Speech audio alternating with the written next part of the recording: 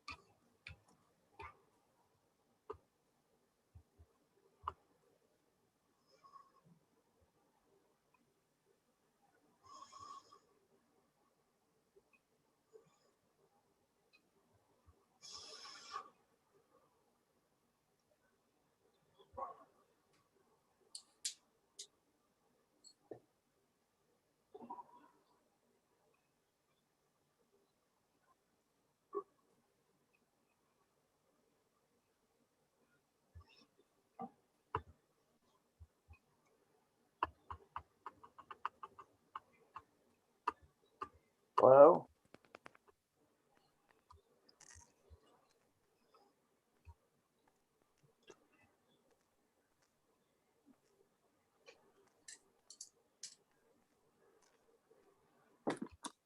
We're trying to get the last couple of members set up here, so we should be ready to start in just a moment.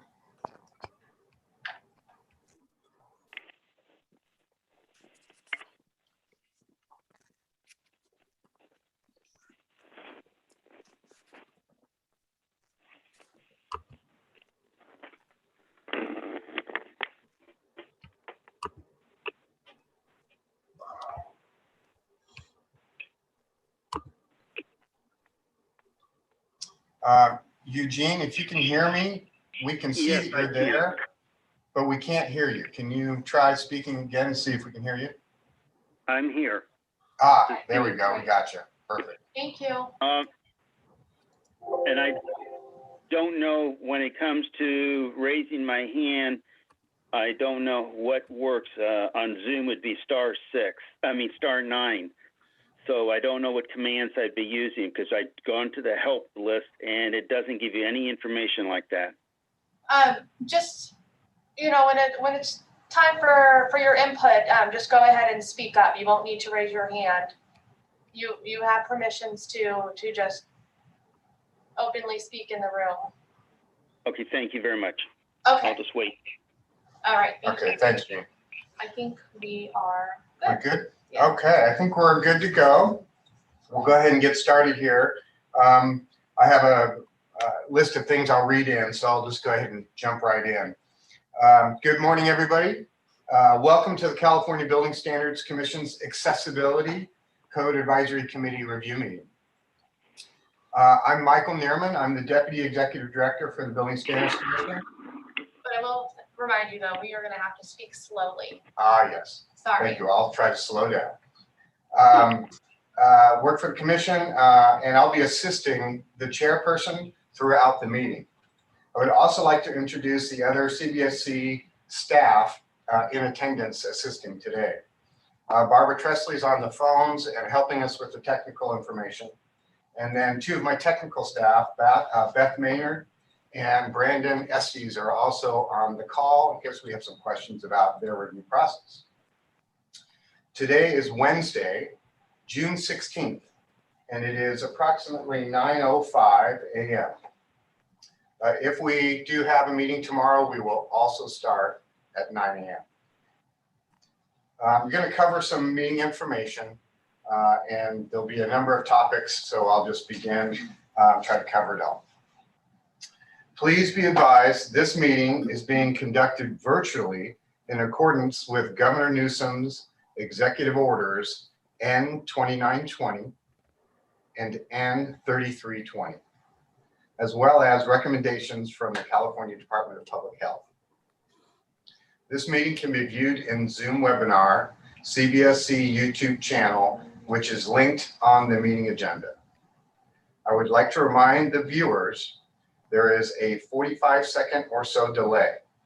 Real-time closed captioning is available for both meeting days via Zoom's automated live transcriptions. The link is provided on the agenda. This means that there will be panelists and attendees in order to have a record of the discussion, public comments, and actions taken. Zoom webinar instructions. To avoid feedback or other technical issues, please join the meeting through one device only. Yeah, hi. I'm part of this meeting and I can't get my audio on this Good phone. example. So what do I push so that I can participate and talk? To view closed captions, click on the CC Live Transcription button.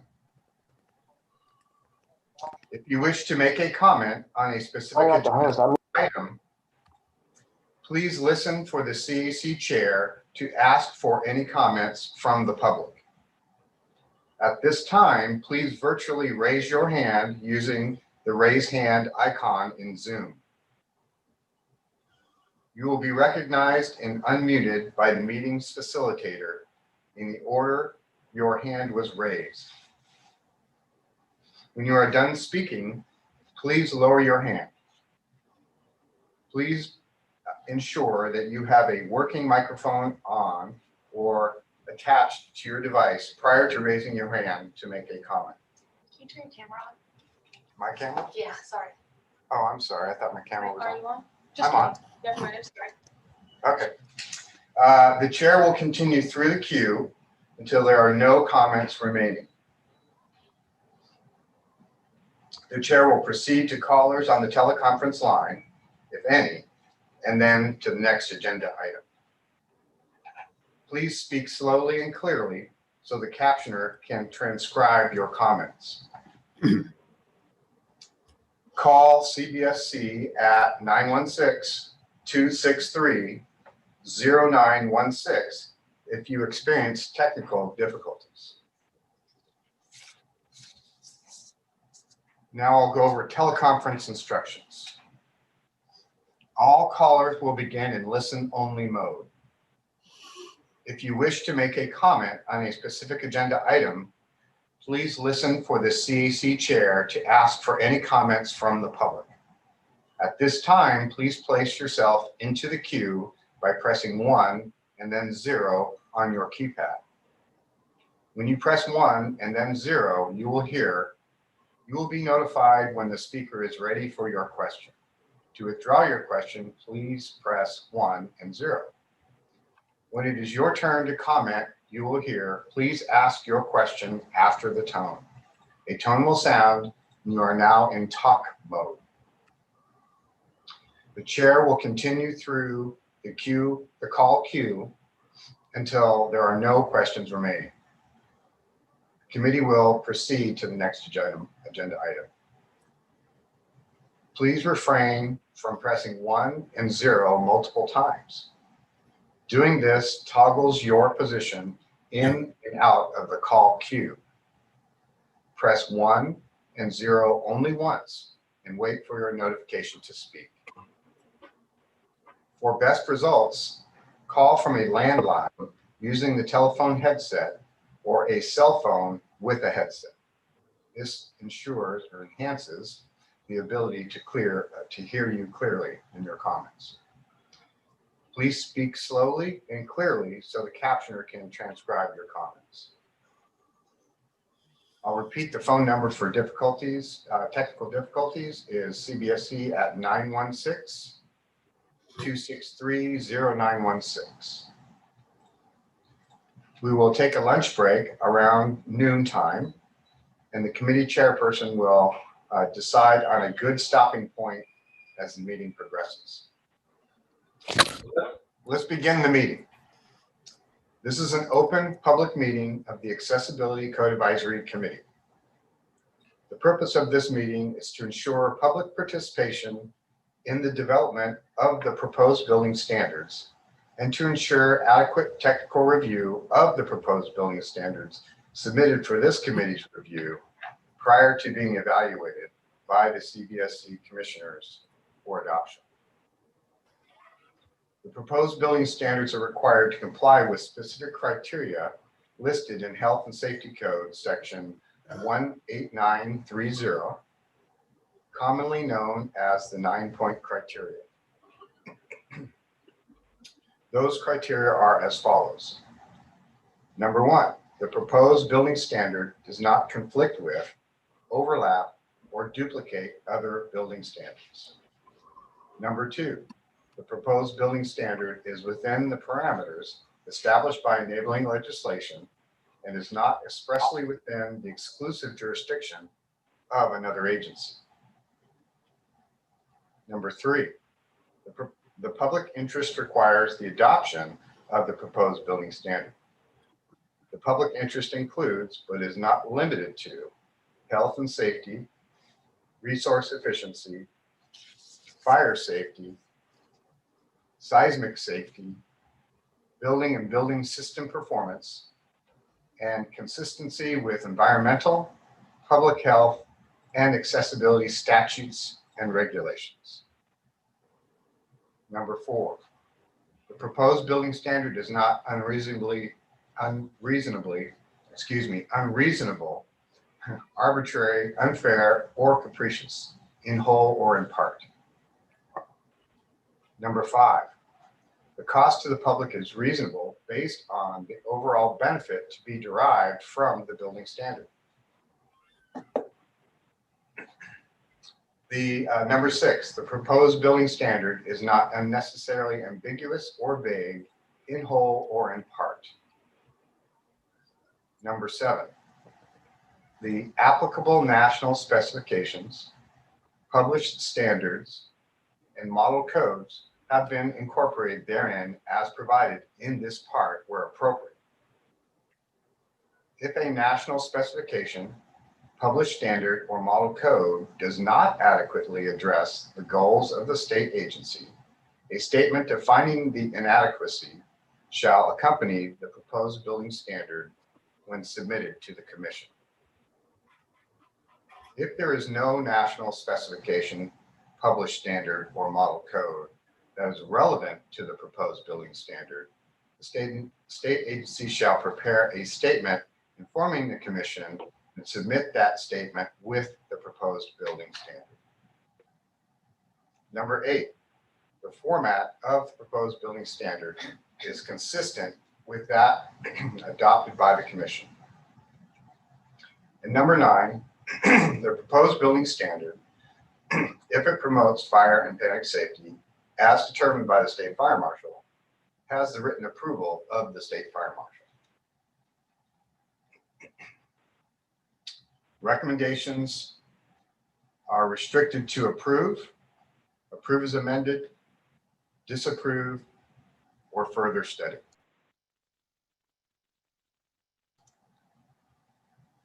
For positions to approve as amended, disapprove, or return for further study, the commenter must identify which one or more of the required 9-point criteria the proposed change has failed to satisfy. Provide your rationale. Comments must be restricted to one or more of the 9-point criteria. I'm now turning the meeting over to the chairperson of the Access Committee, Jay Wiesnatt, who is the presiding officer for the Code Advisory Committee for Access. The chairperson will go ahead and take it over from here. Jay? Everybody. Thank you, Michael. You're welcome. Everybody hear me okay? Coming through all right? Okay. So as Michael says, this is Jay Wiesnatt. I'm an architect representing the board in this activity, the Access Committee, I should say.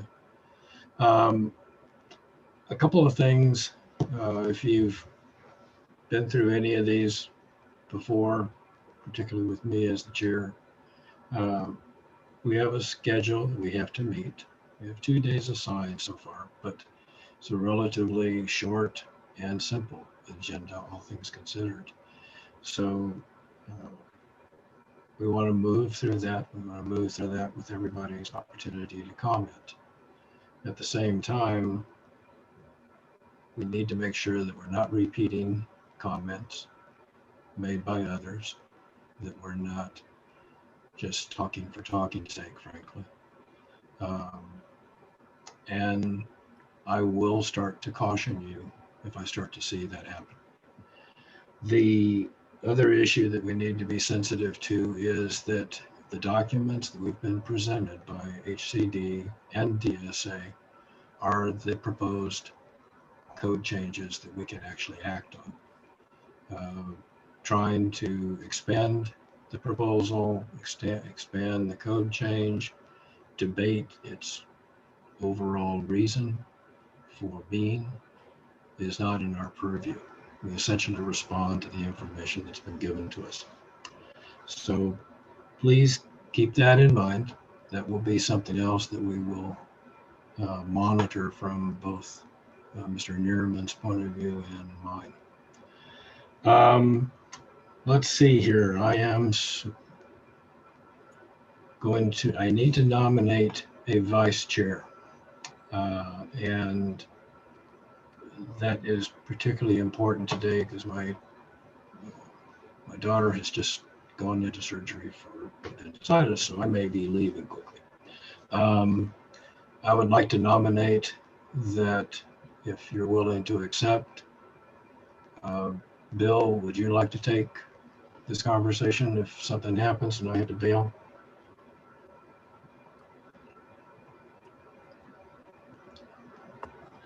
There we go. Had to come off of mute. Sure, I'll do the best that I can. You'll do a great job. Dan knows the routine and can guide as well as obviously Mike. So we have a nomination that Bill will take vice chair. Would the members of the committee please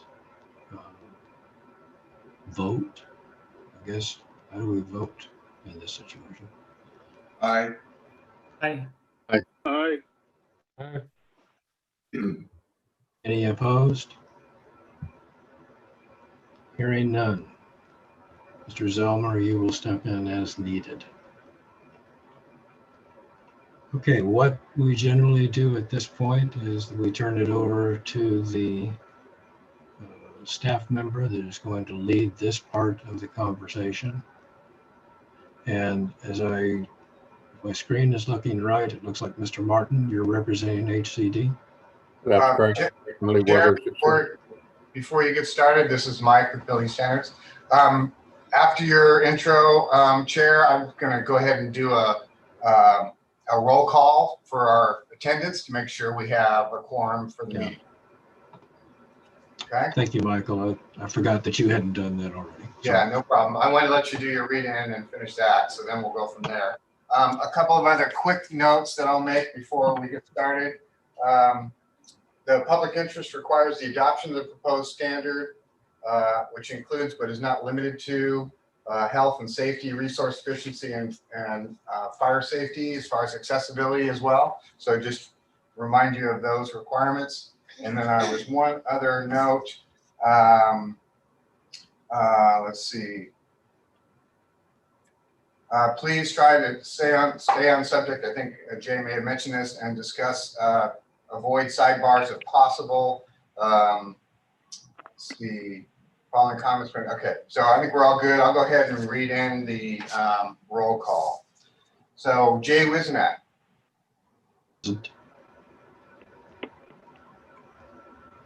Eugene Lozano. Here. Thank you. Sadir Kamira Agrawal. You're muted. So they affirm. Yeah, he raised his hand, but Okay. he's muted. Dan Kaiser. Present. Thank you. Bill Zelmer. Here. Thank you. Brad Runluck. Here. Thank you. Michael Givens. Raised his hand. Okay, thank you. Rebecca Leda. Here. Thank you. Homer Mael. Here. Thank you. Chris Adamson. Here. Thank you. And there's one other, Chris is a non-voting ex officio member, and we had two in this committee. Carol Bartola Loeffler was the other. And Carol informed us that she was not going to be able to attend and serve on the committee this cycle. So she withdrew, and so we won't have her included. And so with that, we have a quorum, and we'll go ahead and let you get started. Thank you. Thank you, Michael. Appreciate that. Okay, Mr. Martin, which item are you going to take up first? Okay, good morning, Chair and members of the Code Advisory Committee. My name is Tom Martin. I'm a District Representative 2, representing the Department of Housing and Community Development. Well, thank you for the opportunity to present HCD's proposed changes to Chapter 11A for the 22 California Building Code, and to respond to any questions you may have related to our proposals. Tom, you'll slow it down, just make it painfully slow, and then it'll be good. Okay. HCD's proposal for the 2022 California Building Code, Chapter 11A, are very minimal and editorial in nature. HCD held a focus group meeting on March 9th, 2021, and we have support comments from Dara Schur, representing Disability Rights California, strongly supporting the proposed changes. The express term text, with any changes resulting from internal analysis or other comments from stakeholders, is currently before you, along with HCD's rationale for the changes. HCD is ready to commence with the discussion of the proposed changes and request the Code Advisory Committee's recommendations at the conclusion of each section. I'm ready to proceed however the chair would like. Let's proceed with your first item. Okay, first item is 1102A.2, and the existing language talks about prior to the date of March 13th, 1991. We're changing that to on or before. The way it is presently, it doesn't include the actual date of March 13th, 1991. So we're doing this to align with FHA. I only have 3 items. Would you like me to go through all 3? Actually, we have to take an action on each one. Okay. So we'll have to open and close each time. Okay. We don't have the ability to bundle a consent agenda. So if there are no further comments from staff, any comments from the committee members to staff? Hearing none, open I for think- public comment. I think Sudar has his hand up, but his mic is muted. Thank you. I'm not seeing that on my screen, so. Sadir is trying to raise his hand.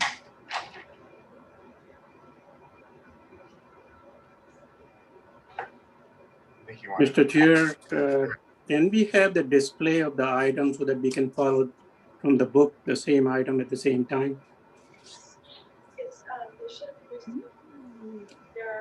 Sadir, this is Mike with Building Standards. Yeah. I don't believe we had it arranged to do a visual review of the regulations on the Zoom.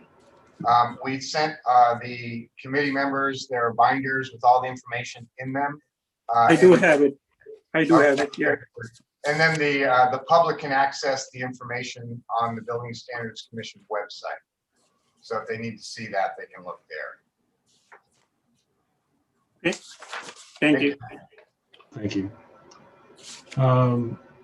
Comments from the public?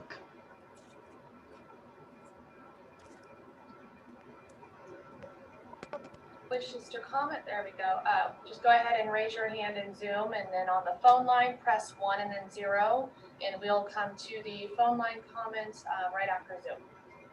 In Zoom, we have Bob Reamer. Go ahead. Thank you. This is Bob Raymer with the California Building Industry Association. And just wanted to say hi to everybody, and that CBI is in strong support of HCD's proposed changes to Part 2. And in case for some reason we get cut off, we're also in support of HCD's changes for Part 2.5 and DSA's changes for Part 2. Thank you. Thank you, Mr. Raymer. As Mr. Martin indicated, there were a number of in support comments sent in by Ms. Scher. So those are available, I believe, as part of the public record, and I know the committee members received that as well.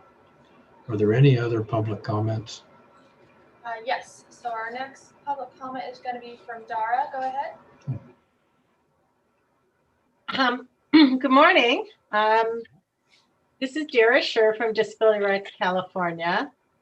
I just want to let you know that this webinar format seems to be different than those that I'm used to. I don't have a video option, and I can't see other people from the public who are calling in, unlike usual videos, and I don't have a chat room. So I'm trying to get used to this much more limited functionality of this webinar. So just raising that for you.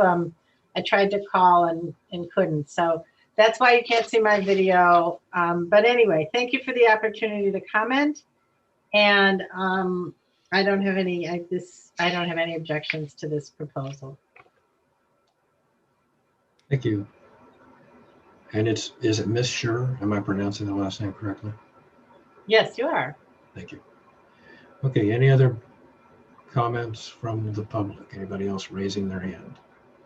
So there are no other hands raised in Zoom. We can go ahead and check the phone. Sean, are there any public comments on the phone? Okay. We have no public comment on the phone either. Okay, thank you. Closing public comment. Questions from the committee members for staff. Mr. Kaiser, I see you.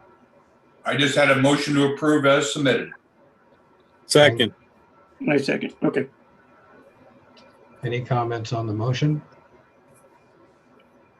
Hearing none. All those in favor of the motion as presented to approve, say aye.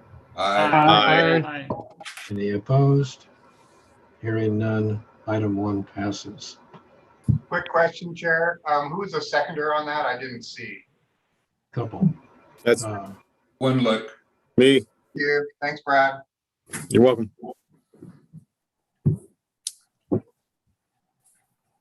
Item number 2, Mr. Martin. Item number 2, section 1114A.7, edge protection What we're doing here is instead of referencing a specific section of Chapter 10, we're just referencing the ramp provisions located in Chapter 10, just so we are not having to do maintenance on this every time the model code changes. And that's it for item 2. Thank you. Open for public comment.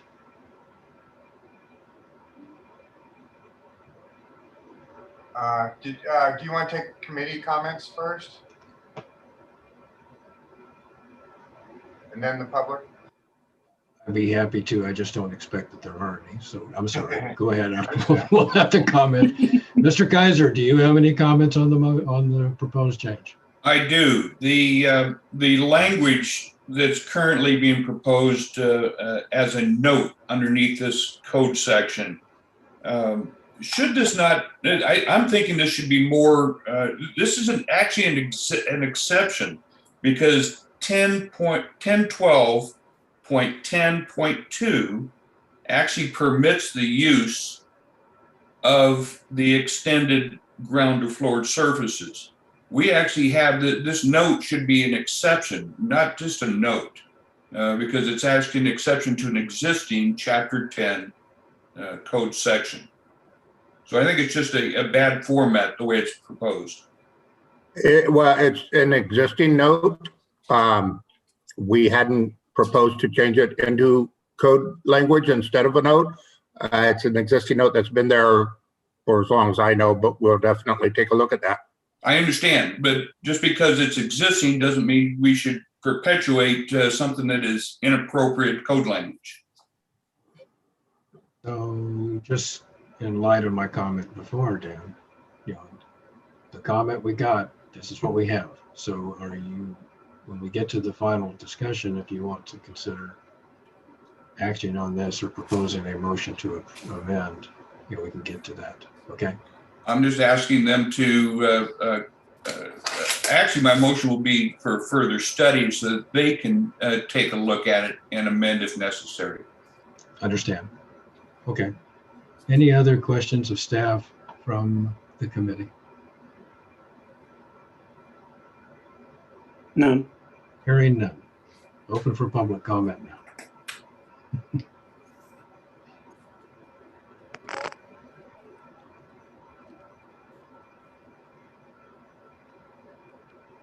Anybody raise their hand? No hands in Zoom. Sean, are there any callers on the phone that wish to comment? Thank you. And once again, ladies and gentlemen, if you do have a public comment, please press 10 at this time. And at this time, we have no one in queue. Thank you. Thank you. Closing public comment. Okay. Committee members, discussion. Suggestions for motion. Mr. Kaiser, you indicated an approach you wanted to take. If I can, yeah, a motion to send back for further study. Short term. And the rationale? Number 8, because it's not consistent with current adopted codes. Discussion on the, I need a second, sorry. I'll second Bill Zellmer. Discussion on the motion? Yeah. Hearing none. All those in favor of the motion to send back for short-term further study to amend the proposal to indicate a code reference number instead of a note, if I summarize that properly, Dan. All those in favor? Aye. Aye. Opposed? Hearing none, motion passes for further study. Chair, let me do one quick thing too, that as time has passed, we've been required to do roll call votes, even in unanimous votes. So I'm going to go ahead and we know the first one was unanimous, so we won't go back and we're fine because that was approved to submit. But with this one, we'll go ahead and do the roll call vote and make sure we cover it, okay? Sure. All right, so this roll call vote is for Section 1114A7 of Chapter 11A, Part 2, California Building Code. The motion is to further study returning it in this cycle if possible, based on criteria number 8 by Dan Kaiser and seconded by Bill Zellmer. So I'll go ahead and do the roll call now. Jay Wiesnack. Aye. Eugene Lozano. Aye. Thank you. Sudhir Agarwal. Aye. Thank you. Daniel Kaiser. Aye. Bill Zellmer. Aye. Brad Wunluck. Aye. Michael Gibbons. Aye. Rebecca Leda.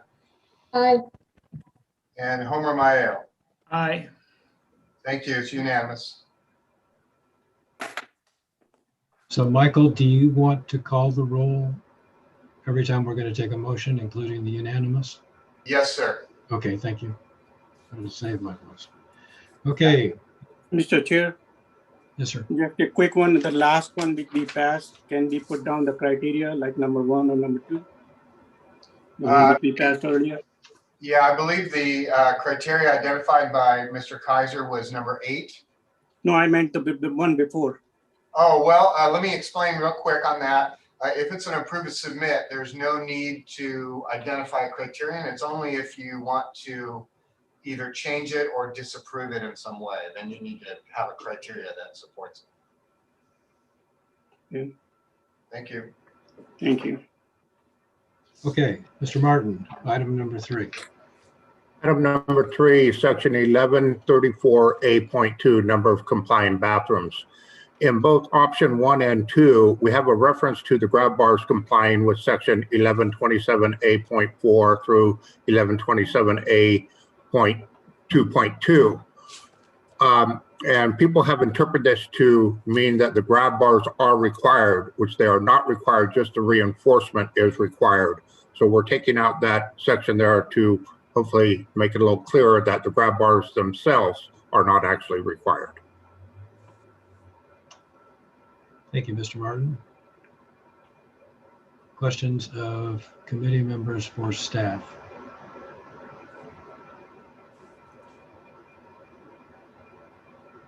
Hearing none, open for public comment. Just as a reminder, if you are in Zoom and you want to comment, please raise your hand. And if you're on the phone, please press 1 and then 0. Don't see any hands raised in Zoom. Sean, did you want to check the phone, please? Yes, at this time, we have no one in queue. Thank you. Thank you. Closing public comment. Questions of staff from the committee members? The word not legally required on the 5th line. Do we need the word not in there? I'm sorry, where are you referring to? On the item 3, it says grab bars are not legally required in chapter 11A of the dwelling. Is that the word not with the legally? Do we need to keep it? That's a question. Are you speaking about the eyesore? Division 4 dwelling unit, however, grab bars are not legally required in chapter 11, division 4 dwelling unit bathrooms. Am I on the same page? Okay, Mr. Martin, I think he's reading from the eyesore. Yes, okay. Yeah, I mean, we could modify the eyesore. Yeah, we could definitely take a look at that. Okay, thank you. Any other questions for staff? Entertain a motion, please. Oh, Mr. Motion Kaiser. for approval as submitted. Second. Okay. Kaiser seconds. Who is the motioner? Wunluck. Thank you. Okay, we have a motion to approve as submitted. Wunluck, Kaiser, all those. Nope. Go ahead. Go ahead, Michael. You have to take the roll call. That's right. Yeah, right. Okay. Jay Wiesnack, Aye.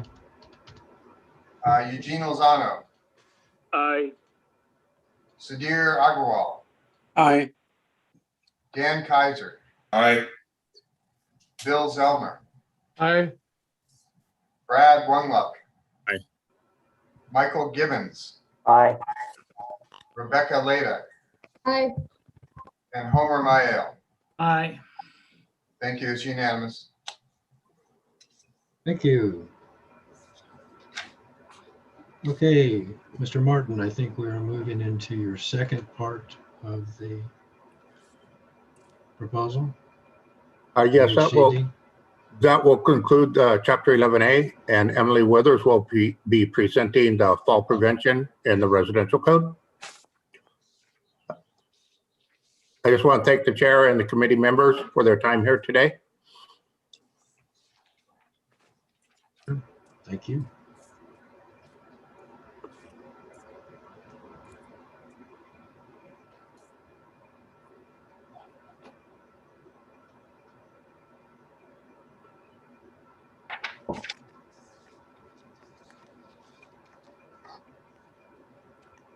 This is Emily Withers. Are we ready to start?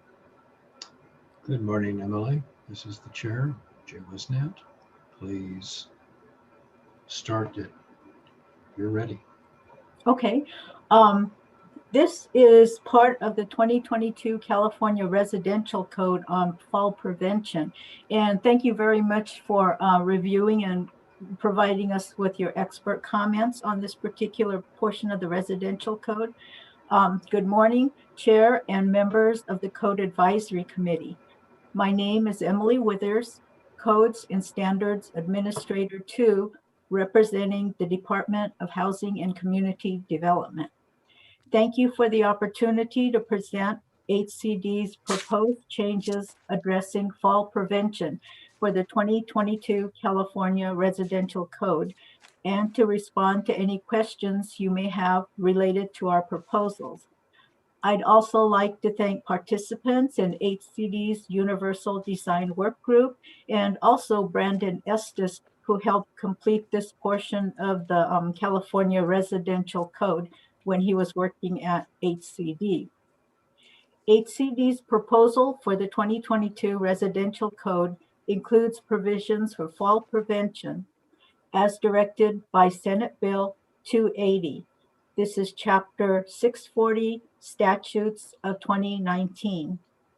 SB 280, authored by Senator Jackson, includes legislative declarations recognizing the impacts and dangers of falls in residences. SB 280 also directed HCD to investigate and develop changes to the California Residential Code that promote aging in place, design limited to specified features. These features included reachable locations for doorbells, light switches, and heating, ventilation, and air conditioning controls. Installation of reinforcement for grab bars in one or more bathrooms, a 32-inch width clearance for one bathroom door and one bedroom door on the ground floor. SB 280 also identified an option for 2 to 3-story single-family dwellings with bathrooms or bedrooms on the second or third floors. Lastly, SB 280 directed HCD to propose the requirements as building standards if they did not significantly increase the cost of construction. SB 280 also provided an option for HCD to delay the 32-inch clearance requirements for an 18-month period. HCD's fall prevention regulations were largely modeled after universal design provisions previously drafted by HCD and working groups convened by HCD.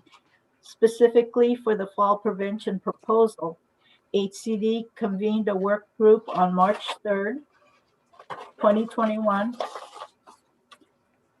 largely reconvening participants from the Universal Design Work Group, held a focus group meeting on March 9, 2021. For today's Code Advisory Committee meeting, we have 2 support letters from Dara Shore, representing Disability Rights California, strongly supporting the adoption of Section R320 as an important first step in making additional housing accessible to people with disabilities and improving the abilities of all individuals to live in housing of their choice and to age in place. A second support letter was received from Bianca Castro, Advocacy Director and Metro Manager for AARP California. This letter indicated that the proposals would align with the governor's master plan for aging, support residents wishing to remain in their homes as they age, and have life-changing potential for Californians and their families. And also earlier in the meeting, we received support from Bob Raymer with the California Building Industry Association. The express terms text with any changes resulting from internal analysis or other comments from stakeholders is currently before you, along with HCD's rationale for the changes. We would also like to note that SB 280 included text stating that the aging in place design features were limited to the specified features. We will be providing more details on the proposed changes as we progress through the package. To conclude this general introduction, HCD will commence with the discussion of proposed changes and request the Code Advisory Committee's recommendation at the conclusion of each section. We also thank the committee for your time and sharing of expertise and are available to answer any questions or provide further information. So with that, I can go into the express terms. So this is a portion of the California Residential Code proposal. So BSC was kind enough to extract just this R320 section for this committee's review. So the first item is your item 642, and it's the title of section R20. So what we're doing is we're adding the text and fall prevention to the title, since the model code title is only accessibility. And this seemed to be the most reasonable location to put these fall prevention regulations.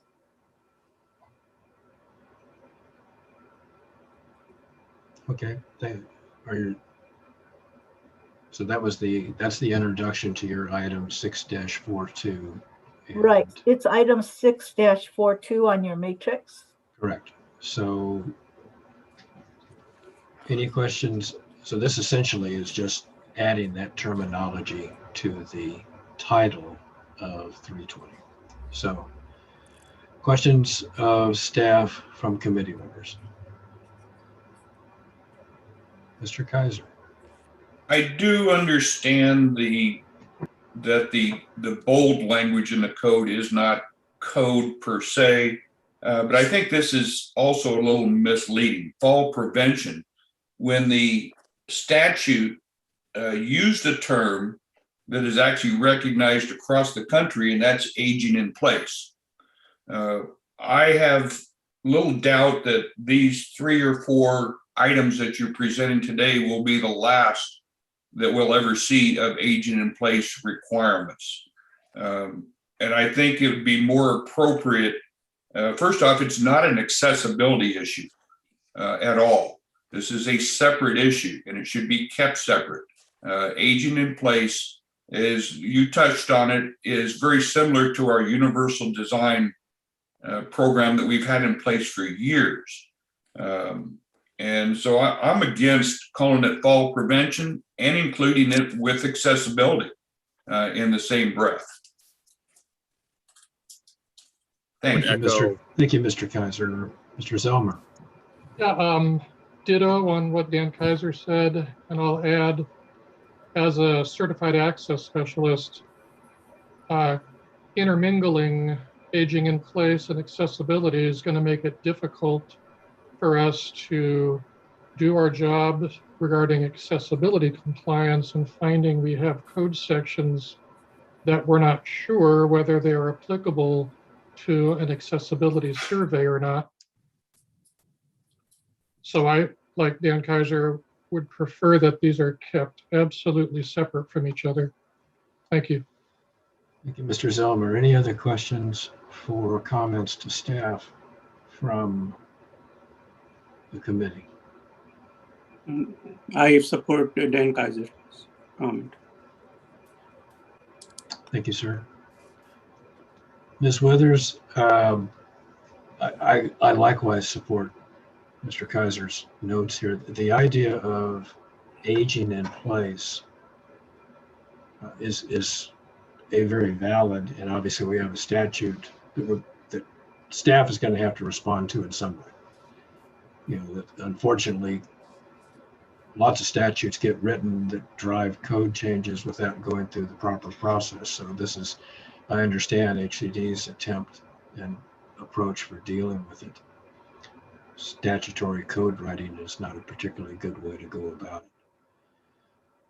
Aging in place, the point I guess that I came up with when we were talking about fall prevention or fall protection is that, you know, one of the key issues that isn't addressed is slip, trip, all of those kinds of characteristics that go into fall protection, glare reduction. There's a whole series of things that deal with aging in place that make it and facilitate the ability for those people to stay and age in place in their residence. So I'm not sure where we're going to go with this. It is a misnomer, I think, and I'd be interested in staff's comments. Thank you. Mr. Chair, please. This is Emily Withers. I don't have a problem looking for another section number for this particular set of provisions. As to the comments about what was included in the provisions and the potential for expansion of the provisions, we kind of looked at that. When we convened the universal design work groups, we also talked about the entry to the dwelling unit. And when Senate Bill 280 was approved, it gave very specific language that said that it talked about the directive to HCD to look at building standards, but then it also said limited to all of the following, and it mentioned three specific items. So it led us to believe that we really weren't authorized to go beyond those items. And those were the items that I mentioned in the introduction. I can go ahead and recite those. Thank you, Ms. Withers. I understand the way the statute was constructed, the specific elements that you're working with. But as Mr. Kaiser said, if we're going to really start to focus on this should be almost a separate topic area within the code that is addressing aging in place, because this is not the last time we're going to talk about specific code-driven building environment changes that will affect and benefit that concept. I think the discussion is just trying to decide where we would park it, and perhaps it should be a completely separate subsection. I believe it belongs to Title 8. Sorry. Mr. Chairman, Mr. Kaiser? Mr. Lozano, go ahead. Yes. Thank you. I agree with everyone's sentiments, the comments. And just as you, Mr. Chairman, listed some additional items, I would like to see that this be considered by staff for some other location in the code, and that finding a mechanism to not be limited to just these three items, just like striping on the steps, that prevents trips and falls for somebody with low vision going up and down steps. So I would like to see that this be, I'd like I guess if it's appropriate, make a motion that this is sent back for further study and criteria 3 and 4. If you can hold that thought on the motion, Mr. Lozano, because we're going to open for public comment. I apologize, I'm out of order. I realize it now. Sorry. Hang on to it, though. Mr. Kaiser. For staff's purposes, there was also another item that I did neglect, is that you have not brought over the 2021 IRC in its entirety, and it needs to be looked at. The 2021 IRC now has an exception under this section, exempting owner-occupied lodging houses with 5 or fewer guest rooms. And this is dealing specifically with accessibility purposes.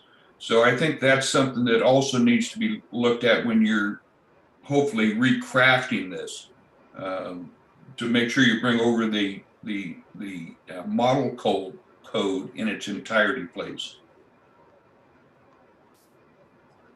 Thank you. Mr. Kaiser, thank you. Mr. Zelmer, did you have your hand up before? I'm sorry. You're good. Any other comments from committee members for staff? This is Homer Mayel. I'm mildly in support of staff recommendation on having both in one section.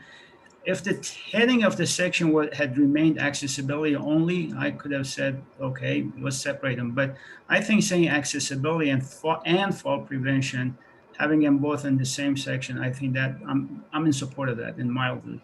Another question for Mr. Chair. Are we going to go through every item by item? Are we in the item, and I'm looking at the matrix right now. Are we in item 6-42 right now? Are we going to go down one at a time?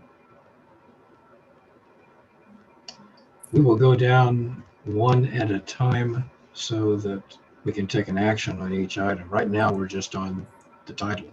Okay, thank you. And ultimately, we'll take an action on each item. Thank you. Any other comments from the committee members before I open public hearing? I believe this belongs to Title 8. OSHA standard has the fall protection information. If we take it there, then it probably will work there. Just information item.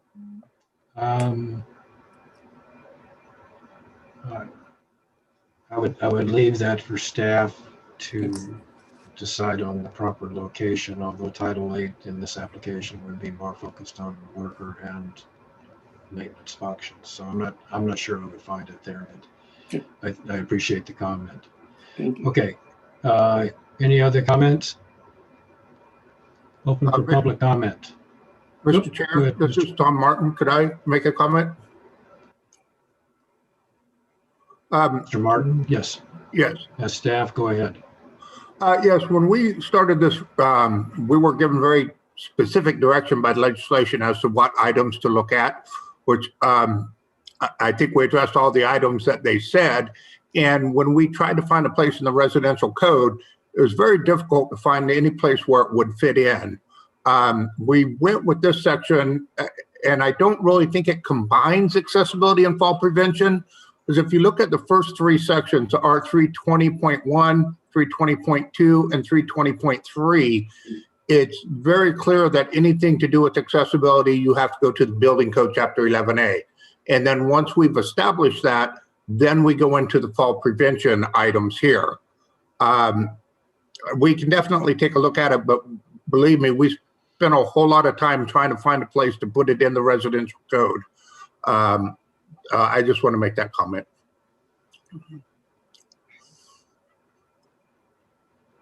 Thank you, Mr. Martin. So now I do have a question for staff. Go ahead. So I guess I've got a question. Can you not add code sections? You're including it in with accessibility, as you've said, you're looking for a place to put it. It seems logical to me, just add a new code section. Are you not allowed to do that? We are allowed to do that. Just the numbering of the model code sometimes limits us as to what we can do. Yeah, this is Emily Withers. Looking at the model code, it looks like it ends at it would be in the chapter 3 sections. It ends at R330, which is stationary fuel cell power systems. So it's kind of distant from the subject matter, you know. I don't know if the code goes, if every section is in sequence, like 319, 320, 320, if there's a gap in there somewhere, but it looks like we would have to jump to 331, which is way beyond stationary engine generators. Energy storage systems is back in that section, habitable attics. So it's fairly far from the accessibility section. And actually, Emily, in the existing California code, there's sections for the state fire marshal, for wildfire exposure areas that are at the end of chapter 3. So we would actually be going past 3. We'd be go like to 340 something probably.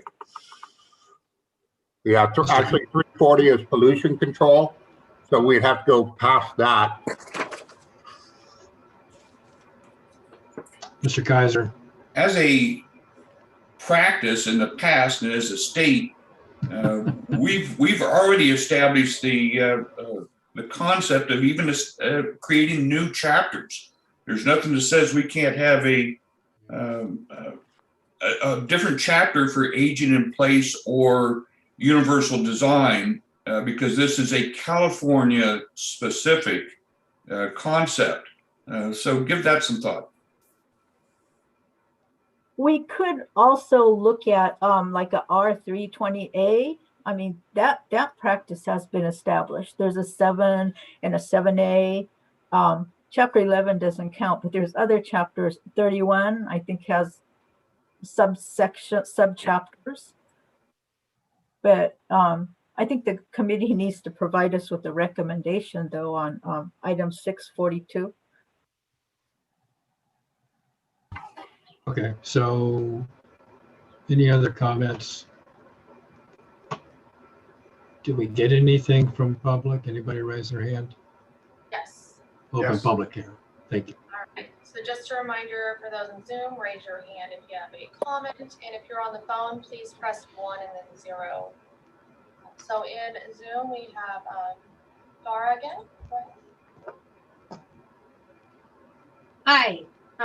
Well, Thank you again for allowing me the opportunity to comment, and thank you for the opportunity to sit on some of the advisory groups who work to develop this code.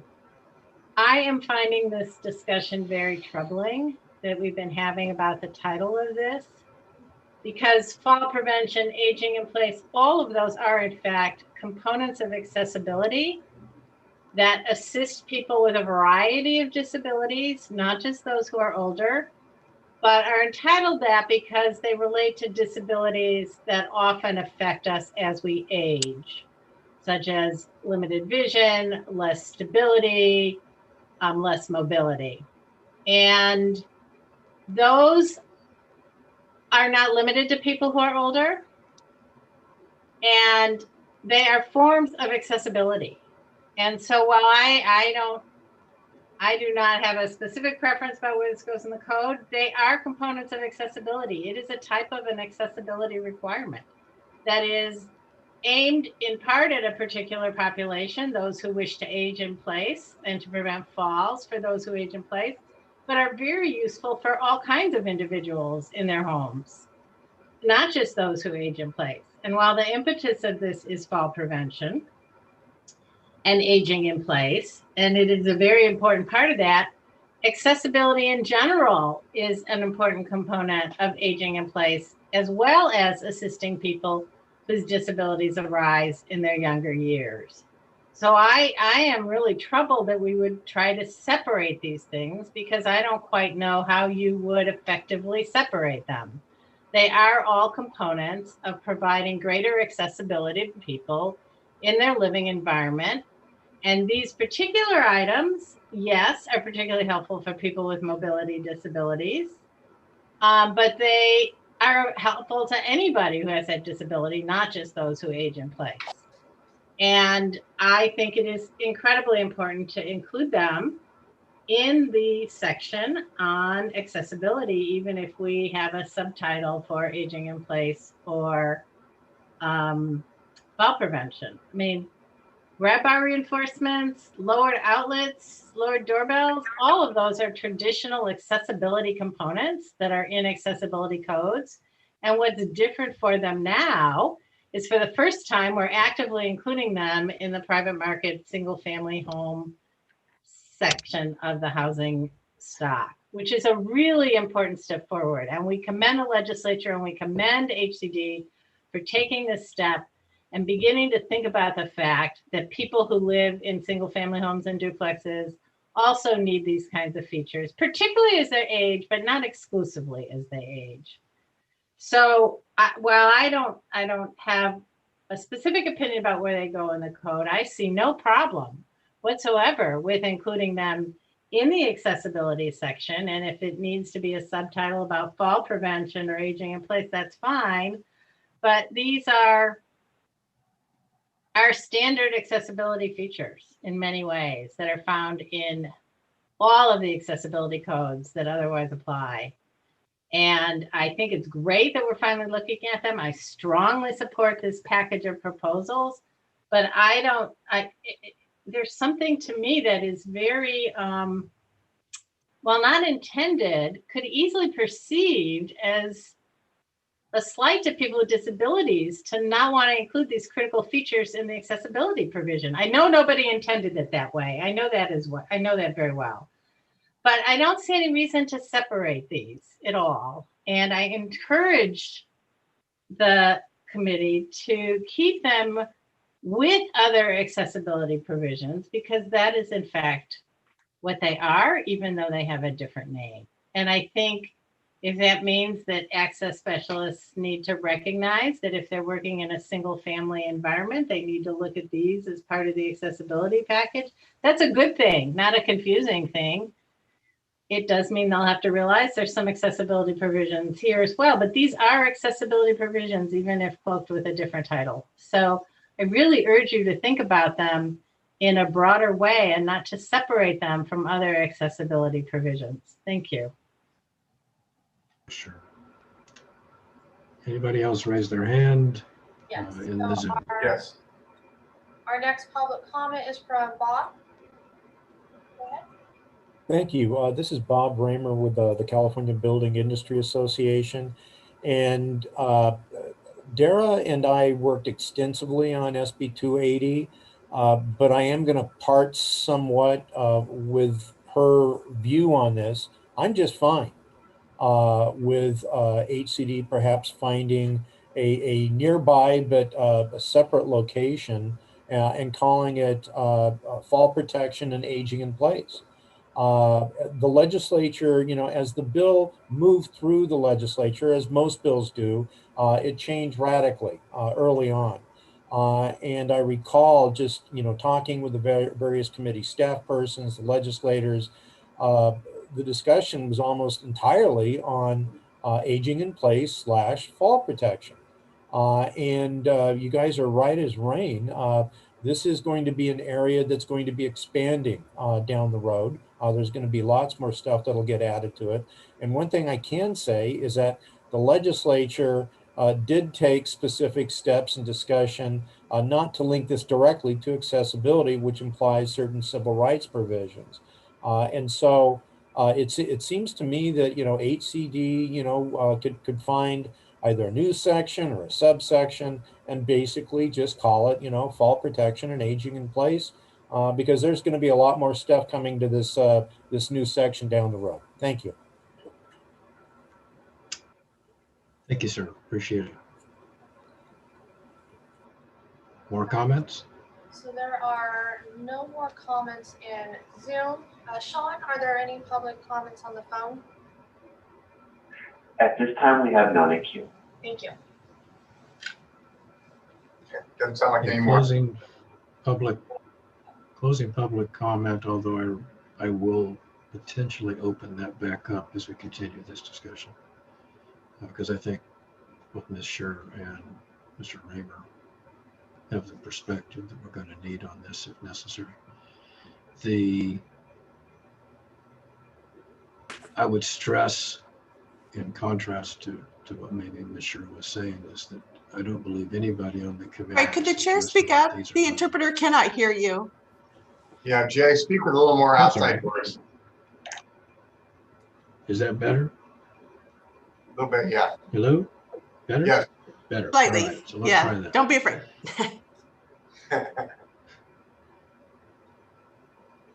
I don't think anybody's comments should be interpreted as not being interested in promoting accessibility. I think one of the comments that was interesting is that this is outside of the typical 11A scope. This is now applying to some private conditions that justifiably need these characteristics provided for as part of the residential code. That's the whole point that the discussion went through in the legislature and your focus groups. At the same time, it is not exclusively an accessibility function in my mind. So I would encourage, as we go through this conversation, that a motion be developed that would redirect this into a separate category. Comments from the rest of the committee to staff or discussion? So I move that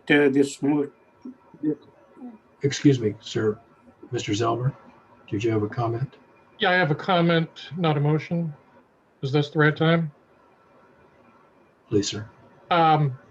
So in responding to some of the comments made, just real briefly, it makes a big difference to me, and I know a lot of others in the accessibility world, whether something falls under a heading of accessibility or it falls under a different heading. That heading is super important to us. So when I go out to do an accessibility survey, if it falls under the heading of accessibility, I will go out and survey for it. If it's in a section labeled something else, I'm not going to put it in my report. So I'm not saying we do or don't want this material under accessibility. I'm saying it needs to be a conscious decision that either we make it accessibility stuff or we don't, but know that if it falls under a heading called fall prevention or aging in place, all of us in the accessibility arena will not apply it in our accessibility analysis. Thank you.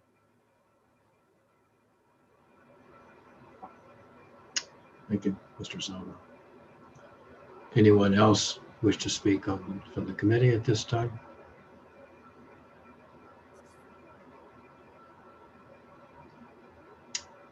Chair will entertain a I motion. move that this be sent back to HTD for further study, and they can find a better spot to put the same subject, maybe under a different section. Thank you, sir. Second? And criterion too for that. 3. Thank you. I'll second it, Bill Zelmer.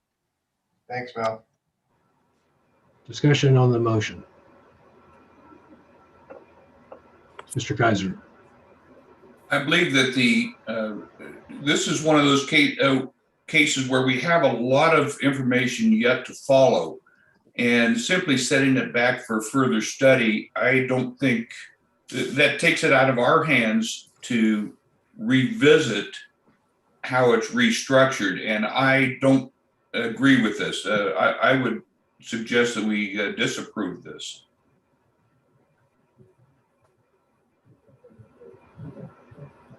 Thank you, Mr. Kaiser. I can amend my motion and go back for rejection. Does the second concur with the amendment?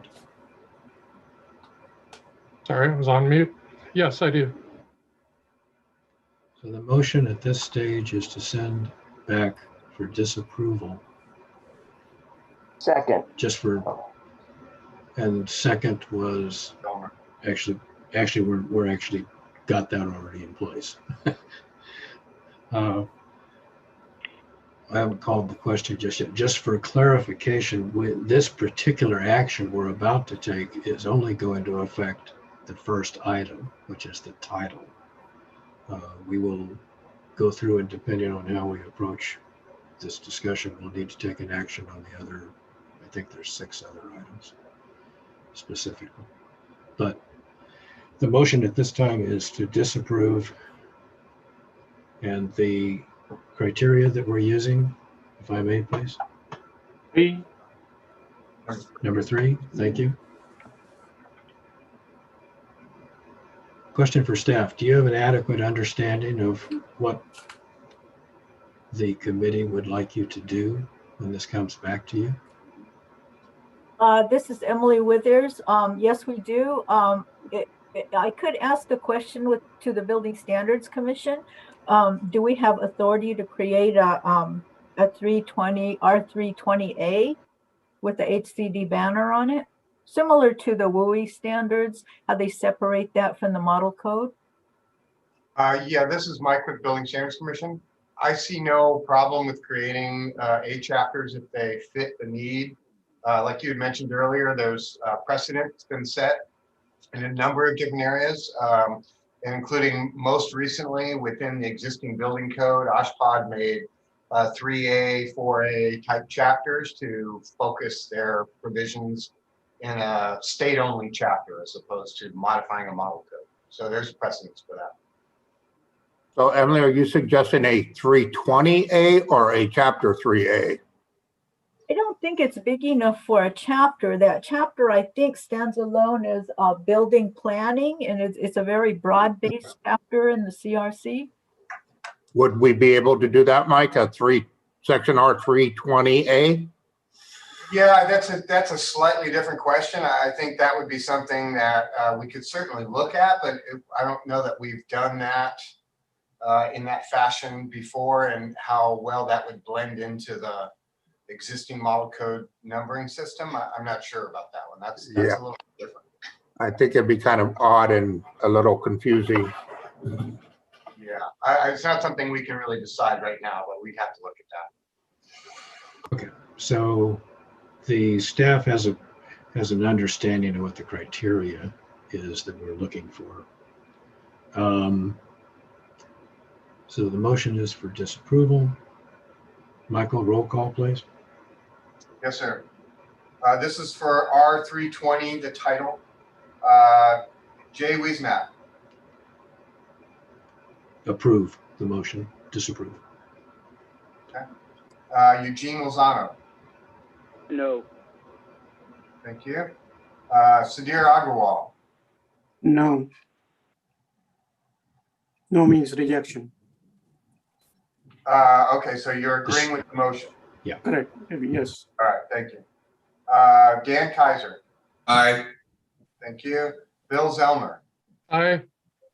Thank you. Brad One. Aye. Say again. Brad. Aye for disapproval. Thank you. Michael Gibbons. Aye. Thank you. Rebecca Leda. Aye. Thank you. Homer Mael. Nay, I'm voting against the motion. Thank you. Okay, so we have 1, 2, 3, 4, 5, 6, 7 in favor and 2 opposed. The motion passes. Thank you, Michael. Thank you. As the chair, I would want to stress to HCD, this is a really good idea. We don't want to get trapped in a code issue that doesn't either afford opportunity for expansion or creates a lot of confusion later. So moving on to your other items. Okay, there was some comment on item 643. This is section R 320.1.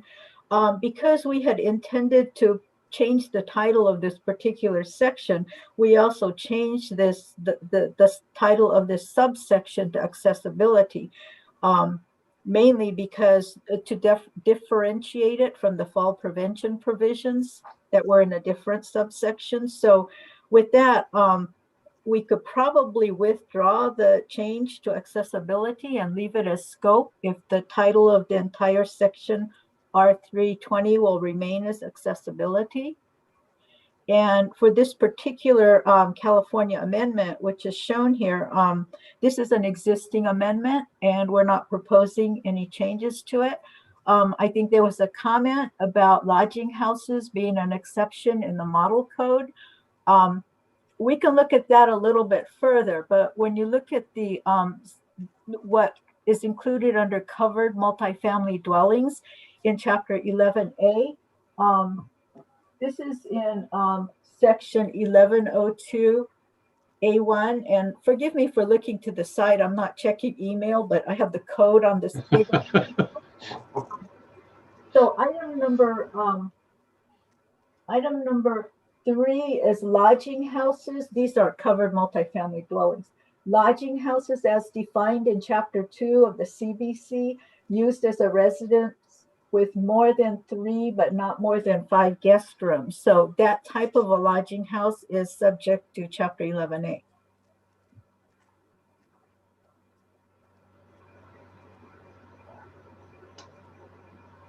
Thank you. Are there questions from the committee to staff on the proposal? Mr. Kaiser. Thank you. Emily, I agree wholeheartedly. That's why I wanted you to identify that in the new 2021 the IRC, there is an exception that you have not addressed in your adoption. So you need to show a deletion of that exception if you do not intend to use it, is what I'm suggesting. Thank you for your comment. I did notice as I was going through these express terms that typically we do show deletion of the model code. In this particular instance, we didn't, and we just put the existing California amendment in place because we were focusing on that title for the subsection. So thank you very much for your vision on that. Thank you. Other comments for staff, questions for staff from the committee members?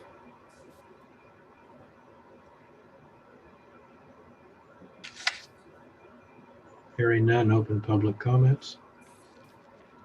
Just a reminder in Zoom, if you would like to comment, please raise your hand. And if you're on the phone, please press 1 and then 0 to put yourself in the queue. So in Zoom, we have Dara.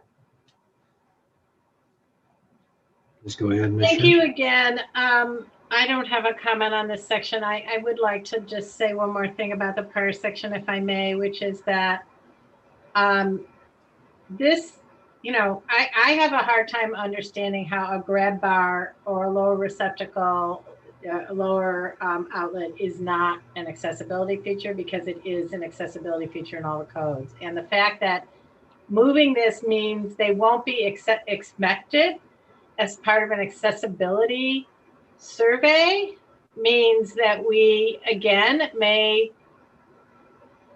put accessibility features that benefit people in a second-class status, because people won't be checking to make sure those accessibility features are there, as Mr. Zelmer said. And that is very concerning to me. And I urge the folks who are looking at this as it goes back for review to recognize that perhaps unintended consequence of putting this in a separate section, that those who check for safety, which is what accessibility features provide, will no longer be checking for these items when they do accessibility surveys, as I believe it was Mr. Zelmer said. So I again urge the city, when the staff are looking at this, to think closely about this proposal. Thank you.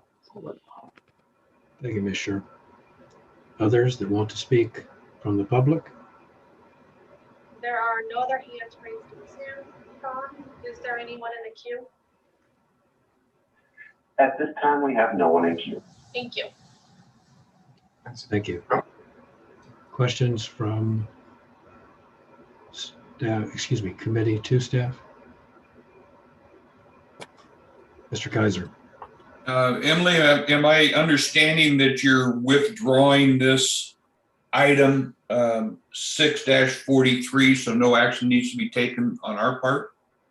You know, actually, I do need to go through and, as you mentioned, show the deletion on that exception related to the lodging houses. So I would withdraw the title change, but I think I would have to put in the deletion of the model code. So Tom worked on this section too, actually. So is that clear? Yes, thank you. Then I think my motion would have to be for short-term study so that you can address that omission. Second. If I may, to the maker of the motion, is it your intent then that this would stay at this location in the code and would not be moved to the newly created subcategory? Yes, because this section, as it's currently written, is simply scoping for accessibility provisions. And all we're doing is allowing staff the opportunity to add the omission that the new IRC has inserted an exception in this section. Thank you. And I would agree. Other questions of staff from the committee? Need a motion.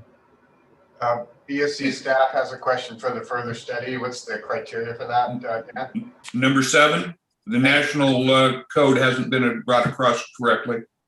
Perfect, thank you. So the motion is for further study on the basis of item number 7 to address expanding the language that is within the proposed code amendment. Mr. Neerman, you want to call a roll? Yes, sir. Okay, motion by Dan Kaiser, seconded by Brad One-Luck to further study based on item number 7. Jay Wiesnack. Aye. Eugene Lozano. Aye. Sudhir Agrawal. Aye. Dan Kaiser. Aye. Bill Zelmer. Aye. Brad One-Luck. Aye. Michael Givens. Aye. Rebecca Leda. Aye. And Homer Maye. Aye. Thank you, it's unanimous. Thank you. Ms. Weathers, And next. on that, before we go, we are at a break point. It's 90 minutes, so Yeah, good. Thank you for reminding me, Michael.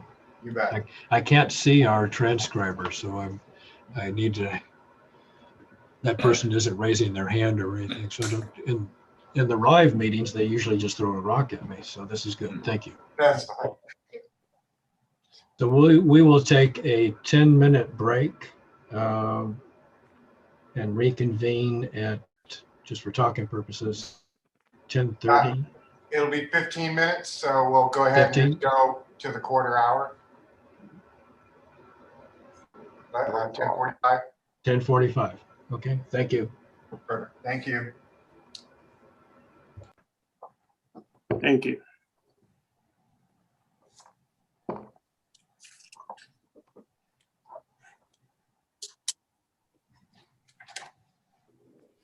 I'll change that.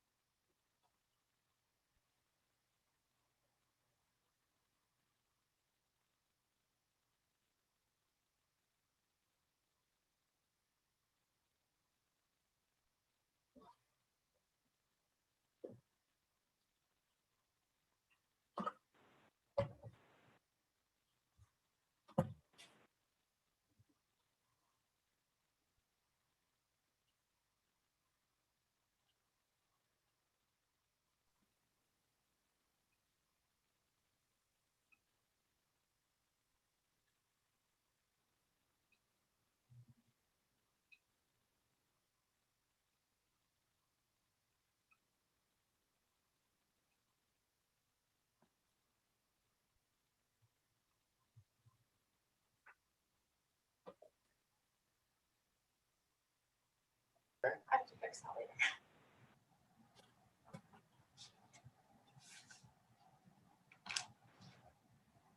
So whenever you guys are ready to start back up. Yeah, I'm waiting for Jay to come back.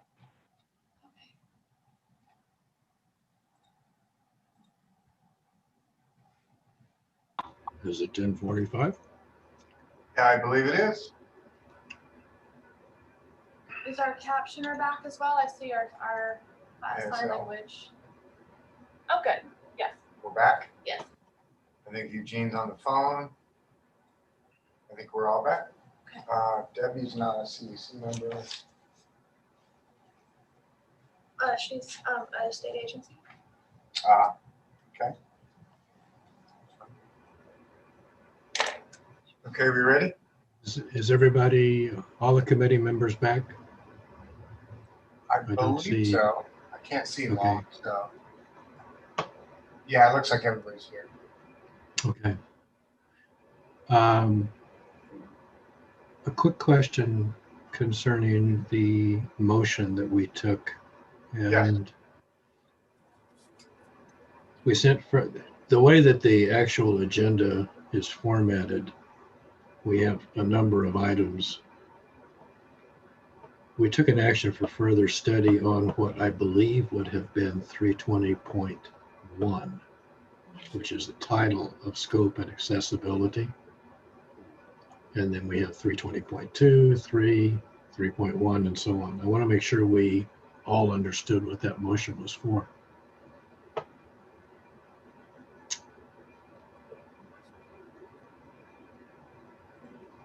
And that was my fault, excuse me, for not clarifying which part of the Fine. code proposals were being acted on. So, Dan, are you back on? Yes, sir.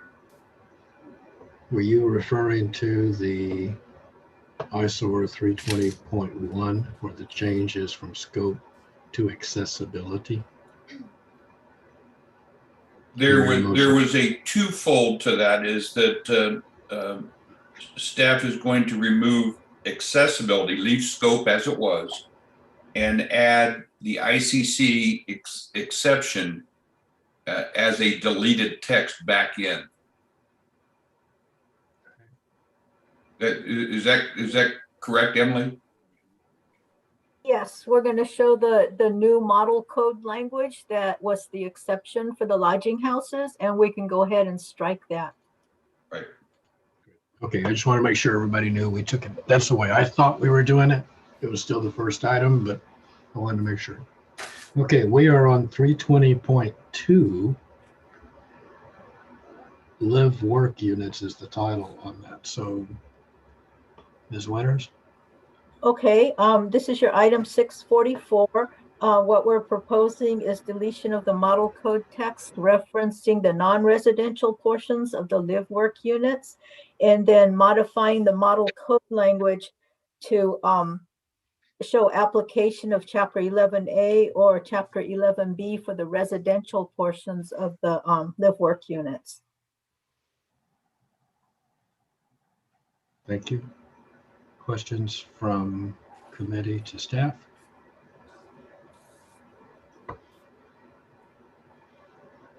Hearing none, open public comment. Just a reminder to the folks in Zoom, if you would like to comment, please raise your hand. And if you're on the phone, please press 1 and then 0 to put yourself in the queue. So I don't see public comment, but it looks like DSA wanted to jump in real quick. Yes. Go ahead, DSA. Thank you. I wanted to let HCD know that the application of 11B applies to the very first unit, and the way the sentence is structured, it says in a structure where there are 4 or more units, the regulations apply, and under Chapter 11B, the regulations apply when there are 1 or more units. Thank you. Thank you, Hiram.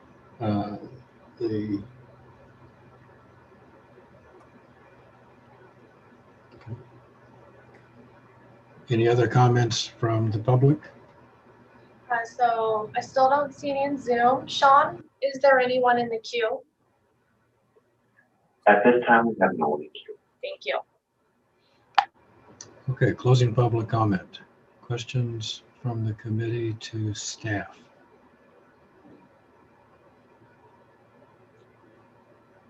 So Emily, in response to DSA's comment, you want to address that as far as the scoping? Yeah, the scoping, with the Chapter 11B, if it's publicly funded, that would be a consideration too, but we didn't quite catch that the application would be to one first unit or, units beyond that first unit. So I think we could put or 11B as applicable. Maybe put a semicolon after Chapter 11A and then make it or 11B as applicable. It's already there, I think. At the end, it's already there. But it would be the 11, yeah. I kind of hate to go into rewording that to incorporate public funding and first unit or more. It's kind of awkward. I could work with DSA on a reasonable rewording of that sentence. Thank you, Emily. I see Ms. Moe is on the screen with her hand up, it looks like. I'm going to open, to some extent, public back up for a second. Ms. Moe? Yeah, when you take a look at the scoping and the definitions in Chapter 11B, a live work unit would be covered under public housing. But if you have a live work unit and you sell out of that live work unit, it would also be covered as a place of public accommodation. So you need to take a look at both of those definitions when you look at 11B and when you look at live work unit. So basically the portion of the live work unit that is used as a place of business would apply under 11B and under the 2010 ADA standards. Thank you. Thank you, Ms. Moe. Sue, this is Emily. Is it possible for you to provide us with some language on this? Yeah, I'll talk to Ida and Derek and confer with them. Okay. And yeah, and we could potentially do that. Thank you, Emily. Any other questions from the committee for staff? Mr. Gibbons, did you raise your hand or are you just picking up paper? Thank you. Okay, hearing no more comments from the committee. Dan has his hands up. Oh, I'm sorry. Dan, I don't see you on my screen right now. Oh, I'm sorry. I'm sorry. So just start talking. And will do.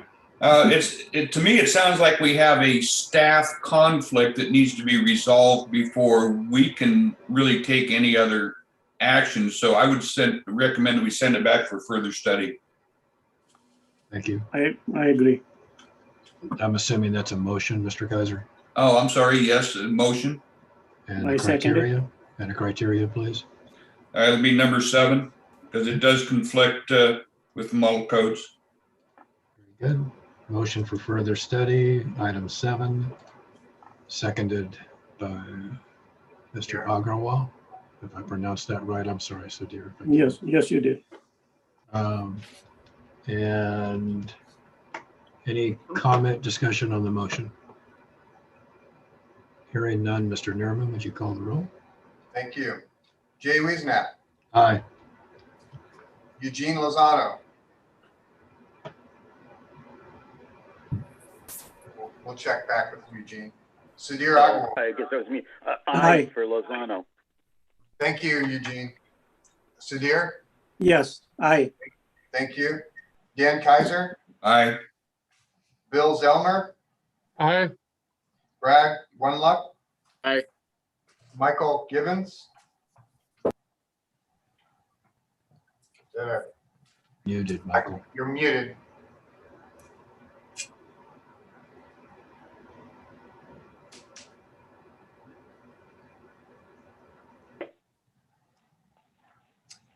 And give me a thumbs up. Yeah, good. Hear me now? Yeah, there we go. Can you hear me now?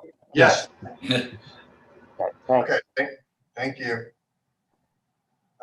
Rebecca Leda? Aye. And Homer Mayo? Aye. Thank you. That's unanimous. Thank you all. Emily, item 320.3, Okay, this is 6-45. Okay, item 6-45. This is actually getting into the introductory sections related to fall prevention, or however the committee decides to vote on the title of this particular section. And then please ignore the section numbering, because we've been directed to, consider other sections or chapters. So this particular section is the actual mandate requirement that newly constructed dwellings subject to the code, which is the California Residential Code, to be designed in accordance with the following sections. And the following sections would include the aging in place, fall prevention provisions. So we included exceptions to make sure we separate out the structures that are subject to Chapter 11A housing accessibility, and then also the public housing designed in accordance with Chapter 11B. Thank you. So that is item 645. Questions from the committee to Question for staff? staff, Kaiser. Sir, go ahead. Emily, there are a number of jurisdictions that have adopted universal design provisions. What is this going to do to them? We don't have, I know there's some code sections which would permit the use of previously adopted ordinances that are more restrictive or equivalent to this. We haven't really addressed that in this particular section. I don't think the legislation addressed that issue either. Oh, I agree. However, there are jurisdictions that do have, they actually have adopted the state mandated universal design provisions. And it sounds like those specific jurisdictions may have some issues when they now apply the California Residential Code. When we get into the actual prescriptive requirements, that may be an issue. However, if they're more restrictive than the statewide code, that should be allowable. Tom, do you have any comments on that? Oh, I would think that this is the section that you need to address that in, because this is the general scoping, if you will. And you've already excluded chapters 11A and 11B. Right.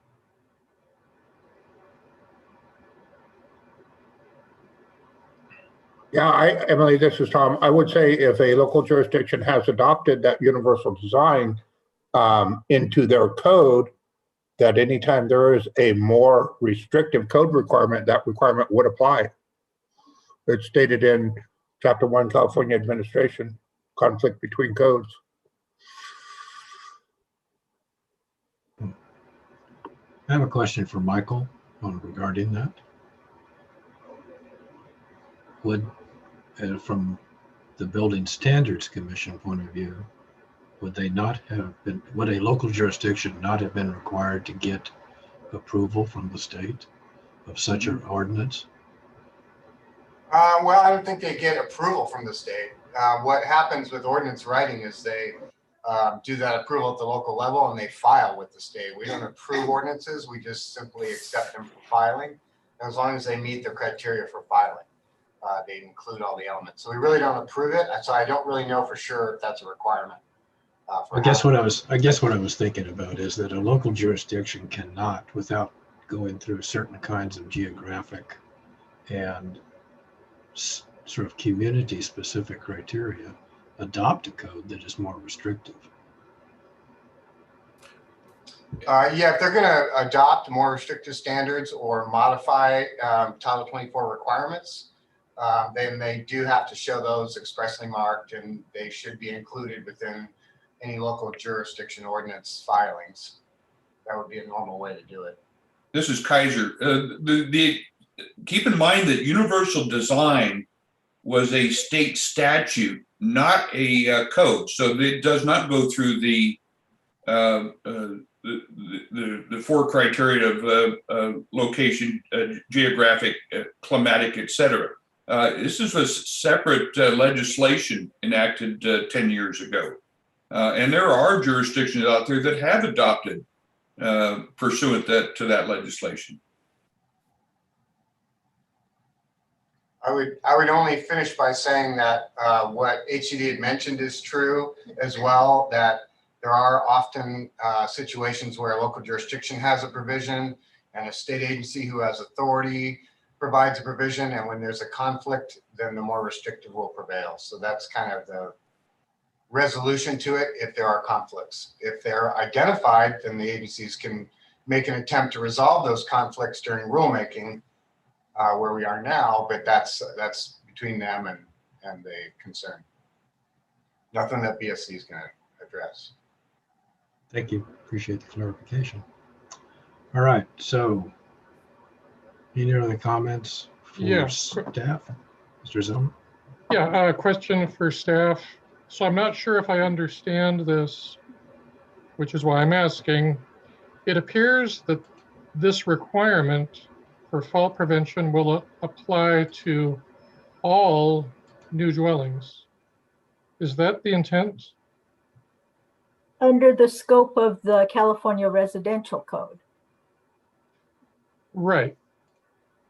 So 1 and 2 family dwellings in townhomes? Unless they're covered by 11A, the townhomes. So if somebody builds a custom home in whatever development, this would apply to their single family home. Yes, when the legislation was drafted, there were significant legislative declarations and findings at the beginning of that legislation that talked about the dangers of falls in homes and residents in homes. So it was clearly directed at homes. And then also the directive to put it into the California Residential Code, and not a combination of the building code and the residential code would direct it to more of the 1 and 2 family dwellings that are built with, I can't remember the term right now, not special engineering, I guess. I can't remember the term right now, sorry. That's fine. I think I understand now. Thank you. But I would like to add that if the house was built to the building code instead of the residential code, if it's a large custom home that's built to the building code because it's not able to be built to the residential code, then I would say these do not apply.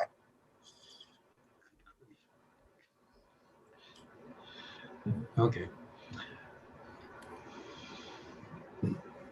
Mr. Chair, I have one question for Emily. Emily, this is Brad. One luck. With regards to the committee's original discussion regarding the fall prevention title of R320 and sounds like the direction to go to another area, are we still intending, are you still proposing that R320.3 fall prevention remain under section R320? Well, the recommendation of the committee was to find another location, whether it be a chapter or a subsection. So that's something that we'll discuss with management on that. And if we do put it into another section or a chapter, we would either title it fall prevention or aging in place design and fall prevention. But if we had committee action for approval on this item would the section need to be changed later, either at Building Standards Commission or elsewhere, to move it so that that new section would have the language of what's currently R320.3 in the proposal? Well, once the committee gives us a recommendation, it is a recommendation. So when HCD brings the recommendation back to management, we can discuss with management. And most cases, we do go with the committee recommendations. But if there are situations where we believe that it was correctly, either correctly worded or in the appropriate location, we could have the discretion to keep it where it is. But right now, I think the most important parts are the portions that are coming up, which are the actual prescriptive requirements. And very similar to the Cal Green in our electric vehicle charging regulations. I'm kind of concerned that we might lose this if we get too many further studies and disapprovals. And I think it's important, and statutorily we're required to consider this as long as it's not a significant cost, and it isn't a significant cost. And I think it would be a big benefit to those with the newly constructed homes that are planning to live in those homes for the life of the home, whether that's 50 years plus. Okay, thank you. Mr. Chair, Yes. I concur with Brad, and I think this section 320.3, as we discussed earlier, should not be in this section and can be dealt with separately. So it doesn't belong here. That I concur with Brad. Thank you. So if we develop a motion back to staff, the motion could be, I'm not speaking for the committee here, but the motion could be to approve as presented, amended to place that in the correct location or in the recommended location as a part of fall protection, not under the accessibility statement. This is Kaiser. I would have to respectfully disagree with that, because we initially, with the very first item, we disapproved the use of even fall protection or prevention, as this is more than just fall prevention, it's aging in place, which is a bigger envelope than just fall protection. Thank you, Mr. Kaiser. However we want to characterize the language for placing it somewhere, I think Emily's intent, and I think it would be useful for the committee to take an action on these items that are technical and say yes or no. After that, if we, as a part of that motion, would be to redirect it to the proper location, that would be the committee's direction in the motion and for staff to consider. The redirection of the new location, that has to come from HCD, correct? We don't direct them that where to relocate it to. Correct. We cannot come up with the number. We can just say that we don't think this is the right place for it to fall. Okay. I agree with the concept though. Staff and the user groups and the focus groups have all put a lot of effort into this, and I would like to maintain progress on that, to respect that effort. Sure. Okay, any other questions for staff? I'll take a motion on 320.3. Have we heard from the public yet on this one? Oh, sure. Mr. Chair? Thank you. I'm sorry. Good catch. Thank you. Thank you.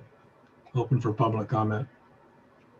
As a reminder to those in Zoom, if you'd like to comment, please raise your hand. And if you are on the phone, please press 1 and then 0 to put yourself in the queue. I'm not seeing any hands up in Zoom. Sean, is there anyone in the queue?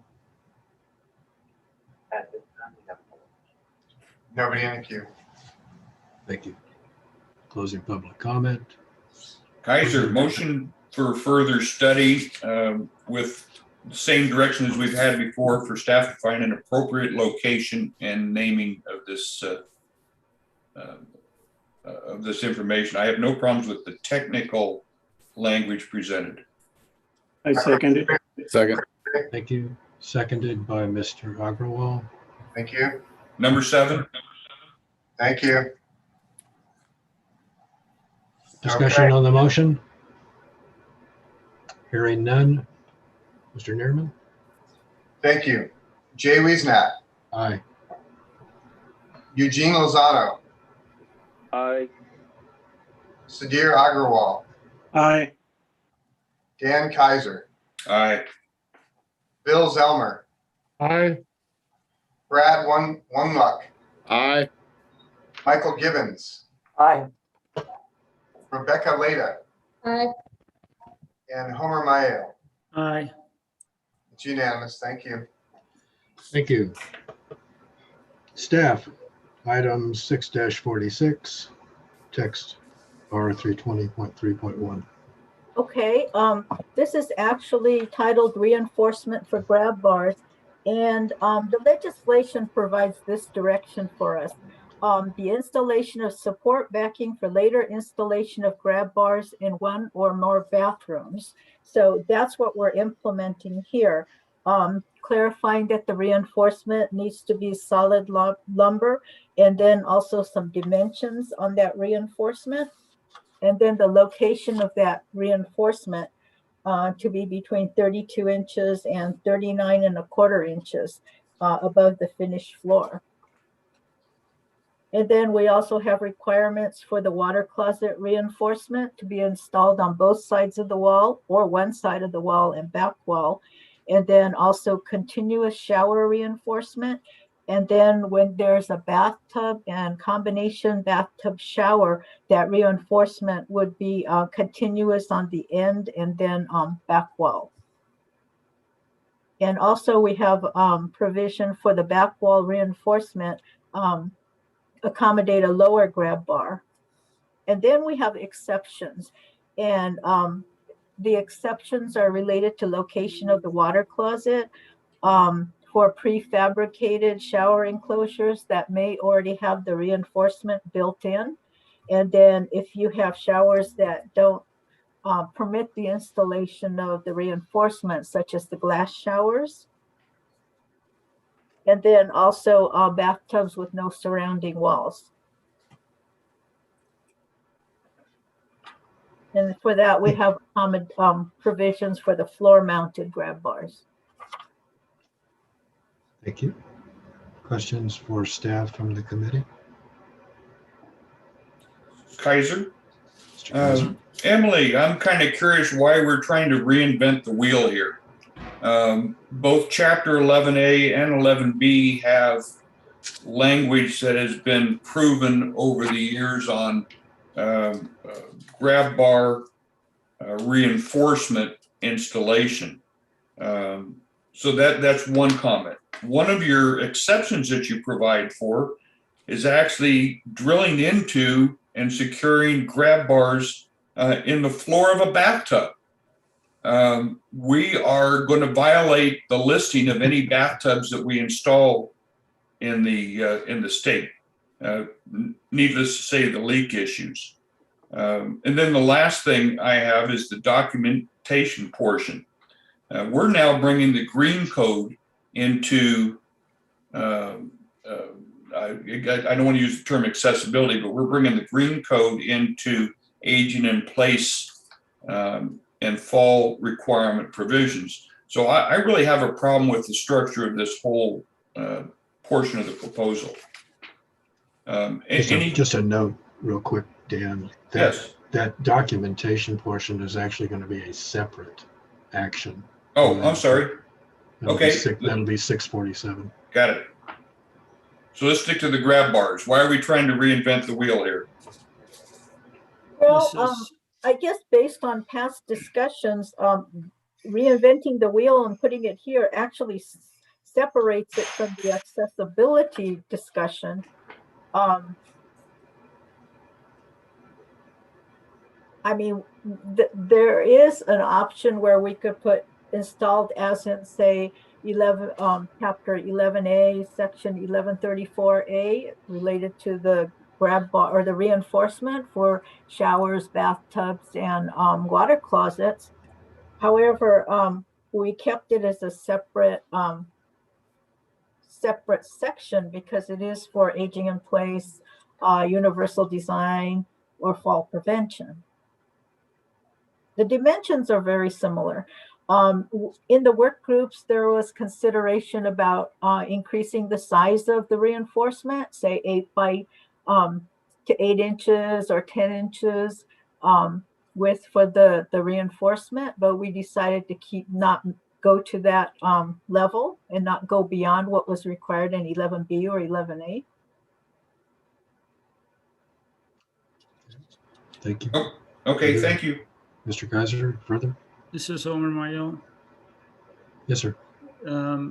My question is on the first part, which says reinforcement shall be solid lumber or other construction materials approved by the enforcing agency, which is a good language. But the second one, it says that your reinforcement has to be 2x8 nominal lumber, which goes against number 1, because by CRC, I can build a single-family dwelling with cold-formed steel.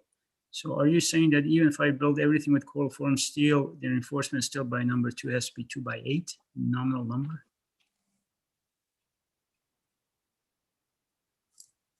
That was my question to the staff. Sir.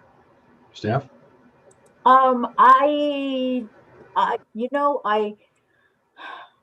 I guess as long as it can have the same withdrawal strengths as the solid lumber, I guess it would be suitable as an alternate material. Tom, do you have any thoughts on this? Yeah, I think we could just remove lumber and say reinforcement shall be 2 inch by 8 inch nominal. Would that address your concerns? Kaiser, no. Simply by your first sentence, it says it shall comply with all of the following. I think if you are going with cold formed steel, if you're removing 2x8 lumber, then you could potentially put some cold formed steel in the wall that would resist that force. But somehow number 1 and 2 are not in sync with each other. So either remove wood from number 1 or something to say that whichever you use, as long as that pull-out strength is achieved.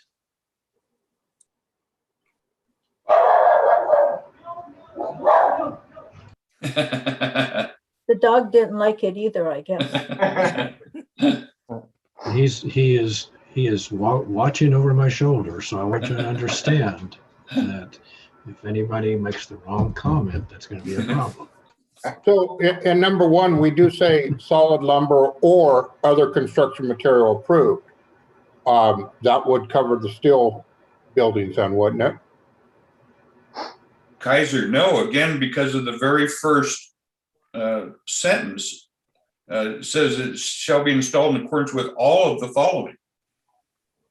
I'm not sure how you can do all of the following and use lumber and steel, or you're going to require both. What I'm saying is if we leave number 1 and it says solid lumber or other construction material, and then on number 2 say reinforcement shall not be less than 2 inch by 8 inch nominal, and get rid of lumber. So that way it could be the steel or the lumber either way, or other materials that are approved. No, because steel 2x8 would not cover steel. Steel, cold formed steel doesn't come 2x8. They come with, let's say 3/5 of an inch depth and certain mill thickness and so on. So 2x8 is basically wood, even if you don't say wood. Right. Yeah. How about using the language if lumber, then 2x8? Would you need to add a minimum gauge? Yeah, I think what you're finding here, this is Mike with BSC, what you're starting to get into is writing on the floor. And we want to try to avoid that because as you can see, it starts to take all kinds of different paths. And the agency's just listening and they're the ones who actually are proposing the language. So I would say as typical, if there are issues and you think it needs work, you have the options to ask them to go back and try to fix it. This is Kaiser, and this is exactly why we're trying to reinvent language that has already been in the codes. I suggest you look at 11A and 11B for the language that works.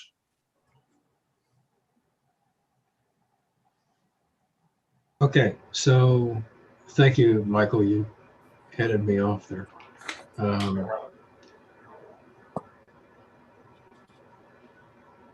Comments from public? Yes. Yes. So we have Dara, go ahead.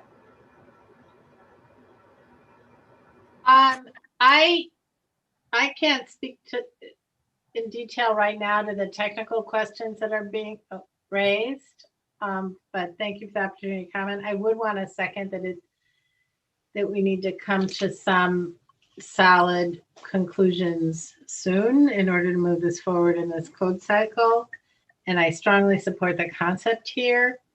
I would say that from my lay understanding, we may need to provide more specifics here, because if it's not in the accessibility provisions, then it may not technically cross-reference all the right places that the grab bar provisions in 11A and 11B cross-reference. So I don't know if that makes a difference. If it were in the accessibility section, it seems to me you could easily just cross-reference, the grab bar backing requirements in 11A and 11B. But since we're not going to put it there, it seems to me we may need more detail here. So it's just another complicating factor that I think we may have created here. But I defer to others about the technical provisions, but I do urge us to move this forward as expeditiously as possible. Thank you. Anyone else from public on Q or Zoom? There's no other hands up in Zoom. For the phone line, just a reminder, you would press 1 and then 0 to be put in the queue. Sean, would you see if there's anyone in the queue?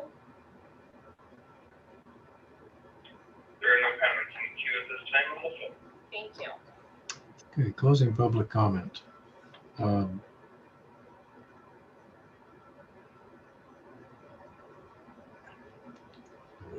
Comments for staff from the committee.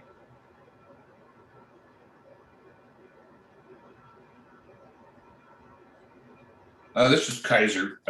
I think that my comment was to be consistent with our actions so far, is that I'll be recommending for further study, but just to let you know that I think we've got a lot of work to do on this section to not create conflicts with other code sections that may be already in place that you could be drawing from and use. Thank you. Guys, I would agree with that comment versus the comment from Ms. Sure. This is standalone language that we're putting in here. And so the idea of making sure that it is correct is important. I mean, we're not necessarily, in fact, we've excluded the reference to 11A and 11B. I think Mr. Kaiser's point is that that language has been tested and vetted and could be called in and used in this section. But we don't want to be creating things that are obviously going to create inherent conflicts, problems with waterproofing, violating a plumbing code requirement by drilling a hole in the waterproofing. So the idea of vetting this through further study is probably appropriate. Need a motion. Kaiser, motion to approve, or motion to send back for further study with all the comments that we've presented. Item number 6. One Lux, second. Yeah. Motioned and seconded. Mr. Nerman, call on that rule. Okay, I'll restate the motion quickly just because it was a long discussion. So this is particularly section R320.3.1, reinforcement of grab bars. In the matrix table, it's 6-46, I believe. Correct. And the motion is to further study based on criteria number 6 by Dan Kaiser, seconded by Brad Lundluck. Jay Wiesnack. Aye. Eugene Lozano. Aye. Sudhir Agrawal, Aye. Dan Kaiser, Aye. Bill Zelmer, Aye. Brad Wunlock, Aye. Michael Gibbons, Aye. Rebecca Lita, Aye. and Homer Mayo. Aye. It's unanimous. Thank you. Thank you, committee. Emily, documentation item, which is 3.1.1, item 647. Okay, item 647. In our work groups, there was concern that for homeowners who either buy a new home or actually buy a home that was preoccupied, they would not know the location of these grab bar reinforcements. And CalGreen actually has a requirement for an operation and maintenance manual. And we thought this would be the best place to put it, because for single family homes, typically the construction documents aren't on file or kept on file at the local building departments. And it was important for the homeowners to know that, you know, that reinforcement did exist and the location of that reinforcement for future installation of grab bars. Thank you. Questions for staff?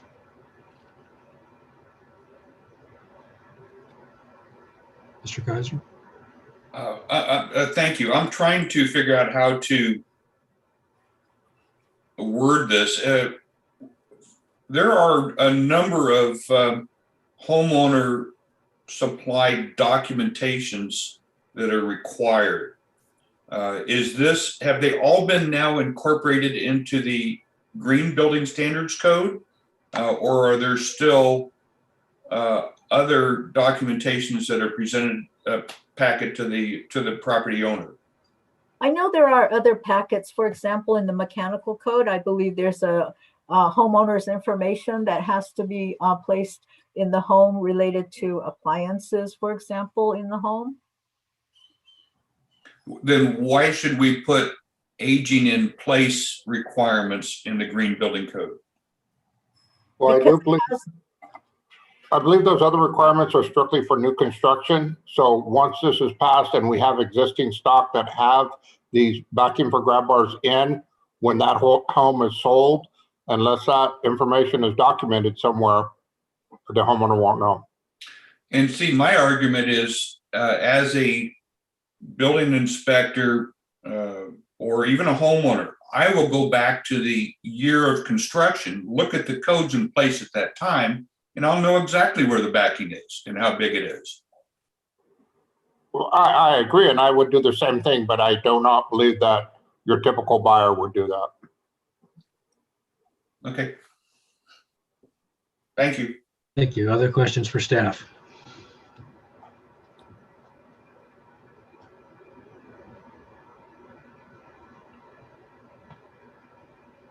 Hearing none, open for public. As a reminder, if you're in Zoom and you want to comment, please raise your hand. And if you are on the phone line, please press 1 and then 0 to put yourself in the queue.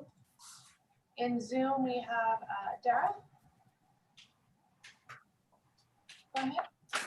Go ahead, Michelle. I have no, thank you again for the opportunity to comment. I have no objections to putting it in the green code. That seems to me like a place where it would be, an owner would have a single packet where they would have useful information. If there are other packets that are also logical, that get passed from the original owner to the next person or whatever, that are at least available to the original buyer, that would be all right too. But somewhere we need to require that they be given information so they know where these grab bar backings are. Thank you. Thank you. Any other public comment? There's no more in Zoom. Sean, is there anyone in the queue? There are no comments on the queue at this time. Thank you. Closing public comment. Questions for staff from the committee? Yeah, I'm having problem with this section. to put it in green code, something that's not green code related, is a problem I'm having, and then creating a manual separately is a problem for this. So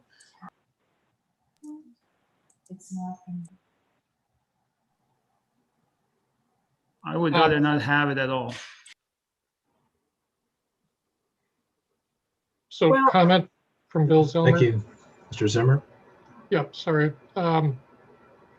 I want to echo Homer's concerns.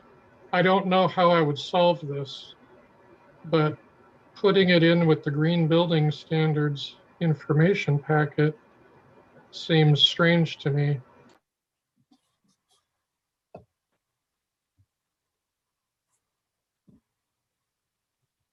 I'm curious how, I mean, I understand the intent and I don't know how 2 and 3 owners downstream this is going to make any sense.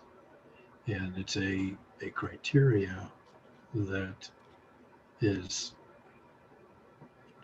potentially is going to be there, but if it's in the code, particularly if it's in Calgary code, then the original building official has to enforce it.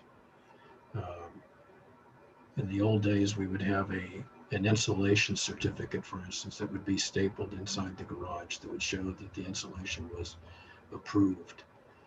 Maybe it's something like that, but to count on the fact that this is going to wind up downstream with further and future owners, I think is maybe well-intentioned, but not likely.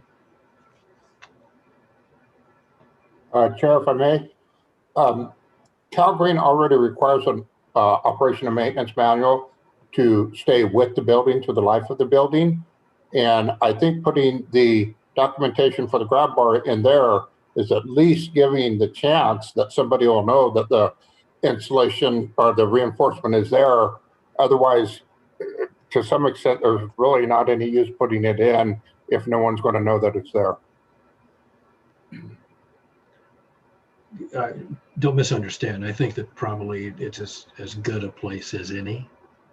I just don't think that we should count on the fact that that's going to document it for its intent. It's relatively harmless. The building official is going to have to, at permit, at sign off, it's going to have to look for the package. It's going to have to see that that's there.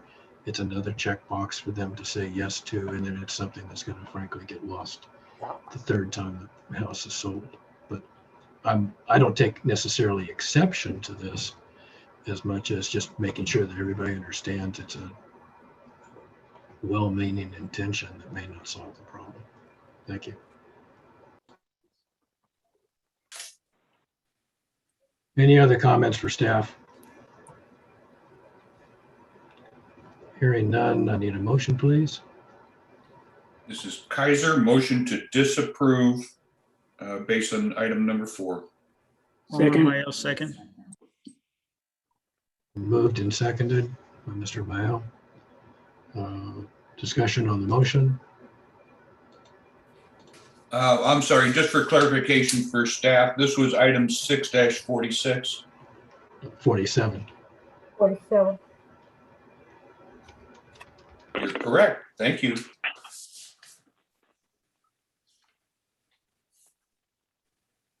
Sorry, I didn't mean to step in for staff. And while we're waiting, Dan, did you have a criteria? I didn't hear it on the first. Yes, number 4, please. Thank you. It's a motion for disapproval based on criteria number 4. Please call the roll, Mr. Chairman. Okay. Jay Reesnap. Aye. Eugene Lozano. Is it possible to abstain? Yes, it is. Okay, abstain. Thank you, sir. Sudhir Agarwal. Aye. Dan Kaiser. Aye. Bill Zellmer. Aye. Brad Mungluck. Aye. Michael Gibbons. Aye. Rebecca Leda. Aye. And Homer Mayo. Aye. Thank you. All approved and 1 abstention. Thank you. How are we doing for time? We're fine. We're rolling up to 1 hour. Okay. We're on an hour, so we can make it till noon before we reach another break time. Great, thank you. Just wanted to make sure. Okay, staff, 3.2, item 648. Okay, item This is 648. electrical outlets. Electrical receptacle outlets, switch and control heights. So in the legislation, the directive is to address the location of doorbells, light switches, and heating, ventilation, and air conditioning controls that are reachable by those with mobility impairments. So that's what we're implementing in this particular section. The height is basically between 15 and 48 inches with some exceptions.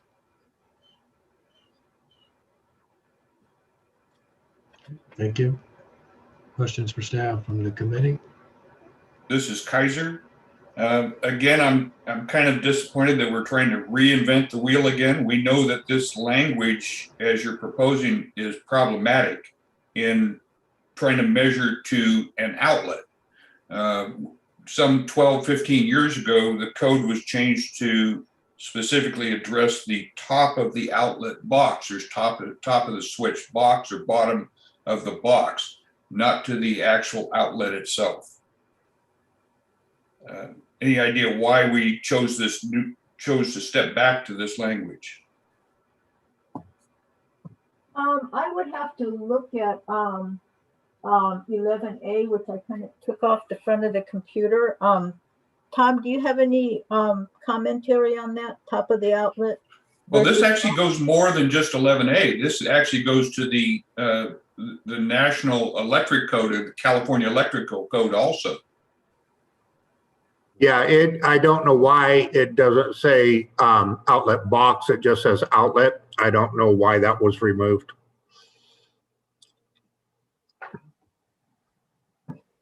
It may have been discussion through the Universal Design Work Group, because most of this language came from that discussion that started back in 2014. So and again, that just for discussion point, that would predate all the changes that we've handled through the Access Committee over the years to try and get this to something that can actually be measured and constructed appropriately.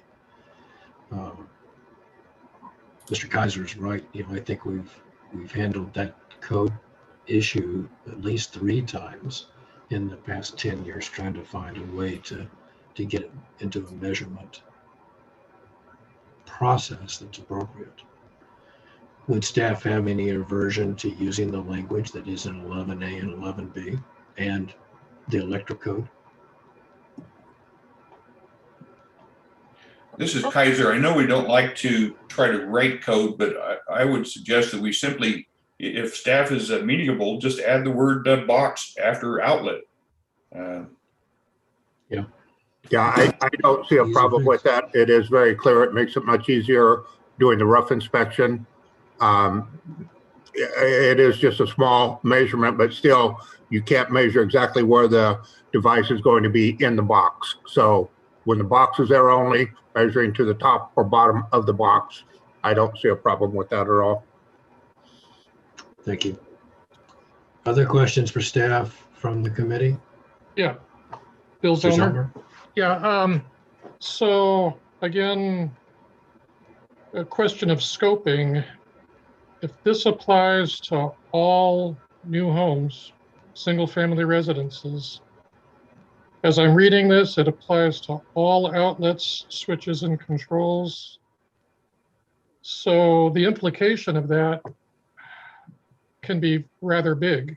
If somebody has a kitchen where they have under-the-counter lights that they'll turn on and off in the kitchen, I think this applies to that. And all of a sudden, we will have approved something that's very, very far-reaching and is a big change. Am I not understanding this correctly? Well, we do have 2 exceptions in here. I believe 11A may have additional exceptions. But we can only look at the exceptions you're proposing. Right.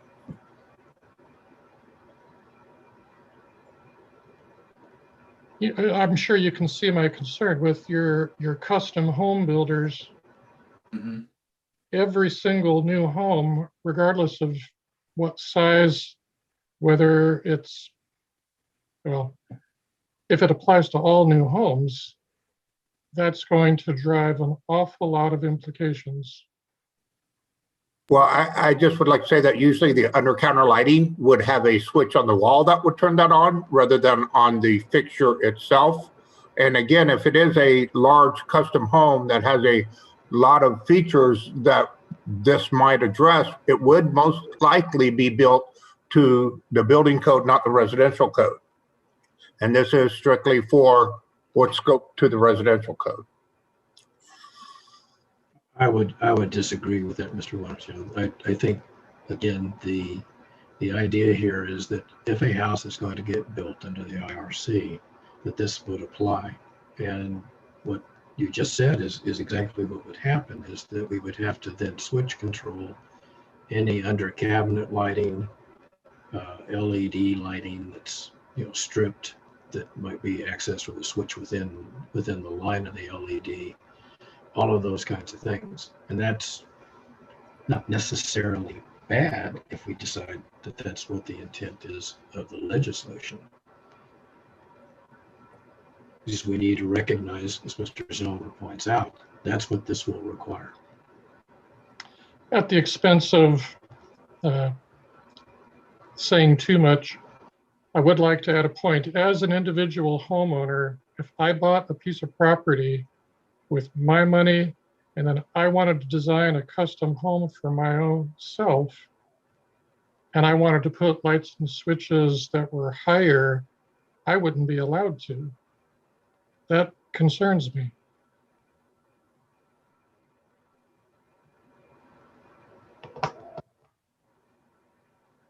Well, looking at the 15 to 48 inches, we're assuming that's a reachable height from a wheelchair. So that's how the aging in place provisions would work, assuming that you're not always able to, stand up to your full 6 feet height or, something like that. To some extent, that's not the point that Mr. Zellmer was referring. Is I think staff possibly should comment on the legislative history that decided that this was by statute something that should apply throughout the state to any single family house, whether the individual should have the right to do something different or not. This is Kaiser. I'm still also, I can't emphasize enough of still have a problem with these dimensions, measurements that you're requiring. You're only requiring these dimensions of 15 to 48 for outlets. You have not addressed switches. You have not addressed controls of any type. Your language is very specific, and you're only requiring outlets to be of a specific height. Further complicated is the legislation that is supposedly driving this doesn't even address outlets. The legislation addresses doorbells, light switches, heating and ventilation, air conditioning controls. I think this needs some more work.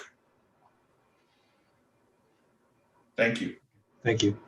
Hey, Dan, I do believe that in R320.3.2, we say electrical receptacle outlets, switches, and controls, including controls for heating, ventilation, and air conditioning. I would agree, it does say outlet, but point made. It's so open for public comment.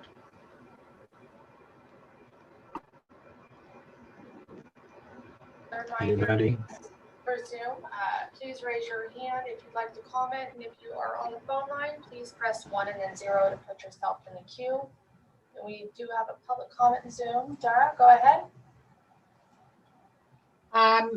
I think the legislature and the legislative history is clear that this was intended to apply to all single-family homes. And because we are trying to move toward the world in which individuals can age in place and where housing is more open to all. I do think that the language currently does apply to outlet switches and controls, which I support. It has a very broad exception in exception 1, which is actually broader than we think is appropriate, but it doesn't apply to outlets that are dedicated. It doesn't to particular appliance. It doesn't apply to floor receptacles. It doesn't apply to control switches and outlets over countertops, which would apply to your LED lighting under the countertop. It doesn't apply to controls on ceiling fans and controls on appliances. So actually the exceptions in here, I think, cover most of the examples people have been talking about. They're actually much broader than we are comfortable with. I would hate to see them narrowed even further. They are broader than what's permitted, certainly under 11B. You know, there may be some technical cleanup we need to do, certainly, such as talking about the outlet box or the switch box. That language probably needs a little clarification, or control box, because it's it only talks about the measurements from the outlet, even though they're talking about switches and controls. So you probably do need to clean up that language a little bit, but I do think its reach is exactly what the legislature intended and directed HCD to do. And we fully support that. Thank you. Thank you. Any other comments from the public? So there are no more comments in Zoom. Sean, is there anyone in the queue? There are no phone comments at this time. Thank you. Okay, we're good. Closing public comment.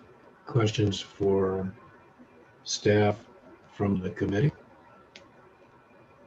One thing, the technology, this is Chris Adamson, this is like standard technology. You're gonna flip a light switch and that's the only way to operate it. I haven't flipped a light switch in my house in a couple of years. I basically tell my Alexa to turn on a light and it turns on the light where I'm at. Seems like there'd be an exception in here where you wouldn't have to do these if systems were in place that would automatically activate the light systems.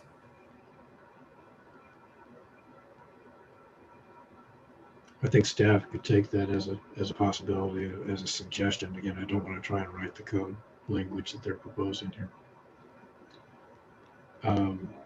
Other comments from committee members for staff? Yep, just real briefly, I appreciate the comments from Dara Schur. I somehow didn't see that exception for countertops, so I appreciate that. And I guess I find myself at odds with the state legislature, so I'll accept that. Thank you, Mr. Zillmer. I made my comment regarding legislative history expecting that Ms. Schur would comment. So we got the history and the intent that was behind the legislation, and it trumps essentially those kinds of private owner rights. So need a motion. I move that it be approved as submitted with the change from outlet to outlet box and considering the exceptions provided. Lozano, second. Point of order, it's not approved as submitted, it'd be approved as amended. Correct. Okay. Thank you. Thank you. I take it. Who is the second? Gene was the second. Thank you, Gene. And I need a criteria. Yes. 4. Thank you.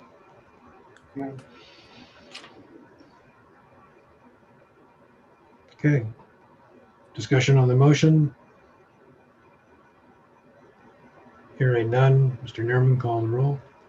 Thank you. This is for section R320.3.2, electrical receptacle outlet switch switch, and control heights. It was recommended by Sadir, approve as amend based on criteria number 4, and seconded by Gene Lozano. Jay Wiesnat. Aye. Eugene Lozano. Aye. Thank you. Sadir Agarwal. Aye. Thank you. Dan Kaiser. No. Okay. Bill Zelmer. Aye. Thank you. Brad Wungluck. No. Thank you. Michael Gibbons. Abstain. I'm sorry. Abstain. Thank you. Rebecca Lita. No. Okay. And Homer Maeo. No. Ah, We have 4 in favor, 4 against, and 1 abstention, so the motion does not pass. This is Dan Kaiser. Motion to disapprove for the simple reason is all these requirements are already contained in the California Electric Code and unnecessary.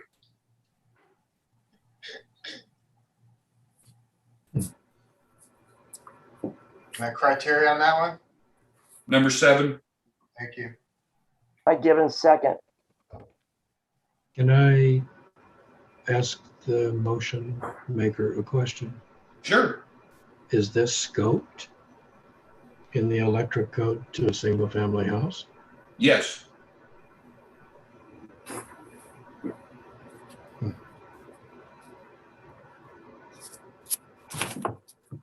And just to follow up, I think that this is one of those cases, I, as an aging person, if I need additional assistance with my switches, outlets, and controls, it's too easy to modify what's existing for my specific needs.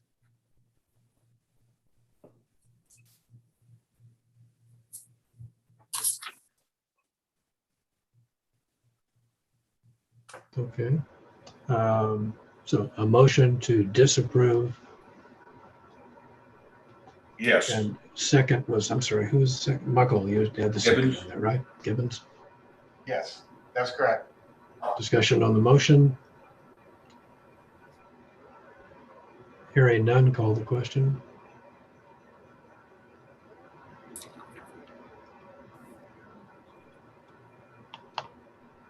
Ready for the, Yeah, Mr. Newman, call. I'm sorry. Do a roll call. Okay, Call the okay. question. Sorry. all right, this is for the same section, 320.3.2, electrical receptacle outlet, switch, and control heights. The first motion failed as approved as amend. So the new motion is to disapprove by Dan Kaiser, seconded by Michael Gibbons, with a reference to look at existing language and not duplicate. And so it's a disapproval on item number 7 of the criteria. Jay Wiesnat. No. Okay. Eugene Lozano. No. Okay. Sadir Agarwal. No. Dan Kaiser. Yes. Bill Zelmer. Yes. Brad Wungluck. Yes. Michael Gibbons. Yes. Rebecca Lita. Aye. And Homer Maeo. Yes. Okay. Passes. 6 in favor, 3 against. The motion passes.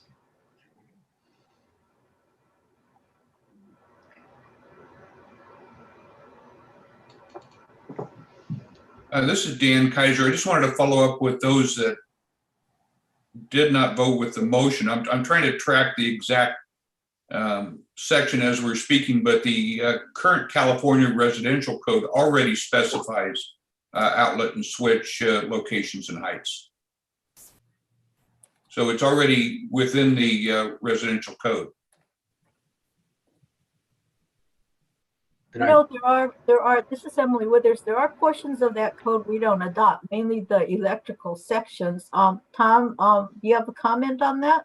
Yeah, I was just going to say that we do not adopt any of the electrical of the International Residential Code. then it goes right back to my comment that's already included in the CEC. Dan, could you give me that section? I don't know of any section in the residence code that addresses heights for dwelling units. I know there are for commercial, but I don't know of any for dwelling. Again, it goes back to the California Electric Code then. Yeah, that's what I'm saying. I don't know of anything in the electrical code that addresses heights for dwelling units. I know there is for commercial, but I don't know of any for dwelling units. I'm searching right now and I'm not finding it. Okay. I'll take a look at lunchtime also. Yeah. Okay. So as chair, I'm going to say that we are going to reserve the right to bring this back. Thank you. All right, Emily, 3-3. This is item 649. Okay, item 649, the interior doors. So what the legislation asked us to look at was provision of a 32-inch clearance in the width opening for one bathroom door and one bedroom door on the ground floor, or in the case of a 2- or 3-story single-family dwelling on the second or third floor of the dwelling, if a bathroom or bedroom is not located on the ground floor. And also Senate Bill 280 provided discretion for HCD to put an operative date on these provisions with the 18-month delay. And that's what we've proposed in this section.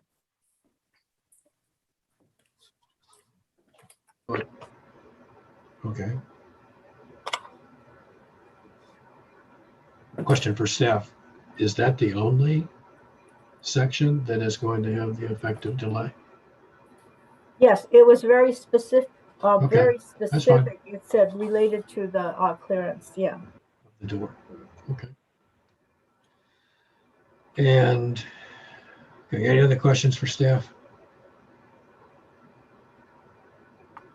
Open for public comment.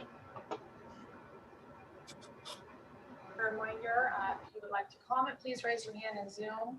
If you're on the phone, please press 1 and then 0 to put yourself in the queue. We have public comment from Yara in Zoom. Go ahead. Looking forward to seeing what happens when we come back, because it doesn't sound at the moment like there is an electrical code that would cover this. And if there is an electrical code, I am not sure it would have the heights that are mandated by the legislature. And I think this motion leaves us out of compliance with the legislation. Okay, Also, Ms. Scher, if I can just interrupt just for a second. I completely agree. We're trying to sort that out, and I reserve the right to bring 3-3 back, excuse me, 3-2 back once we verify that the code covers this condition. If not, we'll bring that motion back up. well, I appreciate it. I'm saying even if it does cover electrical switches, it probably doesn't have the height requirement that the legislature is requiring. That was the whole purpose of the legislation, is to move these switches lower. If I can, we will take that up when we bring that item back for consideration. Your Okay. point is taken. Please The other comment on the comment- doors. Doors. Okay. I'd like to just make one more comment. The assumption that people have the resources to do electrical work and move switches around once they become someone with a disability is just not true for a vast percentage of people with disabilities, even if they're homeowners. In terms of the doors, we strongly support this. It ensures that at least one bedroom and one bathroom, you can get a wheelchair in and out without having to do a remodel, which many people, once they are elderly or disabled, cannot afford to do. Thank you. Thank you. Further comment from the public? I think I heard somebody else is online. So there are no other Zoom public comments. Is there anyone in the queue for the phone line? There are no phone comments at this time. Thank you. Thank you. Closing public comment. Questions for staff on the door condition, which is 3-3.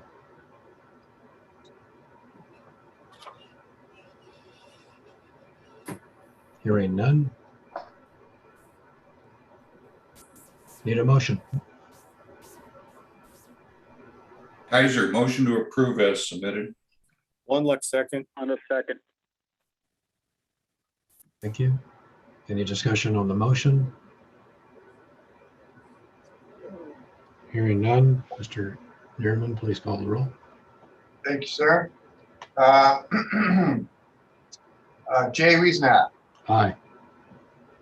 Eugene Lozano, Aye. Sudhir Agarwal, Aye. Dan Kaiser, Aye. Bill Zellmer, Aye. Brad Wunluck, Aye. Michael Gibbons,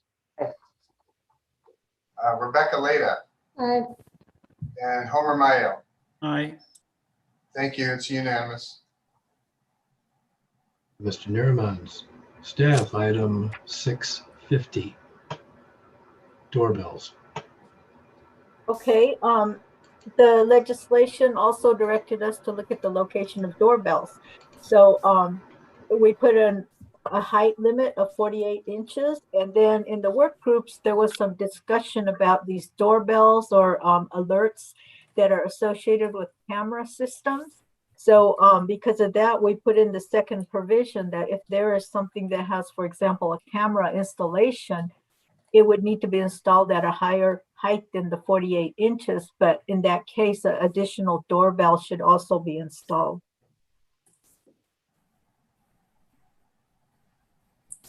Okay. Questions for staff from committee? You mean we will have 2 doorbells in that case? You would have one doorbell, but the other one might be an integrated assembly with the camera. So, you know, in those systems where you can see, I can't remember what it's called. Maybe it's Ring, where people can see who's ringing the doorbell from like a smartphone. Okay. Well, there are doorbells which are available with the camera in it. And But that can be installed as a single unit instead of 2 units. Right, but in the case that it has to be installed at a higher than 48 inches, then for this particular aging in place provision, a second doorbell would have to be installed at a reachable range. Thank you. Other comments or questions for staff? Open for public comment. For those wishing to comment in Zoom, please raise your hand. If you're on the phone line, please press 1 and then 0 to put yourself in the queue. Public comment in Zoom, you have Dara, go ahead. Again, this provides greater accessibility to someone who is at the front door but may not be able to reach as high, which often includes people who have mobility devices or use wheelchairs or have other reach impediments. So we strongly support this proposal as written. Thank you. Other public comment? So that is the only public comment for Zoom. Is there anyone in the queue on the phone? There are no phone comments at this time. Thank you. Closing public comment. Committee members, discussion, questions for staff? I make a motion for approval. This is one as Second. submitted. Second. Discussion on the motion? Who was the seconder? I'm sorry. Me, Sudhir. Oh, thank you, sir. Okay, call the roll, Mr. Nurman. All right, thank you. This is 320.3.4 doorbell buttons. Approved as submitted by Brad Wunluck, seconded by Sudhir Agarwal. Jay Wiesnat. Aye. Eugene Lozano. Aye. Sudhir Agarwal. Aye. Dan Kaiser. Aye. Bill Zellmer. Aye. Brad Wunluck. Thank you. Michael Gibbons. Aye. Thank you. Rebecca Leda. Aye. And Homer Maya. Aye. Okay, it's unanimous. Thank you. Just a reminder, we're going to need to take our lunch sometime before 12:15. We should plan lunch pretty quickly before 12:15 if possible. Correct. So I have a question, going back and revisiting our discussion on the outlets. Has staff determined that we have coverage in the electric code or something that is within the IRC that covers this issue, or do we need to reconsider the staff proposal for 3.2?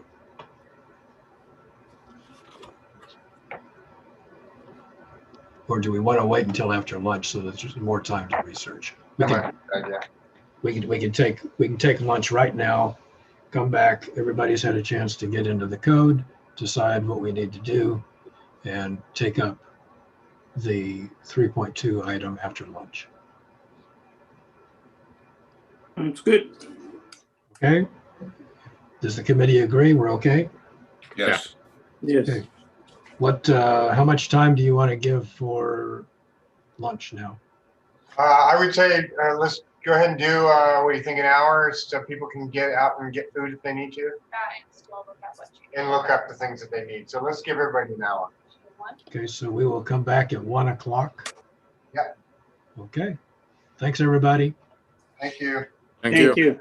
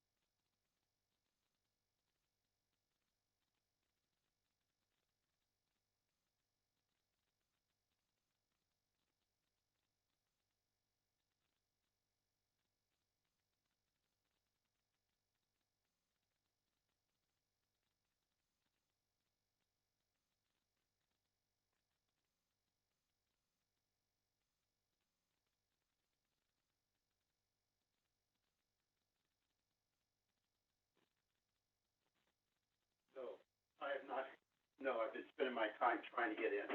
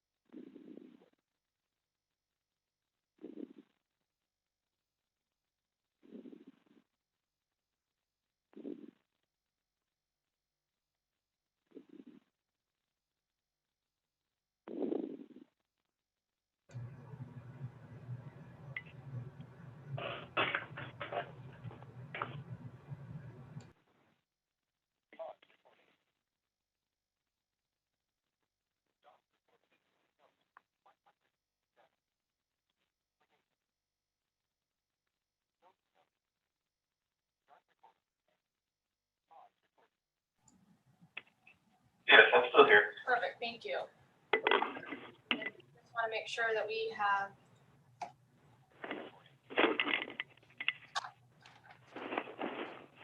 Do we have our captioner back?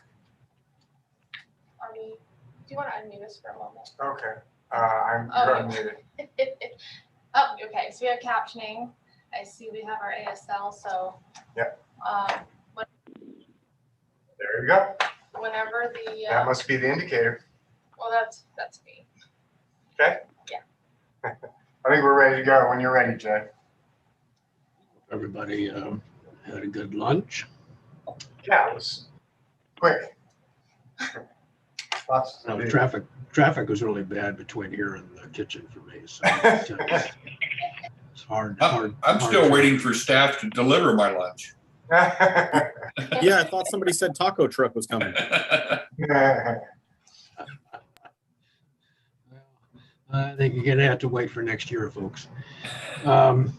Okay, so we are back online. I'm going to ask, do we have staff? Emily? I'm online. There we go. So between everybody that was doing the code research over the lunchtime, what did we find with regard to our 3.2 item? This is Kaiser. The electric code speaks only to wall spacing or the horizontal location of outlets and specifically, so not vertical distances. Thank you, Dan. So has anybody else found anything that would mean that we can rely on the electric code, or should we reopen this, take another motion to address 3.2? This is Kaiser. I take a motion that we reopen and rediscuss. Thank you, sir. All those in second? Seconded, Bill Zellmer. Thank you. Now, Michael, is there something in our rules and regs that say we can't do this? Well, I was just about to comment that I was about to comment that Dan made the motion, the second motion, and Michael seconded. So he would, as long as it's okay with Michael, the seconder of the motion, to reopen it, then yeah. And I don't know that we went there. We just said we're going to make another motion to open it. So first we got to back up, see if Gibbons is okay with readdressing it. If so, then you can rediscuss and come up with a new motion. Thank you. I knew there was something in there that we had to do. Michael, send a thumbs up. Say yes, we can reopen. I think he's trying to unmute.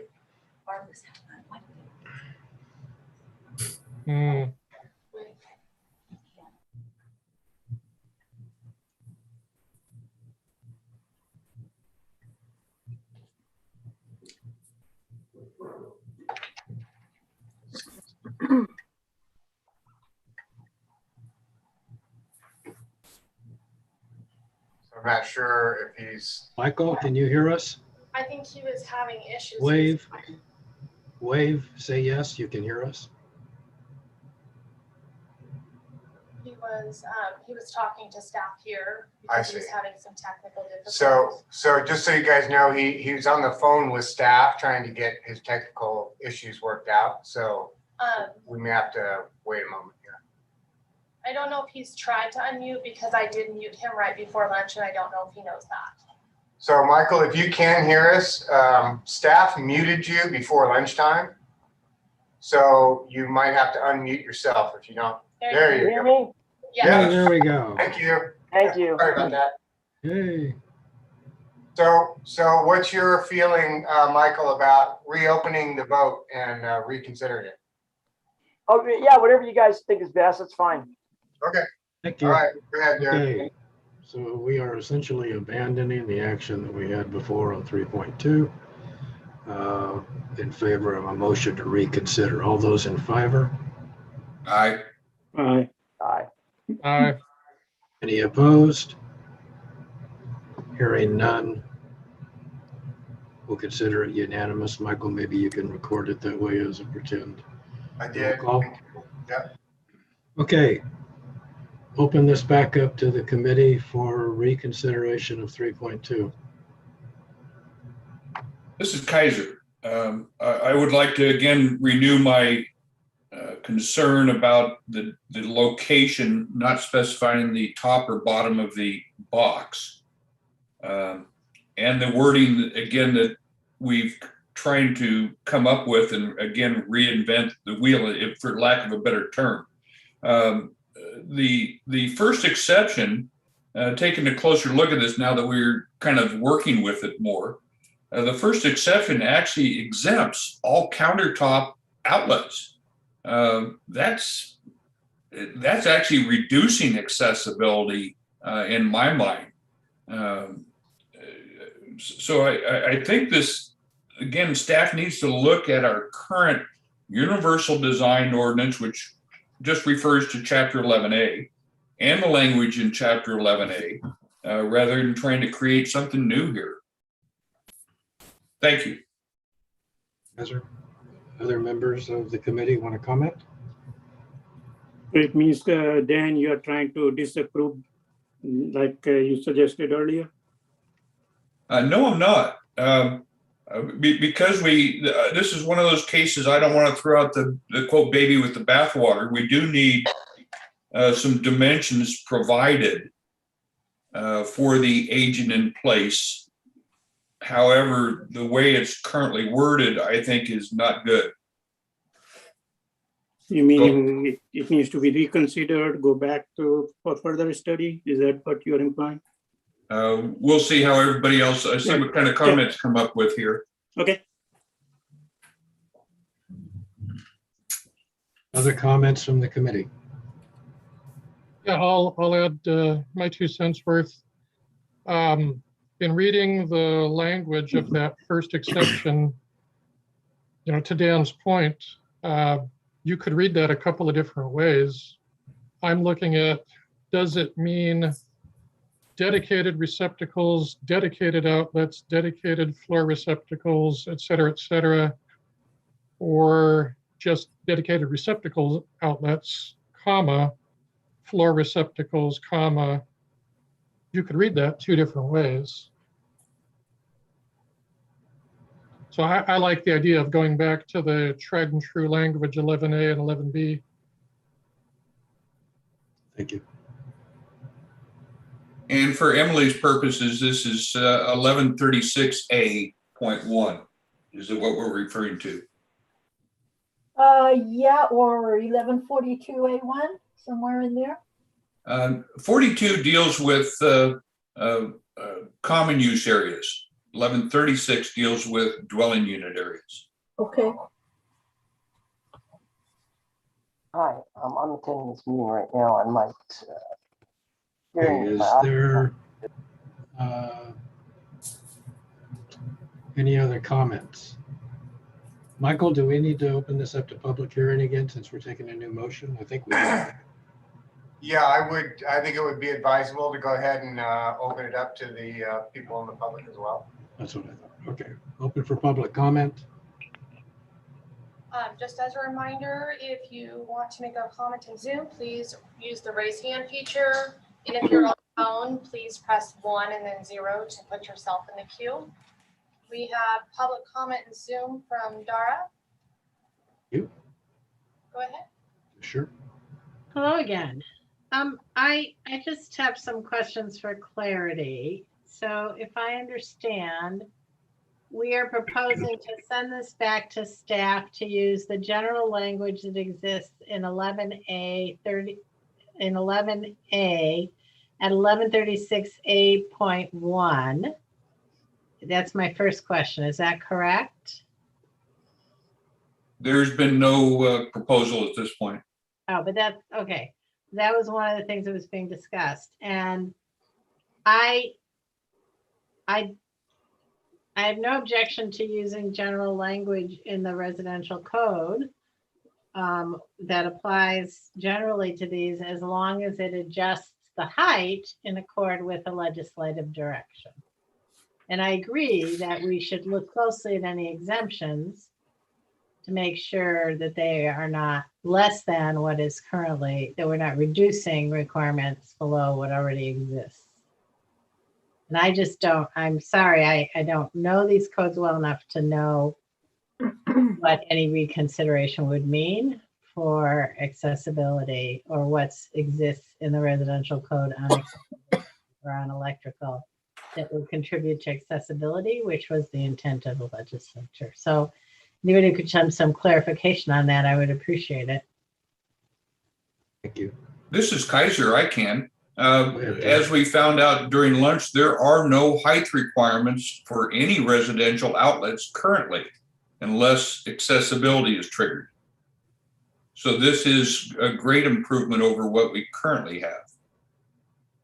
So if we are using anything in existing codes, we would have to adjust that address other features such as spacing or distancing. We would have to adjust the heights as well. I'm just trying to understand, you know, how this would relate to anything existing if we referred to something existing, because you said there's nothing that addresses heights. So we would be either doing a first, we would either adopt language that addresses heights or modify existing language regarding heights. Is that correct? I'm just a little confused about the references to the existing code.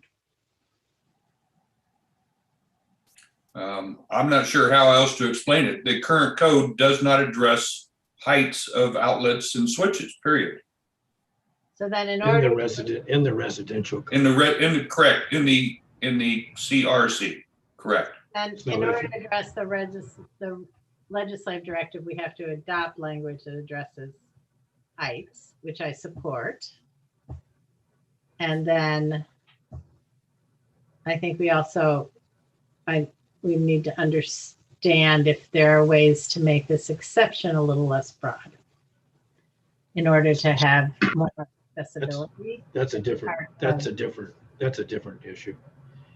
So to echo what Dan is saying is that the IRC does not have anything except requirements for the spacing of the outlets on a wall that, as I recall, it's 12 feet on center, Dan, and if it's a wall, it's less than 36 inches, something like that. So nothing about height, nothing about countertop exceptions, nothing about switches, none of that. And so the language that is being proposed to be adopted into the IRC responds directly to the legislative mandate and the discussions that have been vetted with all of your user groups. It would seem to me to be appropriate to use that language. Public comment still open, so Dara, if you have another comment, go ahead. I support the use of the language that was proposed by HCD as to heights. I did not realize the breadth of the exemption to that, and I don't know if there's a way to provide some accessibility in the context of the exemption, but even if not, I would support this as it came to the committee. Thank you. Thank you. Okay, anything else from public? That's the only public comment in Zoom. Is there anyone in the queue on the phone? There's no one in queue at this time. Thank you. Thank you. Closing public comment. So questions for staff on this item, or I'll entertain a motion.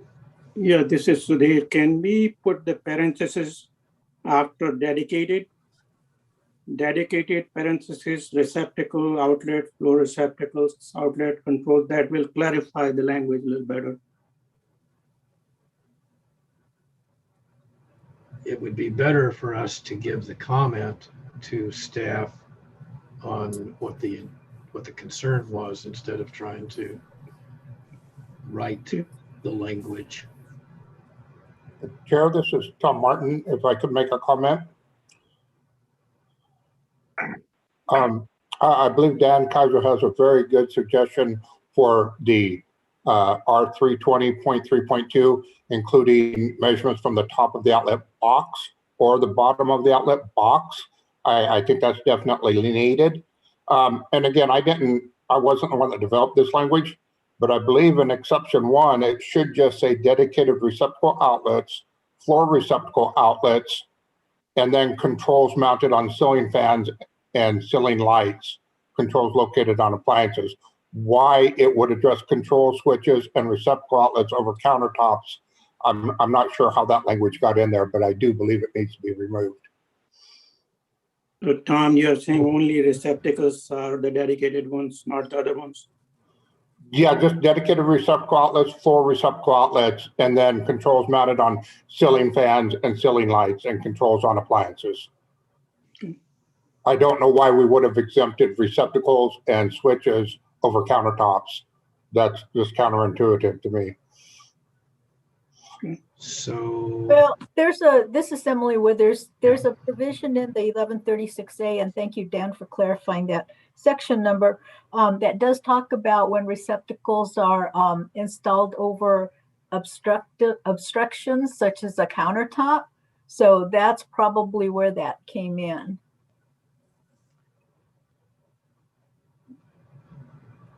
But we can look into it. I would have 2 comments. Number 1, the obstruction on a countertop, in particular on 11A. We just went through some language last cycle, I believe, regarding placement of outlets in that process, so that we could take care of corner conditions, or it may actually be pending right now. As part of 11A, I would be interested in making sure that the language that you're bringing forward has been vetted by all of the user groups. And to your point, Tom, I'd be reluctant to delete control switches and receptacle outlets from the exception without having the user groups buy into that. This language, when it comes to us, we assume particularly with, for instance, Mr. Raymer's comment, that it's supported as everybody's buy-in. Yeah, and we haven't gone out to our 45-day yet, so this would be shown to all the stakeholders during that. Yeah, this correct, but I would not want our committee to be on record as recognizing the deletion if that's not what was supposed to be submitted.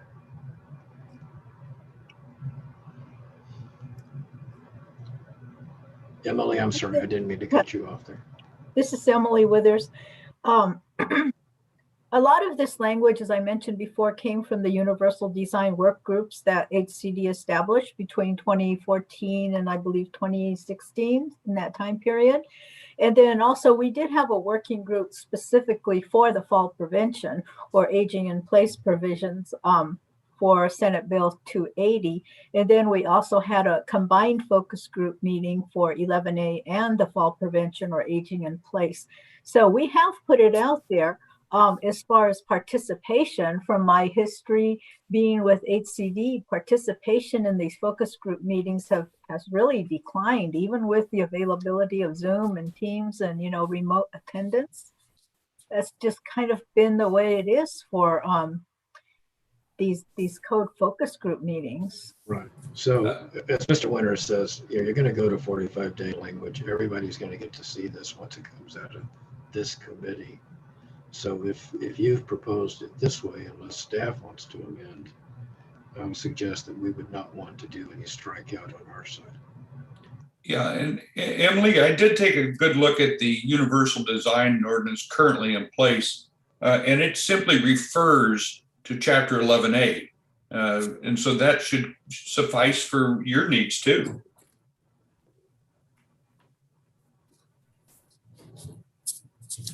Okay, we'll take that under consideration. And then we'll modify the reference to the outlet as the outlet box as it's referenced in 1136A1. That won't be necessary if you just use the language that's in 1136A.1 and .2. Okay. And for those of you that aren't aware, point 1 deals with outlets, 1136A point 2 deals with switches and controls.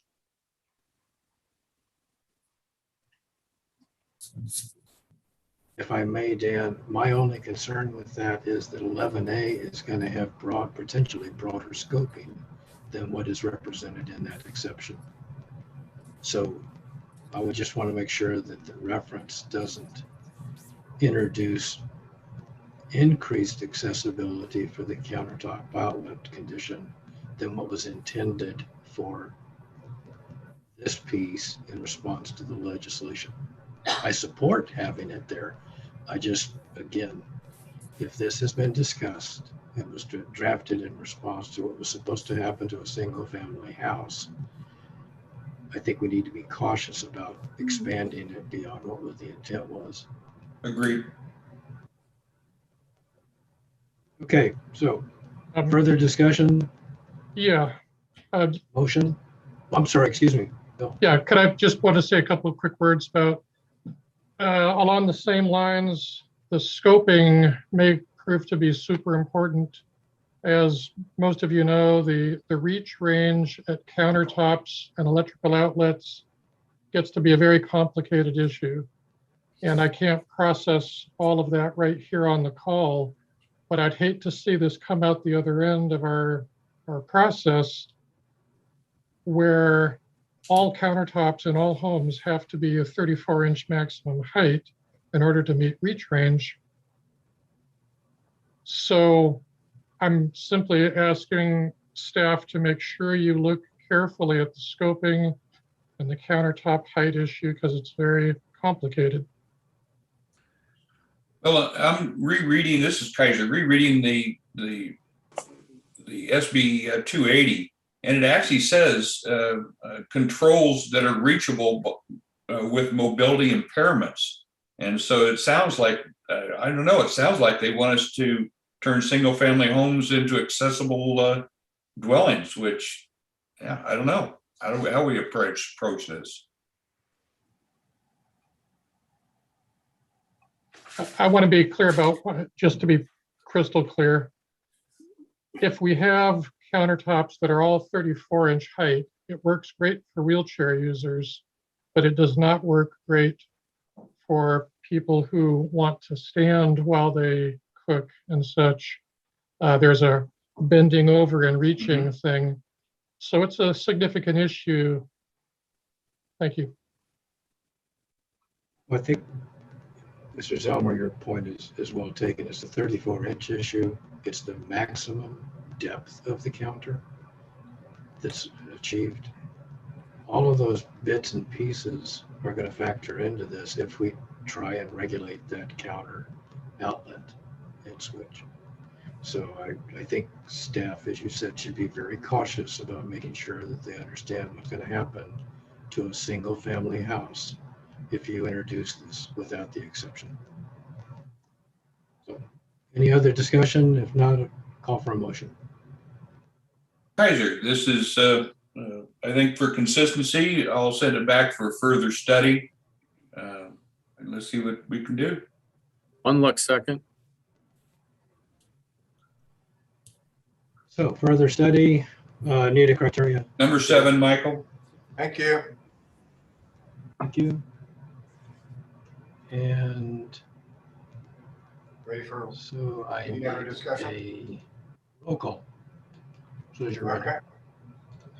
All right. So this is the motion that was taken prior to the lunch break, which eventually passed with a disapproval. The committee reconsidered, unanimously decided not to go forward with the last motion, had further discussion and further public input, and then has now stated the new motion as further study based on criteria number 7 by Dan Kaiser, then seconded by Brad Wungluck, and we are going to do roll call. Jay Wiesnett. Aye. Thank you. Eugene Lozano.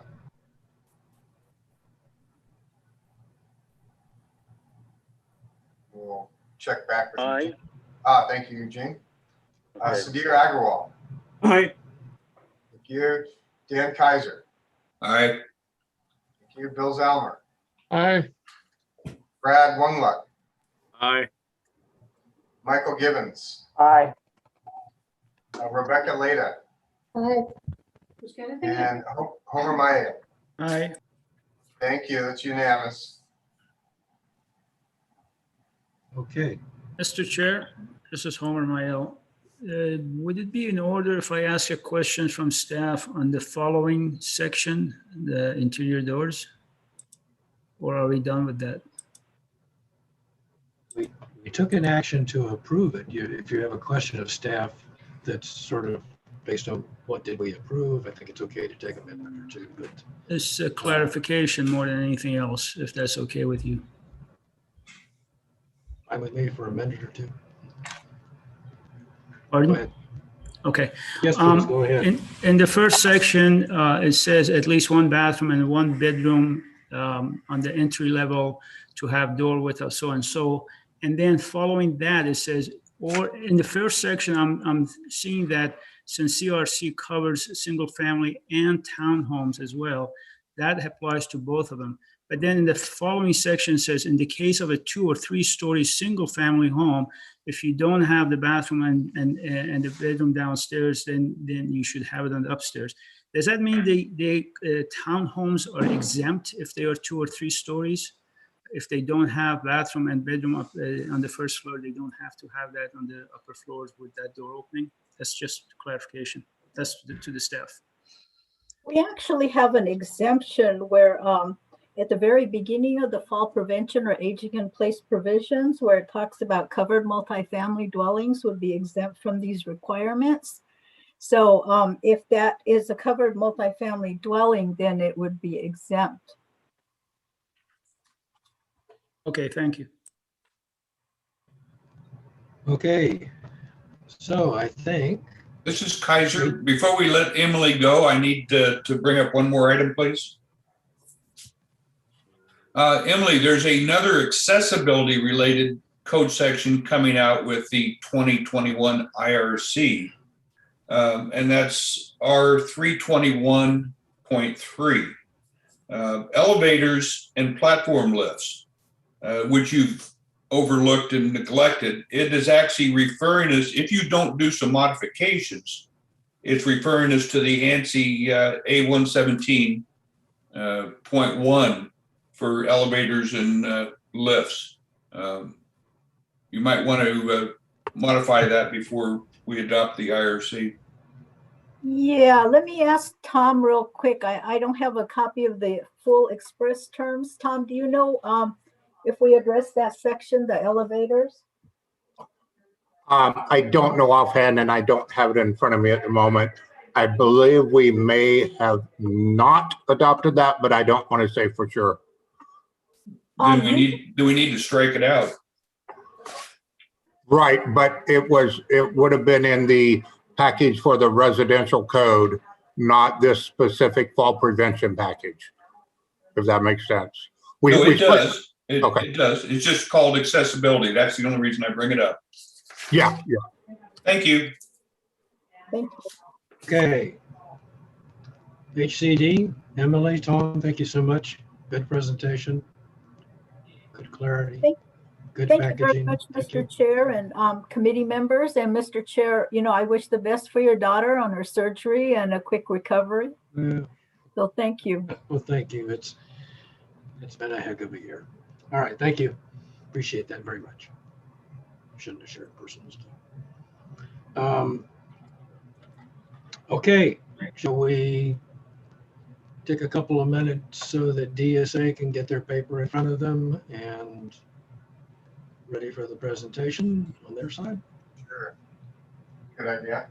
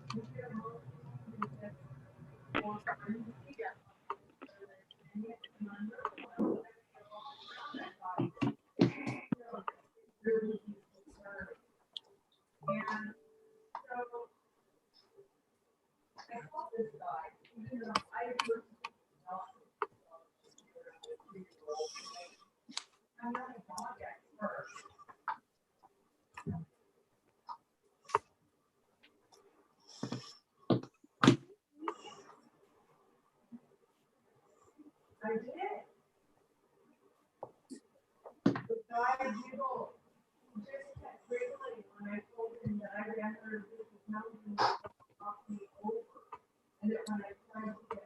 I don't know, is DSA, are you ready to go or are you waiting for us to start? We're ready to go. Excellent. So Chair, when you're ready, you go ahead and take on. Okay, let's see. Who am I seeing? Is this Susan? Are you carrying? No, you don't. It's like, you know, Derek? I think it's Ida and Derek who are going to start us off. Yeah. Okay, are we ready? Yes. Go ahead. All right. Good afternoon, members of the Code Advisory Committee. I am Ida Clare, State Architect. I'm joined here today with Susan Moe, Senior Architect, Derek Shaw, Supervising Architect, Debbie Wong, Senior Architect, and Michelle Golden, Senior Architects at DSA in Access Compliance. Thank you for the opportunity to present the regulatory amendments related to accessibility for the 2022 Triennial Code Cycle for Title 24, Part 2, Chapter 11B. DSA remains fully committed to the development of accessibility regulations that serve the needs of individuals with disabilities. To ensure that proposed and amended regulations will meet these needs, our proposed amendments to the regulations were presented and discussed with DSA's Access Code Collaborative on March 15th. The ACC is comprised of 13 individuals as a representative group of stakeholders whose purpose it is to ensure DSA is considering a wide range of views and perspectives in developing CBC regulations addressing accessibility. DSA extends our gratitude for their commitment to ensuring the regulations are responsive to the concerns of all stakeholders. DSA conducted its required public outreach on the proposed accessibility amendments on April 13th. We received and considered the comments, and after further study, made amendments to the proposals before you today. With our outreach efforts, DSA continues to strive for a better understanding of the needs of the disability community while acknowledging all stakeholders' concerns. In addition, we have received and reviewed comments on our proposals from California building officials, CalBO, Disability Rights California, and Eric McSwain, and would like them to know that we are considering proposed amendments based on the comments you provided in advance of today's meeting. We see that they are in attendance today. We encourage them to state their comments for the record and thank them for submitting their comments in advance of today's meeting. The proposed amended regulations being presented to you today were selected from code change proposals submitted by various stakeholders or identified by DSA staff as necessitating change for clarity and consistency of code application. It is our hope that the resulting amendments, which reflect stakeholder input, have achieved the intended goal of clarity and consistency. DSA welcomes the comments from the Code Advisory Committee and is prepared to present for discussion the building standards related to accessibility proposed for the 2022 Triennial Code Cycle. We will proceed at the committee's direction. Debbie Wong, Senior Architect at DSA, will be our first presenter. Good afternoon. DSA is proposing to amend the definition of access aisle for clarity. It currently reads, access aisle, an accessible pedestrian space adjacent to or between parking spaces that provides clearances in compliance with this code. DSA is proposing to repeal the word pedestrian and replacing the word parking with vehicle. Repealing the word pedestrian would alleviate for some code users confusion when applying requirements for detectable warnings that occur and are required at access aisles. And replacing the word parking for vehicles provides for a broader application of this term to include required access aisles that occur not only just at the accessible parking, but also at the accessible EV, electric vehicle spaces, and passenger drop-off and loading zones. Are there any questions, comments? Thank you. So questions from the committee to staff? Any? Mr. Chair, this definition and this subject is all over in the various documents. So if we can take a generic approach and when we approve it all, that would be a good approach, suggested approach rather. I'm sorry, I barely heard that. Derek, did you hear that? Could you address that, please? What I'm saying is this definition change of pedestrian and the vehicle change, that is all over in various sections of the code which you are mentioning. If we take this definition, we can take a generic approach at all places that will expedite the process. That's what I'm saying. Our approval process. If I understand your comment, we would deal with this code change with the definition. We would need to understand that that term applies to a whole lot of different places in the code, but we aren't going to take an action on every one of those. The definition only would be changed in this. I agree. Thank you. So this is just for everybody else that's following along. This is DSA Access 2.01-1. Yes. All right. Okay, so any other questions for staff? Sorry, we've been going through our code advisory committee meetings and. Go ahead. I think that was a mistake by Tom.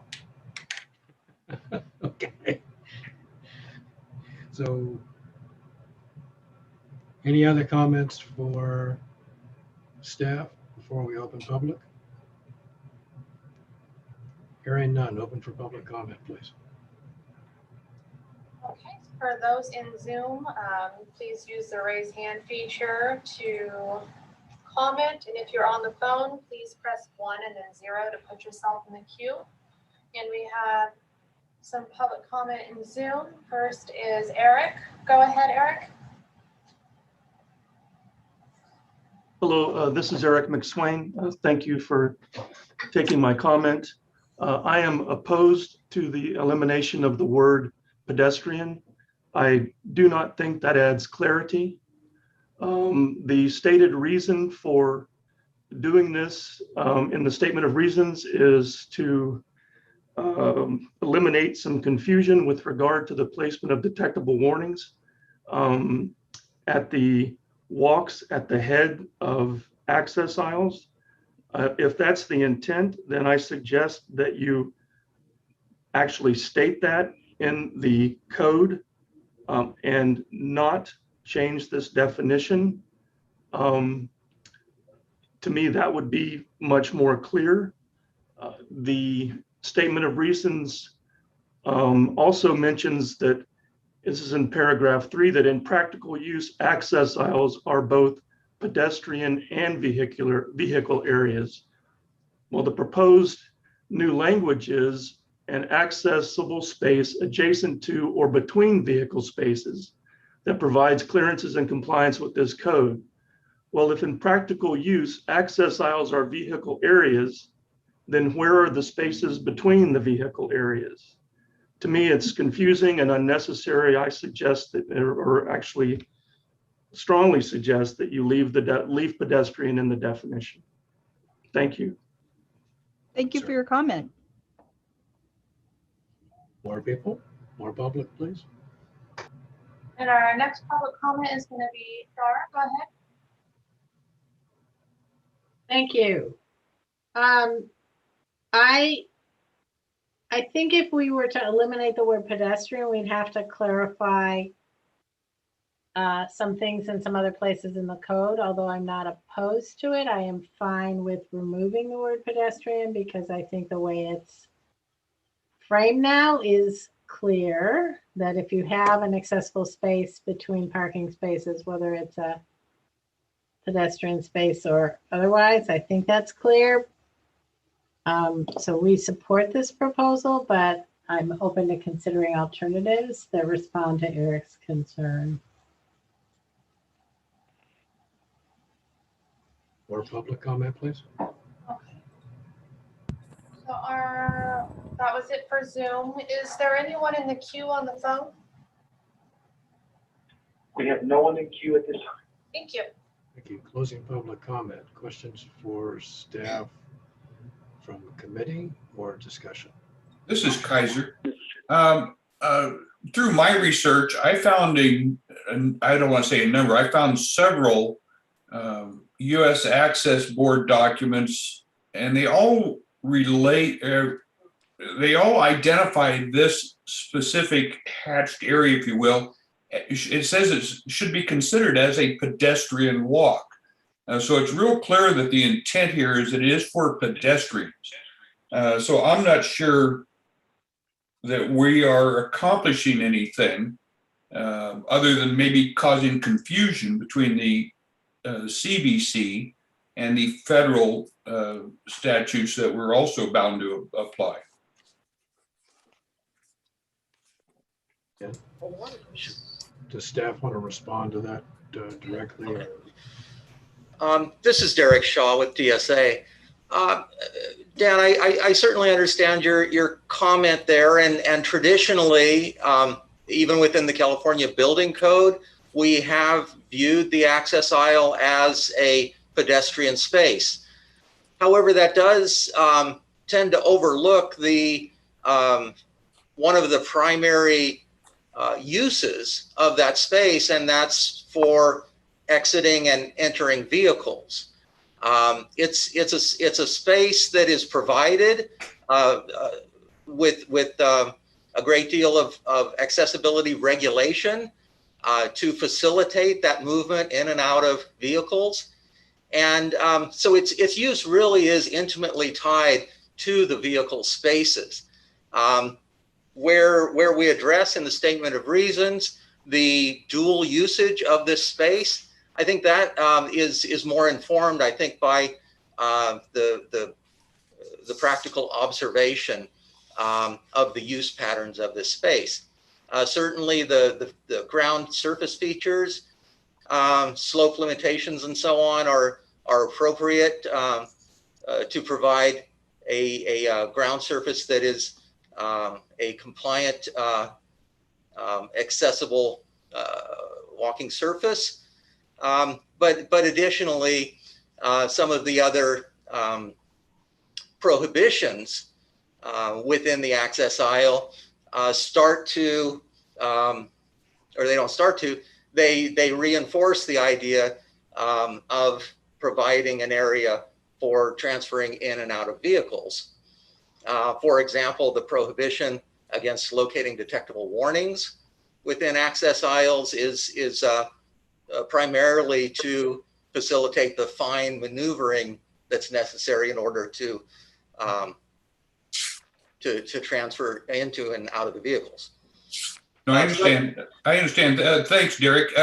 Following up on one of the commenters' suggestions, questions, or directions, did you look at, as an alternative to this language, clarifying the detectable warning location question, since that is one of your main statement of reasons for this move? Yes, we certainly addressed the location of detectable warnings requirements. We recognize that where access is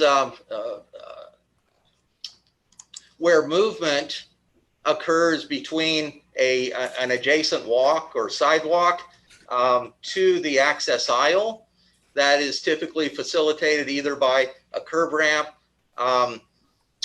or a flush transition. I'm sorry, not a flush. Right. No, I understand. Blended transition. Yes, old terminology there. Old terminology. Dated yourself. Yes, yes. So, and with both of those two features, we do have very clear and explicit detectable warning placement that it's expressed in the code. Where we really have some lack of understanding or questions that come to us is about the requirement to provide detectable warnings between the pedestrian space and the vehicle space. And as long as the access aisle is considered a pedestrian space and the vehicle space might be the drive aisle beyond the parking, then we will likely continue to see proposals that a patch of detectable warnings should be located just beyond the toe end of the access aisle, placing it in most cases within the drive aisle. That's not a recommended location for detectable warnings, and instead, in DSA's view, the proper location there would be prior to entering the access aisle. No, I understand. Okay, thank you. Okay. Mr. Chairman, Gene Lozano. Lozano, please. Go ahead. Okay. I am in general support of this change in access aisle, which I feel will help people understand that the access aisle is within the vehicular area, and that when it regards to detectable warnings, that those are supposed to be not within the hazardous vehicular, within the vehicular area, but it's supposed to be at the perimeter, whether it's on detectable warnings on a blended transition or a curb ramp that then delivers the person into that access aisle. The first commenter has stated a sentiment that I have in different code cycles, and I've heard other people during meetings wanting a clear sentence in the technical area that clearly states that the detectable warnings, whether on a curb ramp or a blended transition, are to be at the head of the access aisle, rather than just relying on cross-referencing.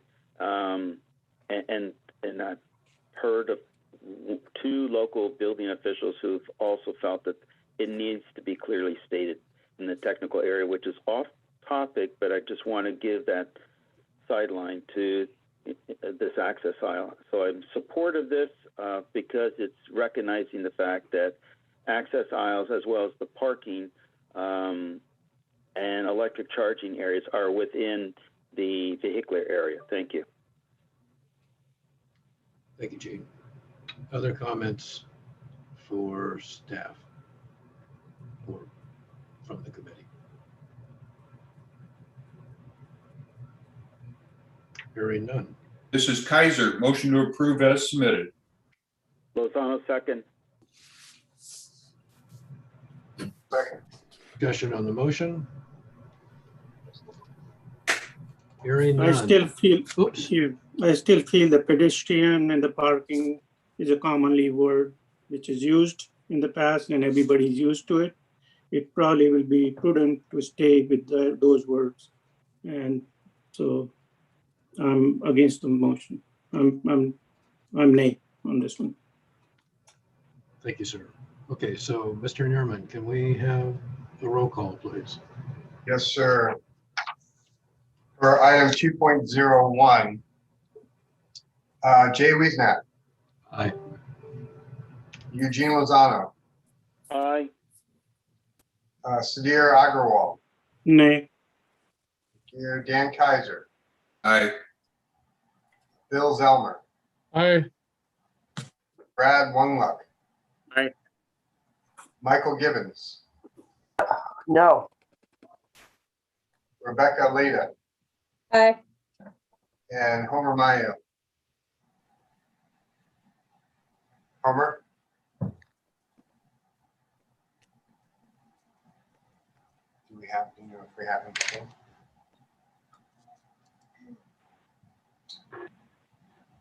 He's on mute. Still in here, he's just not. Okay. There he is. Homer, can you unmute? Yes, Okay, thank you, sorry. good. You're affirmative? Okay, good. Okay, let's see, 1, 2, 3, 4, 5, 7 in favor, 2 against, motion passes. Thank you, Mr. Nerman. Moving on, item, this will be 11B 108 is the code section. Hello, DSA? this is Susan Moe, Senior Architect at Division of the State Architect. And I'll be presenting this item 11B.01, Maintenance of Accessible Features. And it was brought to our attention by a code user that we're lacking in some of the features and facilities and equipment that should be required to be maintained in operable working condition. So when you look at this particular section, as it reads, a public accommodation shall maintain in operable working condition those features of facilities and equipment that are required to be accessible to and usable by persons with disabilities. So what we're proposing here is to make the change where we state features, facilities, and equipment regulated by Chapter 11B to be accessible to and usable by persons with disabilities shall be maintained in operable working condition. And then we keep that statement that if there is isolated or temporary interruptions in service or accessibility due to maintenance or repairs, that will be permitted. So basically what this will now cover are all the different types of facilities regulated by Chapter 11B, which would be public buildings, public accommodations, commercial buildings, public housing, and 11B also covers religious facilities. So that's the change that we're making here, just to be sure that all of those facilities that are regulated by Chapter 11B are covered by this particular section. So with that, I'll be happy to answer any questions or take any comments. Questions from the committee to staff? This is Kaiser. Sue, is it looking at the federal sections that drive this, both in Title II and Title III, only apply to public accommodations? It doesn't apply to the array of different things that the California codes apply to. Is it still the intent that we be that much more restrictive than the federal statutes? Well, if you take a look at the two sections in the Code of Federal Regulations, there's one that applies to public accommodations, and then there's another section that applies to a public entity. So even as it stands right now, we only reference a public accommodation. And, you know, we already regulate all these facilities in Chapter 11B. So I think we would be remiss in not requiring these facilities to be maintained so that they are accessible. Well, and Sue, the second part of my concern is that by only requiring the features required and equipment required by Chapter 11B, I think we may be limiting ourselves, because there are requirements in Chapters 9, 10, Part 8, NFPA 72, the California MUTCD. All of these other sections and documents also have accessibility provisions. And in all those chapters or other documents, there's no requirement for maintenance. So I think in one hand, you're trying to be more restrictive than the federal statute, at least in my opinion, and then less restrictive in other areas. So I'm a little concerned by only restricting this to Chapter 11B, we may be missing out on an opportunity to maintain all accessible features, regardless of which part of Title 24 may be applicable, or other state codes. Just for reference, if I may, though, Dan, DSA only has a certain amount of scope. Jay, you're really gonna have to speak up. We can barely hear you. I'm sorry. Better now? Yes, thank you. Sorry. DSA can only regulate what they are scoped for. So we have to be a little cautious about trying to expand what they have authority for. No, I understand. However, DSA does refer to these other chapters and sections. So I would hope they have authority over. Okay. This is Derek Shaw again. I can, at least in part, try to state DSA's opinion on this. Where there are other requirements that are triggered by reference from Chapter 11B in other chapters of the California Building Code, we would see this as also covering those. So, for example, where we have requirements in Chapter 10 for accessible means of egress, for example, we know that compliance with the Chapter 10 requirements for accessible means of egress is initiated in Chapter 11B. And so those other requirements we would consider to be incorporated. No, okay, I can understand those. Let's expand it. What about Part 8, the state's historical building code? We don't have a direct reference there. We do have accessibility provisions there. Yes, the accessibility provisions in the California Historical Code, in essence, at their fundamental level, are to comply with the regular code. So if it was a building or facility that's regulated by Chapter 11B in the regular code, the building code, then those would apply. If, on the other hand, it was a project that was a housing project, a home, a single family home, for example, that was well, that's not a good example. No, thank you. I think you, no, really, not to cut you short, Derek, I appreciate that, because I think what I needed was your affirmation that this does expand more than just Chapter 11B in its pages. So thank you. This will help me in the future. Yeah, I think where there's a direct tie, we can assert that. Where there's not a direct tie, for example, regulations under the California Manual on Uniform Traffic Control Devices, California MUTCD, I don't think that this language for maintenance of accessible features would apply. I think neither would accessibility requirements that were initiated under Chapter 11A. Then this language would not apply. So we can only regulate what's within our authority. I understand. Thank you. Thank you. Other questions for Chairman staff? Lozano? Mr. Lozano. Go ahead. I think this really expands and covers a lot that we don't have, and I think the disability community really will support this through the comment period. I would just like to ask a clarification question, and that is the last sentence, which is a carryover and no changes to it. But is there anywhere defined as to what is temporary? I mean, I'm not trying to be unreasonable, but I'm just curious. Is there somewhere in the code that kind of defines that so that you know whether temporary is 3 weeks or 6 years? Jean, this is Susan Moe, and it isn't specifically in the code, but there is in the advisories, and it talks, I think, specifically about an elevator, and it doesn't, as I recall, I'd have to take a look at that advisory again.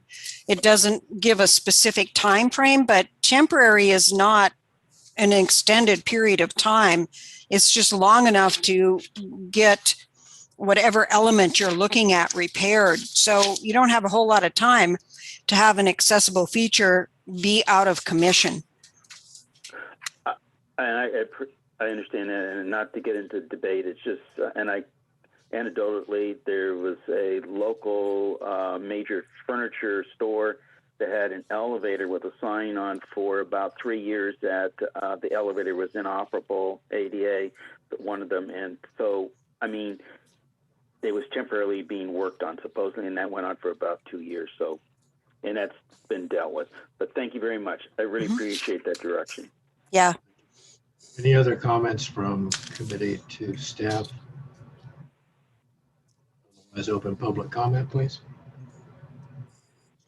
As a reminder, if you'd like to comment in Zoom, please use the raise hand feature. If you want to comment on the teleconference line, please press 1 and then 0 to put yourself in the queue. Our first public comment in Zoom is going to be Eric. Go ahead. Hi, this is Eric McSwain. Thank you again for allowing me to comment. I just want to say that I wholeheartedly support this change. Currently, 11B 108 only mentions public accommodations, but Chapter 11B covers public housing. The ADA Title II regulations, Section 35.133 requires maintenance of accessible features in that are controlled by public entities. So I think that the current language is less strict than the ADA regulations, and by making this change, we will be much better aligned with the ADA. So thank you. Thank you, sir. More public comment. Our next public comment is going to be from Dara. Go ahead. Dara Sher, Disability Rights California again. I thank you for this proposal, which is we strongly support along with our advocate allies. Non-working elevators are a call we get. We see 24,000 people with disabilities annually in our agency, and this is a very, very common complaint that people are stranded on upper floors because of non-working elevators that have been non-working for a long time and that are not being repaired. So this is going to really make some people's lives a great deal better. So thank you very much, and we strongly support this. Thank you. Further public comment. Our next public comment is going to be from Nadeem. Go ahead. Good afternoon. This is Mehdi Shadyab, CASP, representing City of San Diego Development Services. First, we would like to thank DSA for all the work they are doing on the accessibility provisions. It's greatly, greatly appreciated. We strongly support this proposal. It makes the language much clearer for us to enforce. And with that, thank you for your time. Thank you, sir. And that's our last public comment in Zoom. Is there anyone in the queue on the phone? There are no comments on the phone at this time. Thank you. Thank you. Close the public comment. Questions from staff, or staff from the committee, or take a motion. This is Kaiser. Motion to approve as submitted, item 11B.01-1. Question, can you hear me? No, second. Yes. Can you hear me? Yes, sir. Oh, okay. This is Mike Gibbons. Before we take a vote, I had a question on this. The ADA has this in their provisions, but one thing about the ADA is they don't change their standards, but they don't change them once they put them in unless they make a massive change. So it's extremely different than our changes that we do to the California Building Code and the disabled access standards, where we're constantly changing things. This provision doesn't make any specific, doesn't address, what those sections, just says Chapter 11B. It doesn't say what iteration of Chapter B, what code adoption, what, is it 2010? Is it, 2013? It just doesn't reference it. And the thing that I'm concerned with most is that, this is going to be tied, because it's going into the disabled access standards, it's going to become a civil rights issue. And therefore people are going to be able to file suits based on that, the confusion that this, I believe, is going to create. I think that it really needs, in my opinion, it needs to be worked out better, to be more specific to the specific code that's in effect at the time. That's the issues that I have with it. Thank you. Thank you, Mr. Givens. Staff, you want to respond to that? Michael, this is Dan Kaiser. Since this provision or this concept has been in place since the, gosh, I don't know, 30 years, at what point do we need to reference, what codes set or cycle do we need to reference to accommodate the legal needs? If I recall we put this into the section because it was in the ADA. It went from 36-211 to what was it, 11B 108. It just, to me, it's not specific enough. And I have a huge concern that the amount of litigation on this, because of the confusion that I believe is going to create, it just deserves to be thought up more. I'd like to take some more time looking at this myself to see some of the possibilities. I have no problem maintaining accessible features. I'm just concerned seriously with the way this is worded. Thank you. Staff, If I could. current language regarding the safe harbor language. Well, the safe harbor is really, they're I guess what you would call the mini safe harbor that we had in Chapter 11B, and that addressed what happened when we went through that whole emergency rulemaking back in 2012. As far as the safe harbor is concerned, with the Americans with Disability Act and the difference between the 1991 guidelines and the 2010 standards, potentially you could have facilities that were constructed in compliance with the 1991 guidelines that would be considered safe harbored as long as they are not regulated anew in the 2010 ADA standards. And then it's to understand that Chapter 11B isn't really triggered until there is new construction or additions or alterations. And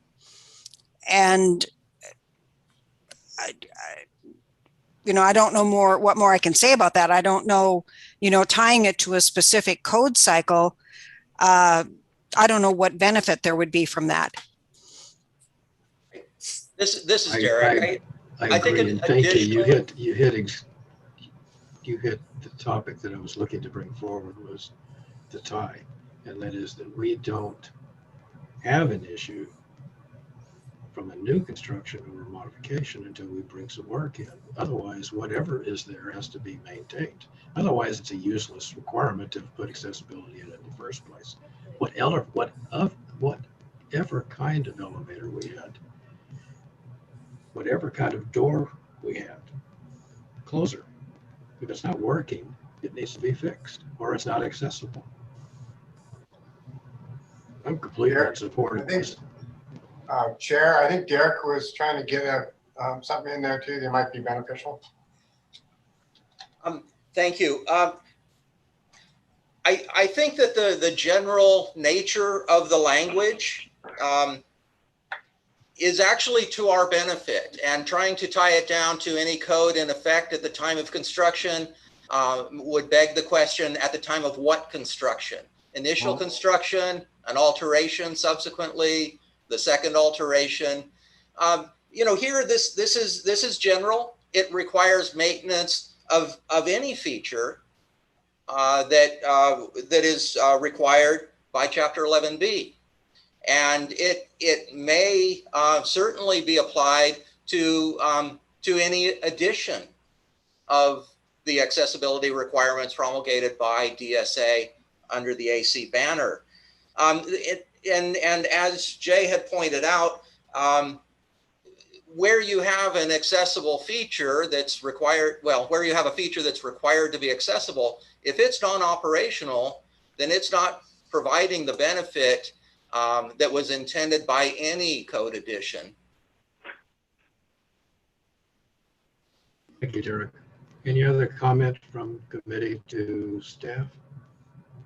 Yeah, so in pursuing this issue, one of the things that comes to mind for me is a toilet clearance area. And if you have a trash can, which happens a lot, that's in the clearance, it's no longer usable by a person with a disability.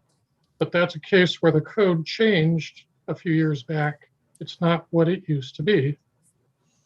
So I like the idea of tying the requirement to the code cycle so that should the issue come up years later, you can go back and say you have to comply with this clearance that was applicable at that time the building was built or the addition was made. I think you mentioned a good point there, Bill. And the thing is, what happens if you have maneuvering clearance and you put a trash can in that maneuvering clearance? Well, if it's a trash can that is not attached or connected, fixed or built in, it's not regulated by the building code, because both the 2010 ADA standards and the building code regulates, well, I think in the building code it says appurtenances that are connected or attached, and for the standards is what is fixed or built in. So potentially if you have staff and they're putting a waste receptacle in a maneuvering clearance for a water closet, all you have to direct them to do is move that waste receptacle out of the clearance at the water closet. I mean, that's a simple enough thing, and it doesn't require anything as relates to the building code. It's just, you know, those are the things. And if you look at the building code, like I said, it doesn't regulate elements that aren't fixed or built in, but it does regulate that maneuvering clearance. So it doesn't mean that you're going to have to go in and make modifications to the water closet, or you're going to have to change anything with the maneuvering clearance at that whatever, whether it's a water closet or a door, but you just cannot obstruct those maneuvering clearances by elements that are not fixed or built in. So I use an example of a trash can, but it could be something that's tied to the wall of the building that was allowed by code 15 years ago, but isn't allowed by code now. But if you're not going in there and making any sort of an alteration and you're not touching that, the code is not going to become, it's not going to require compliance with the building code until you actually go in and you're going to do new construction, an alteration, or an addition. So potentially that element, you know, now if you've got a problem and it was something that was constructed that was not compliant to begin with, then you've got an issue. But, you know, when you look at this again with the standards, there are a lot of elements that could potentially be safe harbored. And some of that is the location for the water closet and the maneuvering clearance around a water closet and the location of the lavatory in relationship to that water closet. And if you're not touching any of that, you're not doing any sort of modifications to it, then this wouldn't be triggered. And then you would have to take a look at, is it an alteration? Is it maintenance, or is it a repair?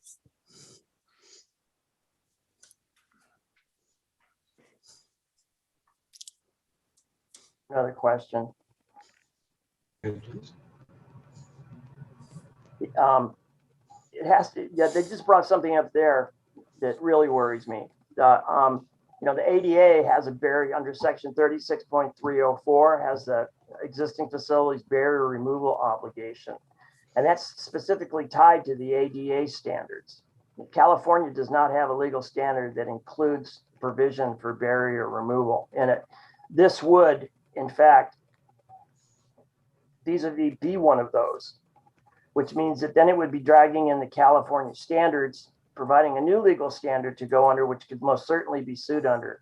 This is something I believe needs to seriously be looked at before we make a decision to include this. May I address?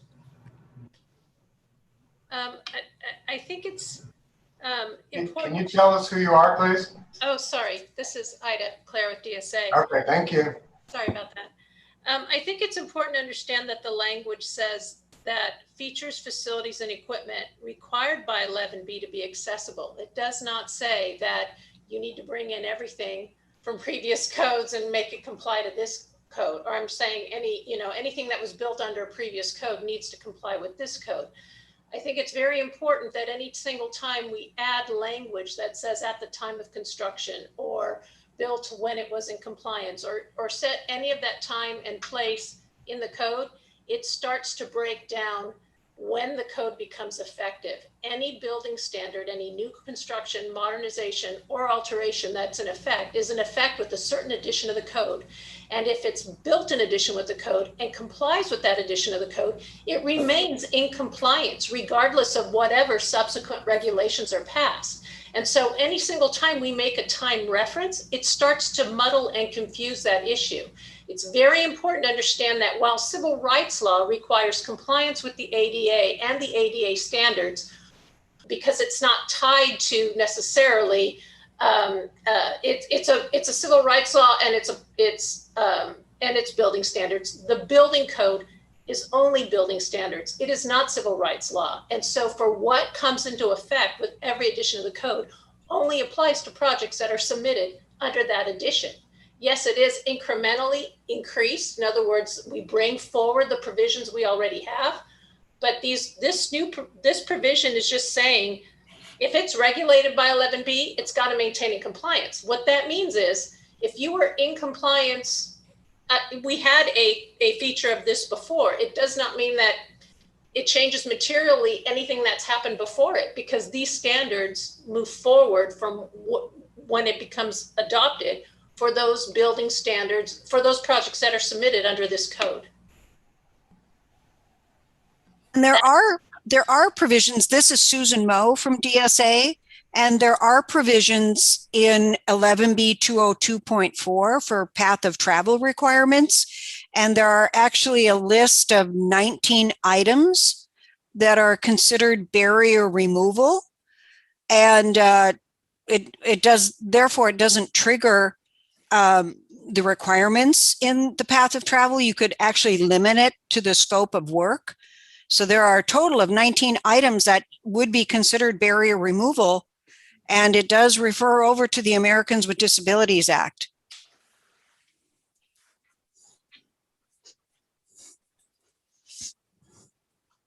Well, What I mean, I have a question. Go ahead, Michael. Go ahead. Michael? but it's just, like I said, it's even confusing. If we have to sit here and discuss how this is supposed to be applied, or what position we have, or you have a situation, it may be you're feeling that that's the way it should be interpreted, but I'm thinking about what's going to be interpreted in litigation and how it's going to be twisted around and as much as it can be to be used for litigation. I'll turn that around, Michael, in that the person that is expecting to be able to use an elevator after 3 years has every bit of the same right to litigate that issue. This just seems to be, frankly, in my opinion, pretty straightforward. If we put something in that was accessible under an accessibility regulation, we should maintain it. We shouldn't let it fall apart or ignore it. Ramps, doors, closer hardware, lever handles, whatever. And whatever it was at the time, assuming it was compliant, it was put in compliant, that's how it should be maintained. I don't have a problem with maintaining features. It's something we have to. It's in federal law, the way it is. It's not written this way. And because California has the issue that anytime something's put into the building code, it instantly becomes a civil rights issue that can be litigated, it needs to be thought of. It needs to be spent. A great deal more consideration, I believe, needs to be placed on it. Regardless of what we do here, the legal requirement to maintain accessible features already exists and still exists. This isn't going to change it, except it may increase it into something that it was never intended to be. I would just like some more time. Okay. To the chair, this is Derek Any other Shaw. questions? This is Yes, Derek Shaw Derek. with DSA. I think as we're contemplating how courts of law may address the issue, I think we may want to consider for comparison how the current language of the code requiring the maintenance of inoperable working conditions within a public accommodation and how that's been treated or perhaps misconstrued. If we have a good history of that, then I think the assessment of this item may come down to whether the phrasing, which deviates from the federal phrasing that we currently have in the code, whether the change in phrasing makes a substantial difference, or whether the addition of the other types of projects that are covered by 11B makes a difference. Okay, so if we have a good track record so far for public accommodations, then where have we perhaps gone astray to make this a risky proposal? I could talk. Oh. I don't. Oh. We can hear you. Oh, you can hear me? Yes, sir. Yeah. Oh. I don't even know where to start on that. Public accommodations, the section specifically addresses public accommodations. And then second, the barrier removal requirement. Okay? It doesn't address commercial facilities. It doesn't address, it's only things that are literally can be legally classified as a public accommodation. And then we have, and the laws that are associated with that. And then under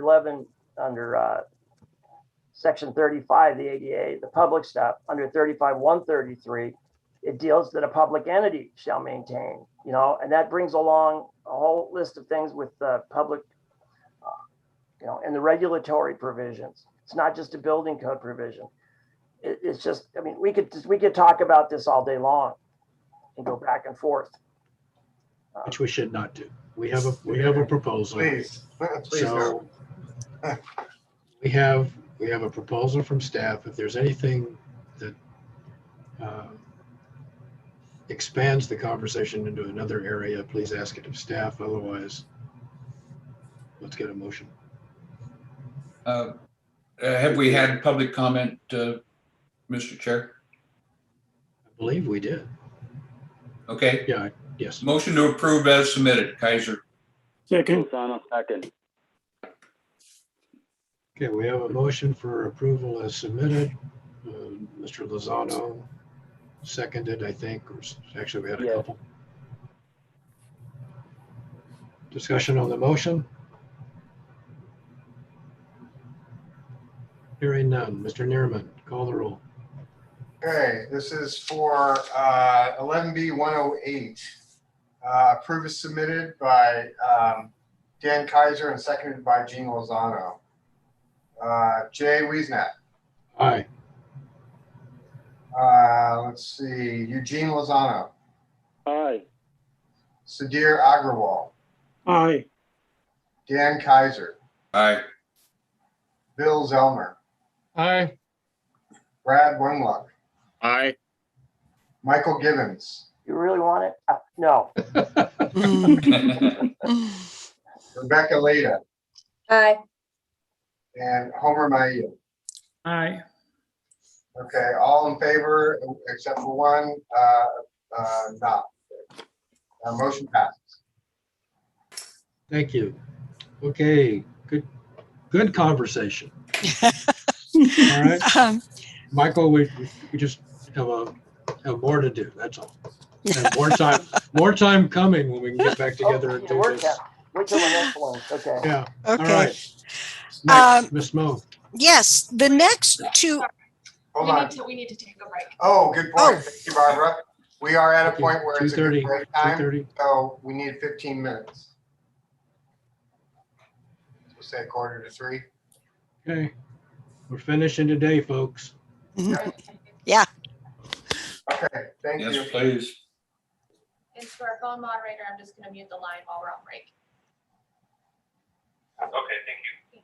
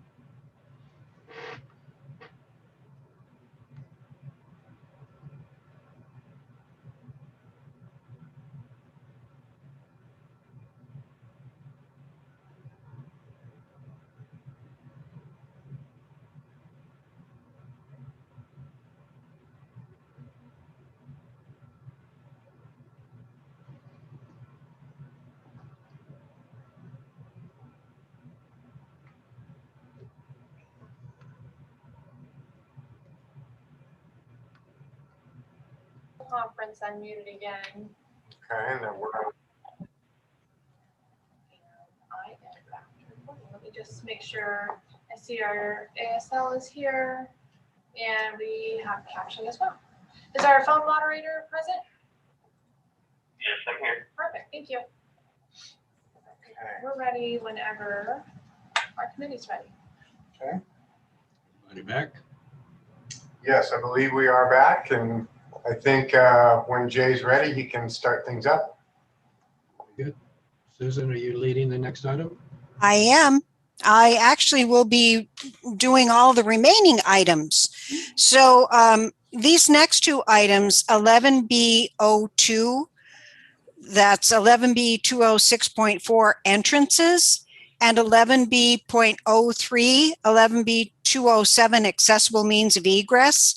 These two items sort of go together. So do you want me to go over both of these first? And then you can take them one by one. So how would you like to do that? I would agree. They seem to be integrated. So please go through the rationale for each. We'll have to take a motion on each. Okay. Agree. So this particular section, there's been a lot of questions, and we had a lot of comment from various code users over the years. So when we took a look at this section, 11B206.4, and it relates to entrances, and then you see 11B206.4.1, it's entrances and exterior ground floor exits. And as we started to review this, it seemed as though exits would be better served by locating that in the section for accessible means of egress. So what we're proposing is in 11B206.4.1, we would strike out the language that refers to exterior ground floor exits. So currently it reads entrances and exterior ground floor exits. So we would strike and in exterior ground floor exits. And then in the main paragraph, it states all entrances and exterior ground floor exits to buildings and facilities shall comply with section 11B404. So what we're proposing is we would strike out that portion that reads and exterior ground floor exits to buildings and facilities. And then we've got two exceptions here. And I think the first exception was one of those ones that caused some confusion for code users. And that's the one, exterior ground floor exits serving smoke-proof enclosures, stairwells, and exit doors serving exit stairs only shall not be required to comply with section 11B404. And then the second exception, exits in excess of those required by Chapter 10 and which are more than 24 inches above grade shall not be required to comply with section 11B404. And then it goes on to say that directional signs shall comply with Chapter 10, section 100910. So what we're proposing is that those two exceptions would be repealed in this section 11B206.4.1. And then we go on to what we're proposing in 11B207. And what we're proposing there is the first paragraph would read, means of egress shall comply with Chapter 10, Section 1009 and Section 11B207. Means of egress shall provide an accessible route complying with Section 11B402 to a public way. Means of egress doors from the exit access to the public way at the level of exit discharge shall be on an accessible route and comply with section 11B404. And then the first three exceptions remain unchanged. And then we're proposing taking that language that was in section 11B206.4.1, doing a bit of amending to those exceptions, and in item 4 we would state means of egress doors that provide access only to interior or exterior stairways shall not be required to comply with section 11B404.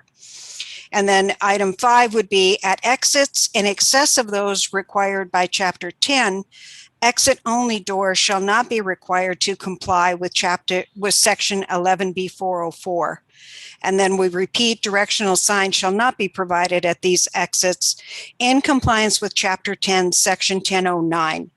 One thing, I think it's inadvertent drafting error.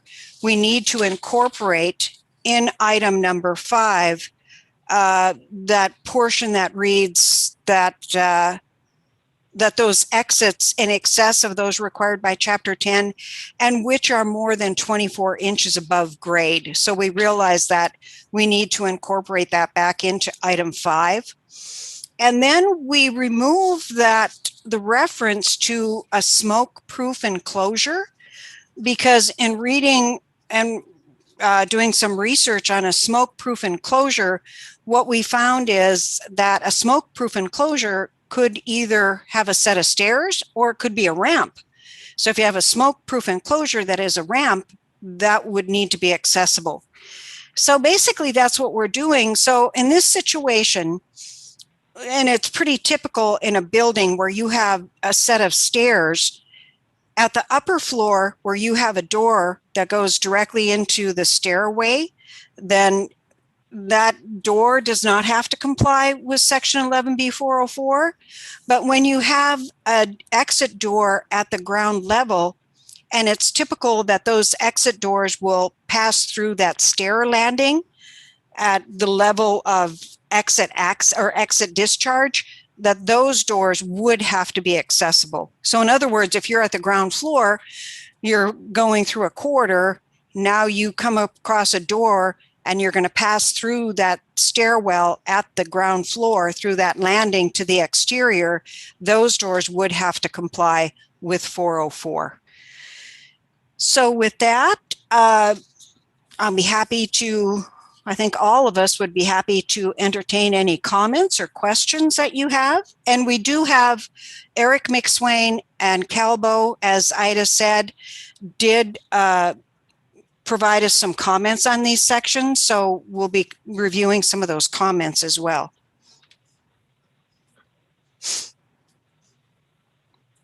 Okay, thank you. Questions of staff before we This open is for public Homer. comment? I have a question. Sure. In section 11B207, in the second sentence where you say means of egress doors from exit access to public way, what about egress from exit to public way or from exit to exit discharge? Why is it only exit access?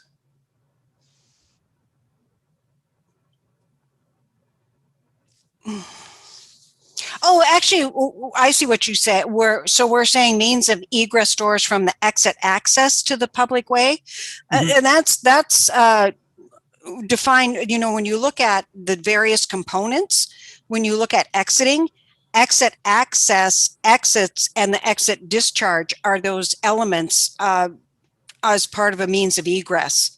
So that's why we say if it's exit access. So if you look at that, it could be anywhere on that first floor. You're in that exit access, and then you're going to pass through that landing at the base of the stairwell and out to the level of exit discharge. Right. So if let's say if I'm on a ground level and I'm in the store, the entire store is exit access. Once I open the door, I go into public way.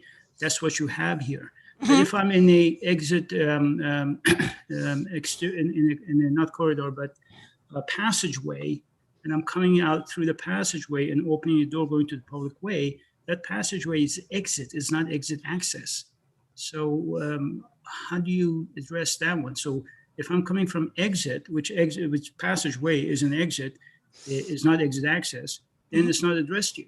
Yeah, and that's one of those things that we realize that we might need to do a little wordsmithing and a little more research on some of these provisions. So yeah, thank you for that comment, and we'll go ahead and take a look at that. And like I said, I think after all the comments that we hear today, I'm sure we'll probably be doing a little bit of tweaking and finessing to our language in this section, our proposed language. Yeah, I think the better language probably would be something means of egress doors from all elements of egress. In other words, you're covering exit access, and exit discharge to the public way.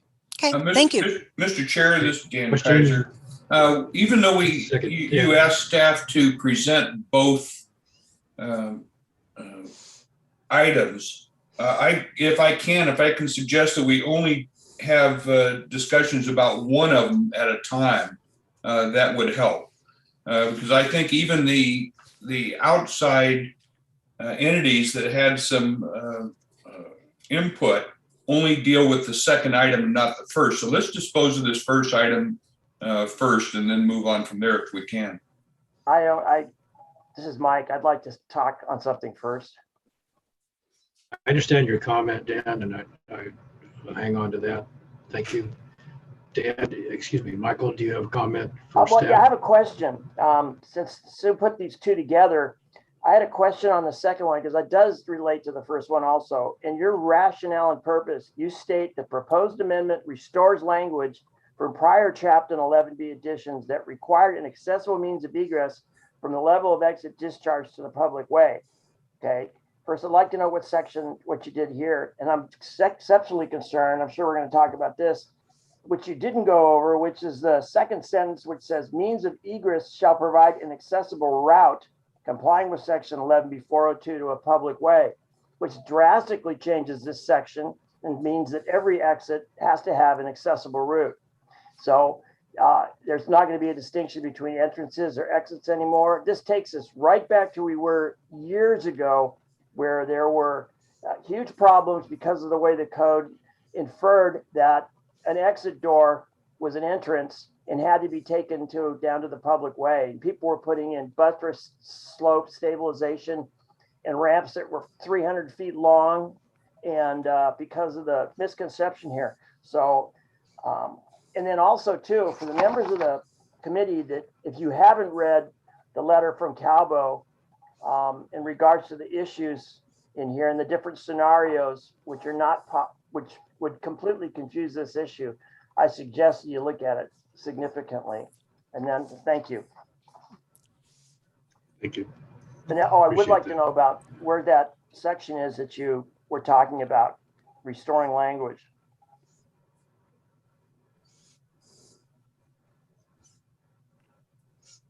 Susan, do you have a quick answer on that you can guide us on? No, I would have to go back and, find that particular section. So that would take a little bit for me to do that. So no, I don't have a quick answer for that. I do have an extra question. Thank you. Thank you. I mean, are you inferring here that the code dealt with the accessible means of egress to a public way or to a public right of way, which are two different things?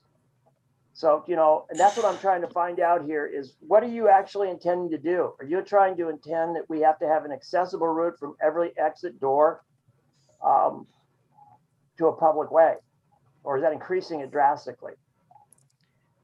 Well, Go ahead.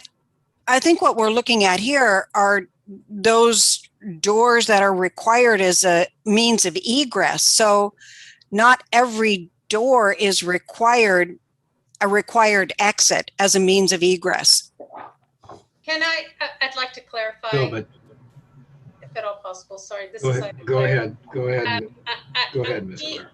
We understand that based on comments received that this section needs work, and we've looked at it. I do want to say that our intent was to clarify requirements for accessible means of egress. So one of the issues that we do need to address is to make it clear that it's for an accessible means of egress that requires an accessible route and doors in compliance with 11B404. So I think that probably answers part of your question, Michael. Our intent was not to cover all egresses and make them accessible. It really is only to narrowly address accessible means of egress. And we understand that that needs to be clarified in the position or in the provision. However, to address the public way comment, if that language does end up in our final 45-day draft, is to understand that there are definitions in the code, and public way in the code is used in Division 10. And so that's why it's replicated here, because the public way as defined in the code, I believe, does cover areas of safe dispersal, in addition to getting to a public way. So we were carrying that terminology forward because it is specifically defined. Thank you for that. And that also brings up something, because in the chapter 10, accessible means of egress doesn't mean disabled accessible. It means that it's a usable entrance, that it's functioning when the building is being used. And that's why we put the distinction in there between the note that we put in there on the code that says that accessible means of egress that are required to be accessible, making that distinction, are required to comply with 11A or 11B. So I just want to make sure that that's also maintained or even clarified. Thank you. Thank you. Let's see. So, dear. Yeah, I just want some clarification. I'm looking at 2.6.4, 206.4, the exception is reserved. So if we have a facility and we put the reserve sign all around the facility, then we don't need to comply with anything if it is depressed more than 2 feet. Am I correct to understand that?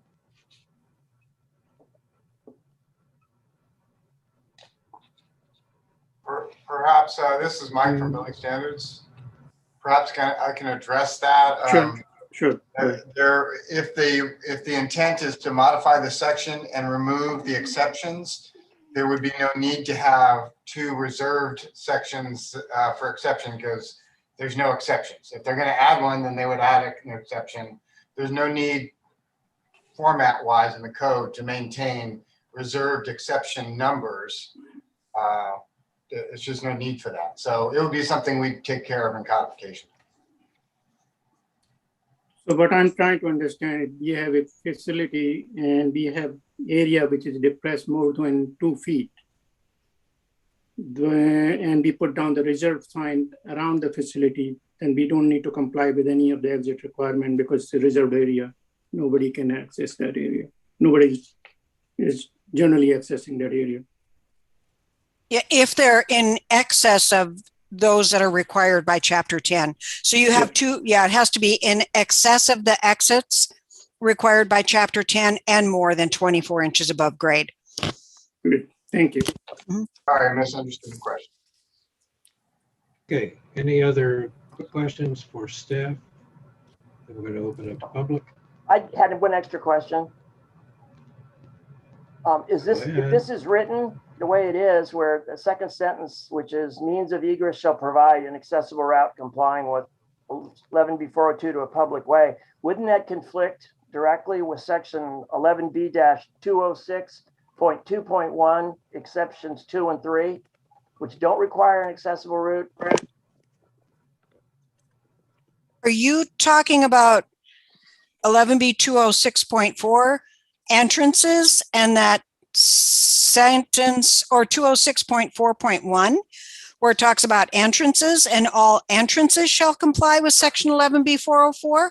No, I'm not doing that. I'm saying specifically that this section is now requiring an accessible means of egress, which accessible route to a public way, which means the standard, to me, means the standard route down to, the 4 places: parking, passenger loading zones, outside into public streets or sidewalks if provided. Well, so, and the thing that I'm looking at, that requirement is true, then it would conflict in my mind with 11B-206.2.1 exceptions 2 and 3, which I can read them if you want. 206.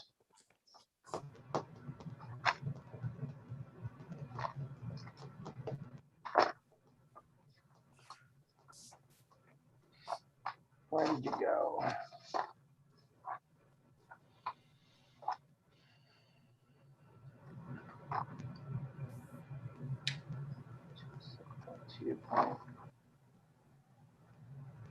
Oh, here we go. 6. Okay, well, the first one deals with the site arrival. At least one accessible route shall be provided when the site from, and then it gives you those. And then exception 2 is an accessible route shall not be required between site arrival points and the building or facility entrance if the only means of access between them is a vehicular way, not providing pedestrian access. It also says on exception 3 that general circulation paths shall be permitted when located in close proximity to an accessible route. So I don't see how either of those would pertain if you are going to require them to have an accessible route.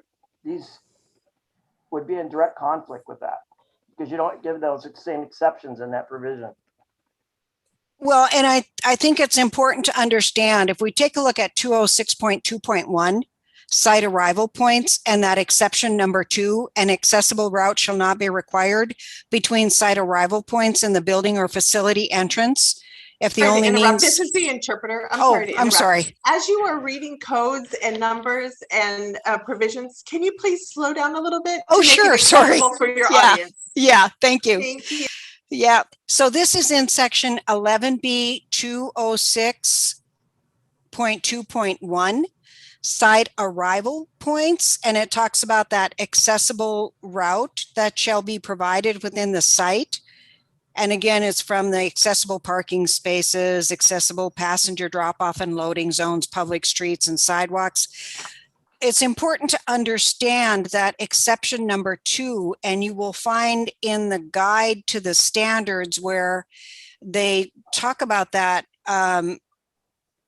being a vehicular way. I think people tend to use that exception when really it's not available to them, because it's very specific in the guide to the standards that it would have to be a situation where the only way that you could get that accessible route from those site arrival points to the building is by a vehicular way. So everybody has to drive there.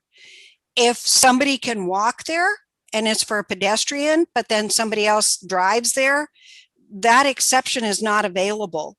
But I think people use it more than they should be using it. I agree with you, but I don't agree with what your belief is that it isn't used very often. I can think of many different facilities I've done or have seen which are on top of a hill, which don't have intended pedestrian path to travel or don't have anything but a vehicular path to travel, that this would be in conflict with. And I also believe it would be in conflict possibly with 11B 206.2.2, which also has that same exception for an accessible route shall not be required. Your section does not have anything in there that it requires an accessible route. For an exit. And I think accessible means of egress. Here's Michael, if I may. Exceptionally confusing. Yeah, I would, and I don't disagree at all. This probably was not ready to be brought to the committee. If you've got this kind of comment and the kind of comments that are in the Calvo letter, we've got enough issues that need to be addressed. The means of egress discussion is really a critical point. You're writing language in here that is going to conflict with the entrance routes if you say that the exit has to have a public way and yet we don't have entrance access being required. So you've got two different things going on here. I'm going to, if I have the committee's indulgence, I'm going to open this up for public comment because I understand that Calvo has some things that they want to bring into the record. Then we can keep going from there, if I may. Okay, committee? Anybody else really?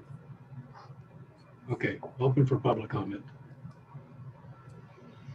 With that, just a reminder for those in Zoom to use the raise hand feature if you'd like to comment. And if you're on the phone, please press 1 and then 0 to put yourself in the queue. Our first public comment is Zoom. It's going to be Dara. Go ahead. Thank you. I do believe this needs a little work, but I appreciate the intent and I appreciate that we commented on the smoke-free enclosures that have ramps, and we appreciate that the department has, the state architect has has looked at that issue and agreed with our comment on that. So we're looking forward to seeing the next version. Thank you. Thank you. Next comment. Our next comment is going to be from Eric. Go ahead.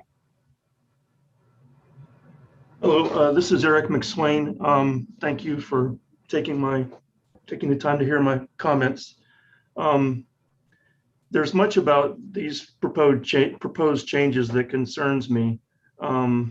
I spent the better part of 3 weeks researching this issue and writing an email to DSA that hopefully laid out a comprehensive and logical argument against much of what's been proposed. I'm a bit of it at a disadvantage because I have so much to say, but I don't want to waste the commission's time. I have concerns about the means of egress language that's been discussed. The rationale for including it is that we are reaffirming a requirement that has existed in the past for an accessible route from the exit to the public way. However, that language doesn't just include the what would essentially be an exterior route, but it also would include the route through the building. Unlike the Chapter 10 sections regarding accessible means of egress, which have allowances for areas of refuge and horizontal exits, that single statement in 11B 207.1 does not is not subject to any of those exceptions. I'll leave that there and move on to the exception 4, which is the one that I have the greatest amount of concern for. The rationale for moving the 11B 206.4 sections to 11B 207.1 is that code users often missed those exiting requirements because they are in an entrance section. Well, my research shows that that language has existed in the California Building Code in the entrance section for at least since the 1992 California Building Code. And I think it's in the entrance section for a reason, that being that it only applies to ground floor exits. The new language in 11B 207.1, the proposed language, exception 4, would say that all exit doors leading to stairways, even those above the ground floor, would not have to comply with 11B 404. There is a common interpretation of the code that stairwell doors do not have to comply with 11B 404 because stairs are not part of an accessible route. True, stairs by definition are not part of an accessible route. However, the code, not just the California Building Code, but the ADA standards require that an accessible route be provided to all accessible elements and spaces. An accessible element or space, by definition, is one that complies with the standards. The standards have requirements, many requirements for stairs and stairways. Therefore, in my opinion, an accessible route is required to the stairs themselves. That means to the interior of the stairs. So I reject the notion that stairway doors are not required to comply with 11B 404.1. I'll conclude by saying that this exception 4, which would say that stairway doors are not required to comply with 11B 404.1, seems to only consider stairway doors for exiting. but oftentimes exit stairs are used by occupants of a building to move from one level to another. If that's the case, if stairs aren't only used for exiting, then would those doors have to comply with 11B 404.1? I believe they most certainly would. So it's mentioned that there's a cowboy letter that will be inserted into the record. I spent a great deal of time and earnest effort in writing this email. If it were possible for me to enter that into the record as well, I'd very much appreciate that opportunity. Thank you. Thank you very much. That was an extremely succinct representation of the points you've made already. So, further public comment. Our next public comment is from Tim. Go ahead. Tim, you're muted. Hi, this is Tim McCormick, and I'm here representing the California building officials. I serve as the chair of the Access Committee. We did write a letter, Mr. Gibbons had noted. We hope you've had time to read it. We generally support this important change. We think it is critical to our members, which represent the local building departments, that this provision for ground floor exits be moved to a more recognizable section. It is a unique California requirement, and it has been a subject of confusion for our members because of its current location. We do believe it should be located in the accessible means of egress. Having said that, we do share some concerns about the second sentence in the proposed code section. We do think that it could be misread and not conform to provisions in Chapter 10. For that reason, we think it can simply be stricken, removed from the proposed code section, or the parallel language in Code Section 1009.2, which talks about the continuity, saying each required accessible means of egress shall be continuous to a public way. That language could simply be substituted. Then it would be clear to all readers that the intent of this code section, as DSA has stated, is to conform to Chapter 10's requirements, not to eliminate them, not to remove them. We also think that the third sentence is well written when it talks about means of egress doors from the exit access to the public way at the level of exit discharge shall be on an accessible route, because it is a system we're talking about. Accessible means of egress has three parts: exit access, the exit, and exit discharge. This is simply talking about the first two. It doesn't require anything past the level of exit discharge the way it's currently written. If you read it, means of egress doors from the exit access to the public way at the level of exit discharge. I'm sorry, it does say all the way to the public way. So we think this is consistent with what the code has long required. As it's been stated, this has been in the code probably literally for decades, but we think in its current location, it is a bit confusing. As far as, I'll talk first about exception 5, exits. That language that is now being proposed to exactly match what was in 206, including not only exits more than required by Chapter 10, but also more than 24 inches above the ground. We would support removing the phrase more than, less than 24 inches above the ground, because we do think the intent of Chapter 10 for accessible means of egress is to require the same number as required for exits. This could greatly increase the number of accessible means of egress beyond that requirement.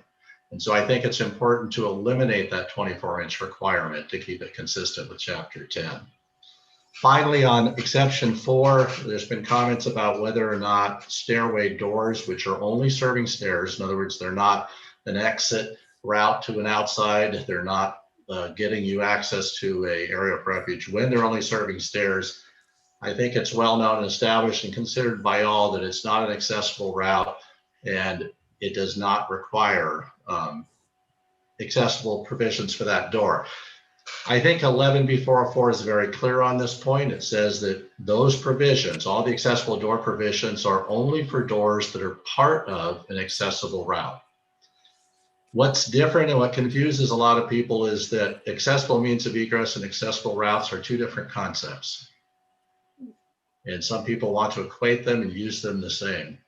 Yes, I need an accessible route to get to an area of refuge because that's how I'm going to use it. But the code provides alternatives for vertical exiting and safety for people besides stairs. And the features it does provide for those that are semi-ambulatory who can go downstairs, who can use the extensions. I'm such a person myself. I don't need the door maneuvering clearances because I'm not in a wheelchair. I don't need those extra features. And I believe that's why the code is clear that it's not required on any door that's not part of an accessible route. Over the years, this has had to be clarified several times, but I think this has been known for decades. This has come up in national settings at symposiums and trainings and from the US Access Board on. I think it's well established that those provisions in 11B404 and accessibility provisions in general for doors simply don't apply to stairways. And I think it's DSA's credit that having answered this question probably 100 times since, in the 2013 took effect, that they are simply just going to put the answer in the code where it belongs because people have asked about it. And I think people ask sincerely. But I do think it's clear in the language of 11B404, and this is simply stating what is already established. So Cabo does support this.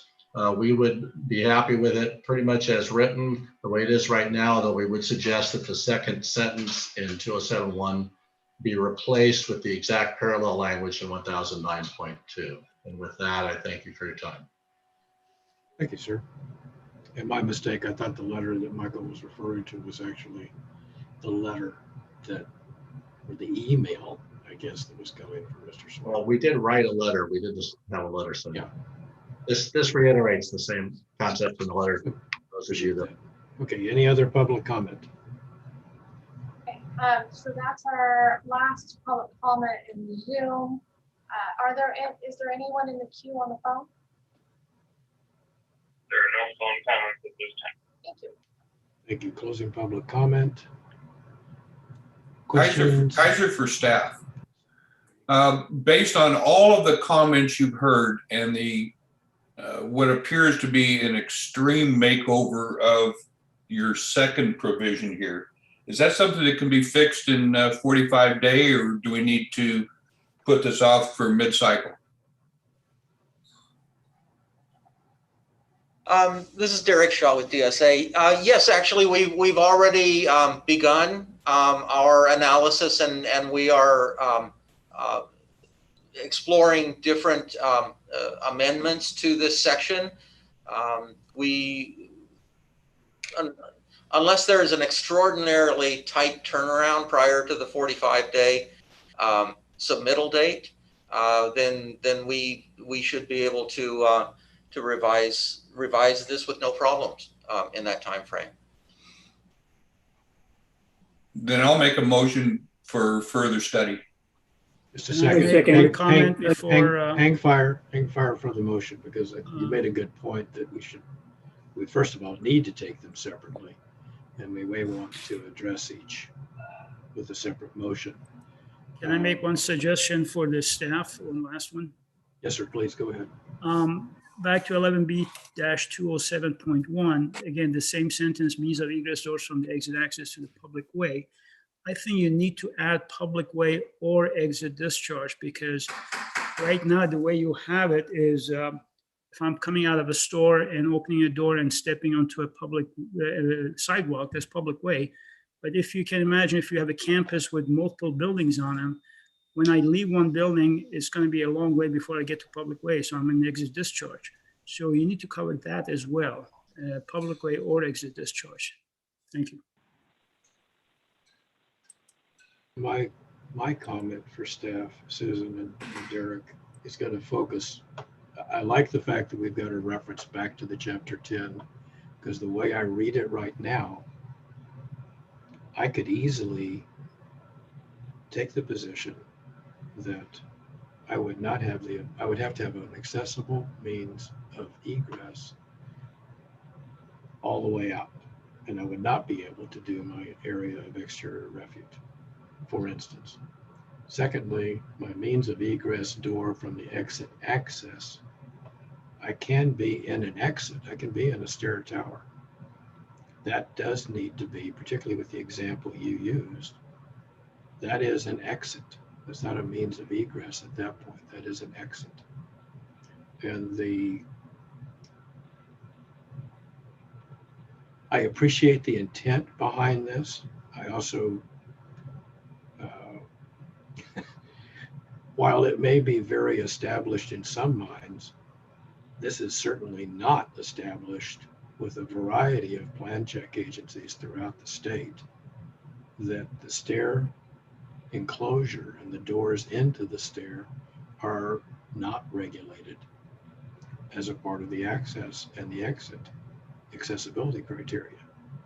I can take you to a number of our projects that have had to debate this issue in this past year. So anything you can do in this code section to clarify that, as the gentleman from Calbo was suggesting, I think is good, that we can defense that. But it is certainly not established. So with that, let's have a motion on the first item, which is 4.1, which is to move it. This is Kaiser. I'm kind of leery about moving forward. If we approved the first item as submitted and don't approve the second item, now we've got a big loophole in the code. Yeah, we got a hole. I think we need to, with all due respect to how it's submitted, I think we need to take them together. Well, we can't take them together in one motion, but what you can do is condition the motion. Okay. So if you want to make a motion to move subject to whatever action is taken with the second motion, you could do that. Okay, let me try this then. Motion to approve item 11B.01-2 pending at least anything other than a disapproval of the next item. Yeah, maybe I need to interject here. This is Mike with Building Standards. I think there are ways, and it has been done many times in prior cycles, where numbers of sections have been taken in one motion. That's okay to do, first off. Secondly, when there's a section that's dependent on another section, you really need to take them together, because if you do one, then you do have some other issue with the other, you're gonna have to go back and fix the first motion again. So it makes sense. These were modified together.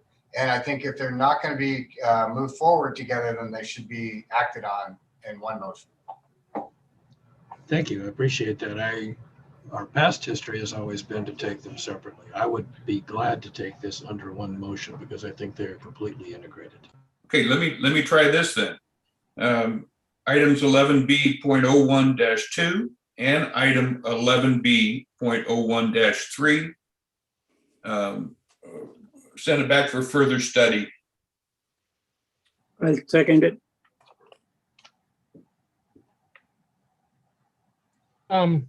Chair, I'd like to say a few words on this before we vote.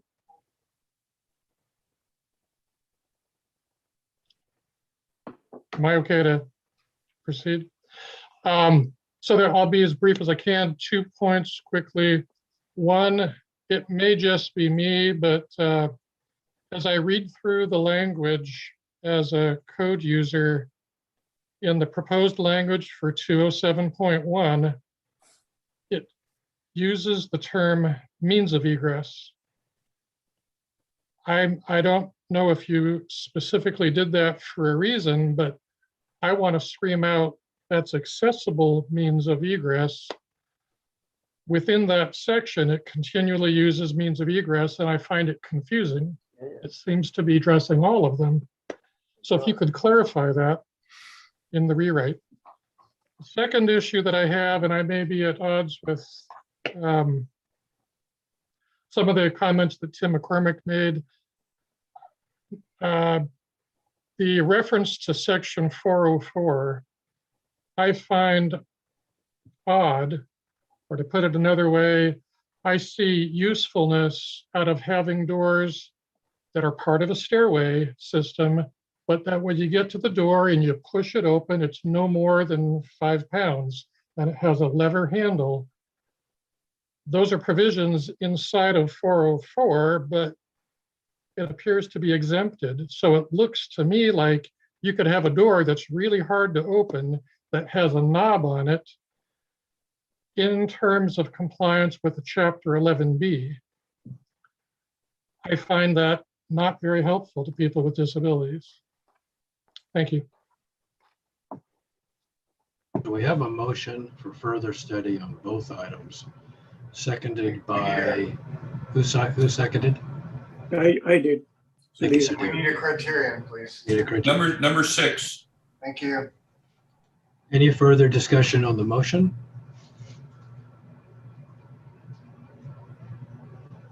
Hearing none. Mr. Neerman, call roll. Thank you, sir. This will be taking the two sections together, 11B.01-2 and 11B.01-3 together as one motion. Right. Jay Wiesnett. Aye. Eugene Lozano. Aye. Thank you.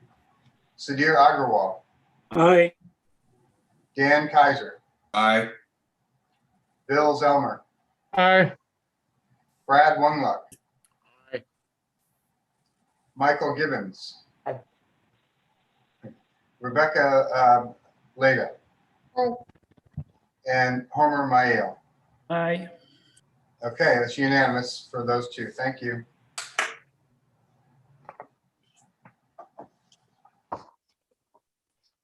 DSA have the picture of what we're talking about there, okay? Yes. I see Miss Claire's head going up and down. Miss Claire or Miss Mo? I can see Miss Claire, I can't see you. Oh, okay. All right. Shall we proceed on to our last item, 11B.04? Absolutely. All right. 11B.04. This is housing at a place of education, and that's covered in 11B-224.7. And what we're doing here is, what we want to do is clean up basically a drafting error, and we want to be sure that we are compliant with what is required by the Fair Housing Act. So the only change that we are proposing for this particular section is in 11B.224.7.2.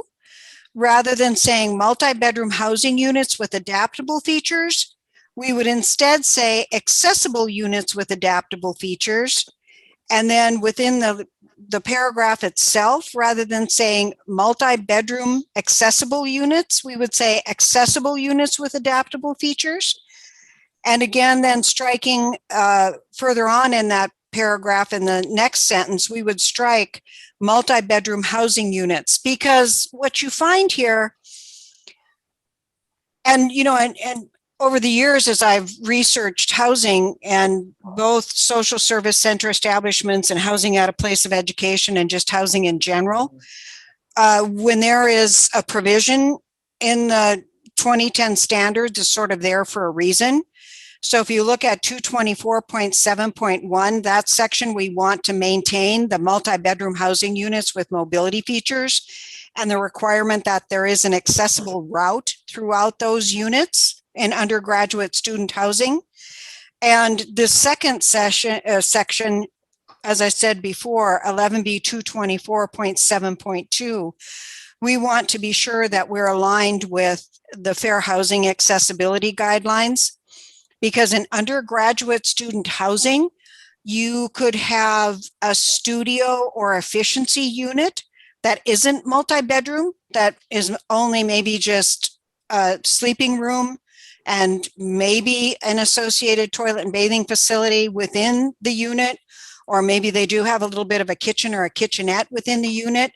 But the way this reads right now, those units wouldn't be covered. And we wanted to be sure that those units are covered because all of those ground floor units, whether they're one bedroom or multi-bedroom, would have to comply with section 11B 233.3.1.2.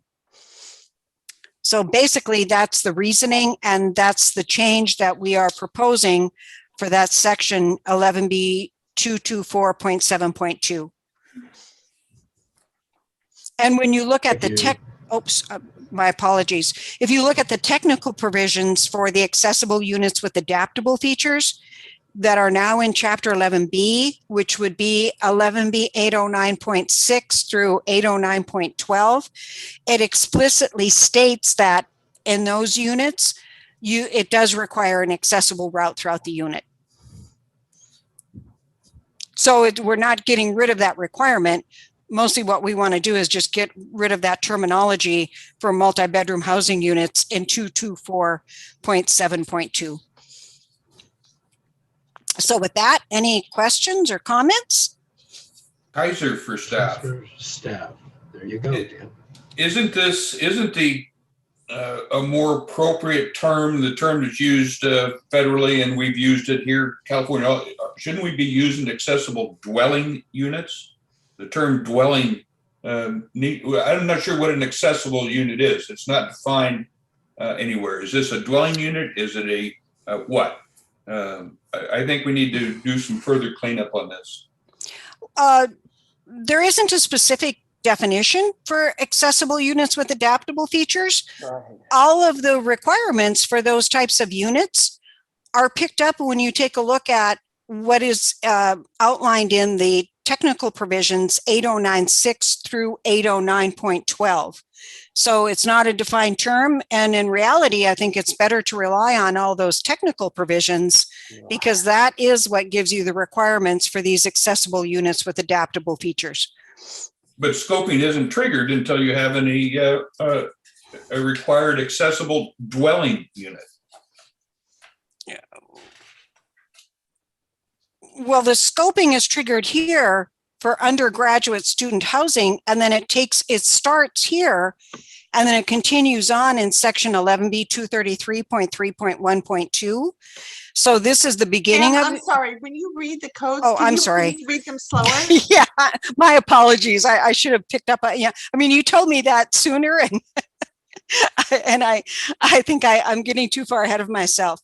So basically, I mean, the scoping starts here in 11B 224.7.2. And then as you go on to section 11B 233.3.1.2, that is the code path that is going to lead you to the requirements for these ground floor units. Susan, I think you're missing my point here is that I don't care about what happens after this. I understand that. My concern is at this point is, are we talking about sleeping rooms, guest rooms, or dwelling units? What are we talking about here? Okay, when you take a look at this, you have to look at it in two different contexts. First, what's required by the 2010 ADA standards. So when you look at undergraduate student housing, what they say in the 2010 standards is that you use the transient lodging guest room, you use that scoping, but it says that the guest room is that basically a guest room is equivalent to a sleeping room. So in other words, first we look at what is required by the 2010 ADA standards. You're missing my point, Susan. I understand all that, and I'm fine with that. Okay. But in your section that you are modifying, 11B 224.7.2, you simply identify an accessible unit. What are we talking about here? Shouldn't it be specific to an accessible sleeping room, an accessible guest room? I'm thinking we need to be more specific here. Okay. What you need to do is take a look at what's required in the technical provisions, because now we're mixing apples and oranges. Yes. When you take a look at the requirements in the 2010 standards, and they rely on the transient lodging guest room, they look Susan, at that. we're past that. Okay. We're looking at the language in our California building code. Okay, I'm trying to explain how you get to it and the difference with what's required in the standards.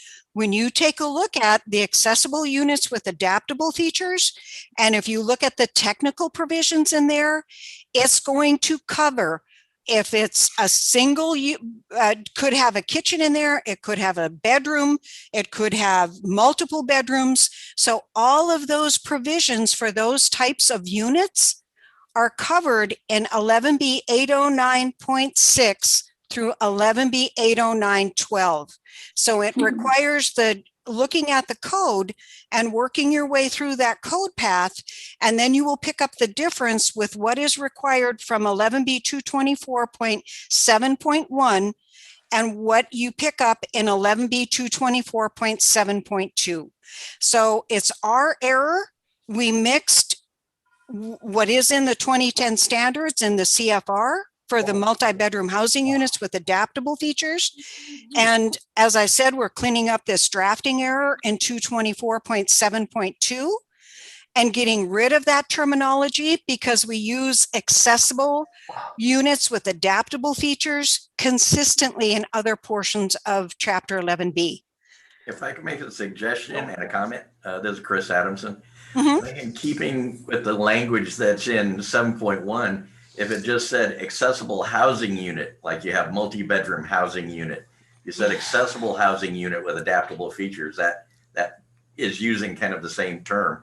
And then as a comment, the way you have it written here with the changes is how the university has been applying it, or UC Davis has been applying it for all the housing that's been going on. The loophole, or the design professionals pointed out that studios didn't fall into that category. And we argued that no, it obviously does fall into that category. Yeah, and that's the issue that we're cleaning up. The issue, if we change for one thing, we're not proposing any change to 11B 224.7.1 and the multi-bedroom housing units with mobility features. That's directly from the 2010 ADA standards.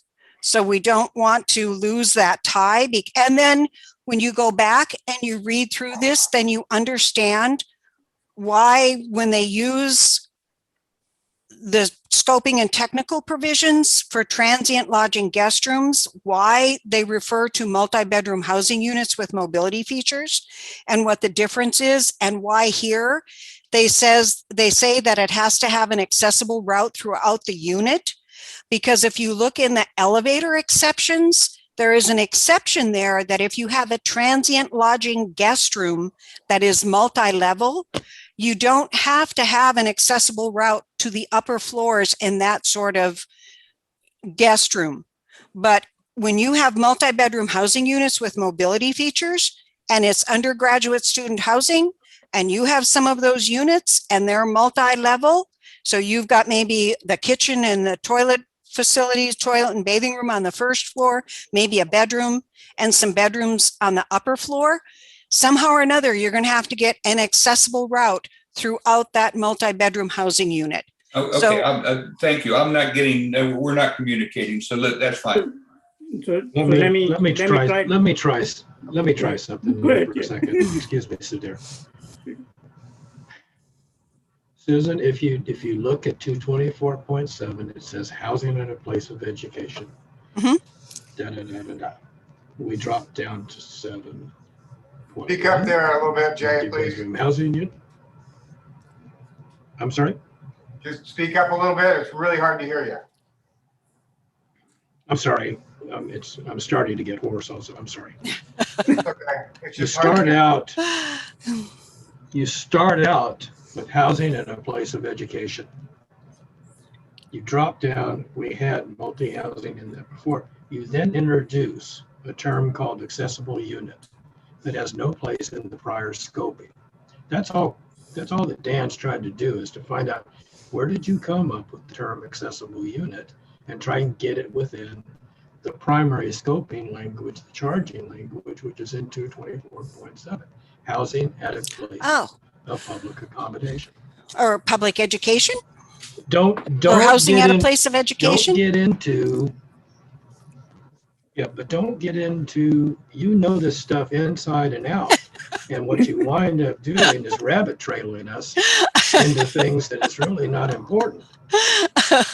So the point that we're trying to make, that Dan and I are curious about, is that you introduce a term called accessible unit. Nowhere do I know that that is actually scoped as part of a housing of place of education. So that's my comment to you. Okay. Now, back to, no, hang on, time out. Okay. So dear, did you have a comment that you want to add? Yes, so just take an example of 4 walls with no roof. That's also accessible unit, but it is not a housing.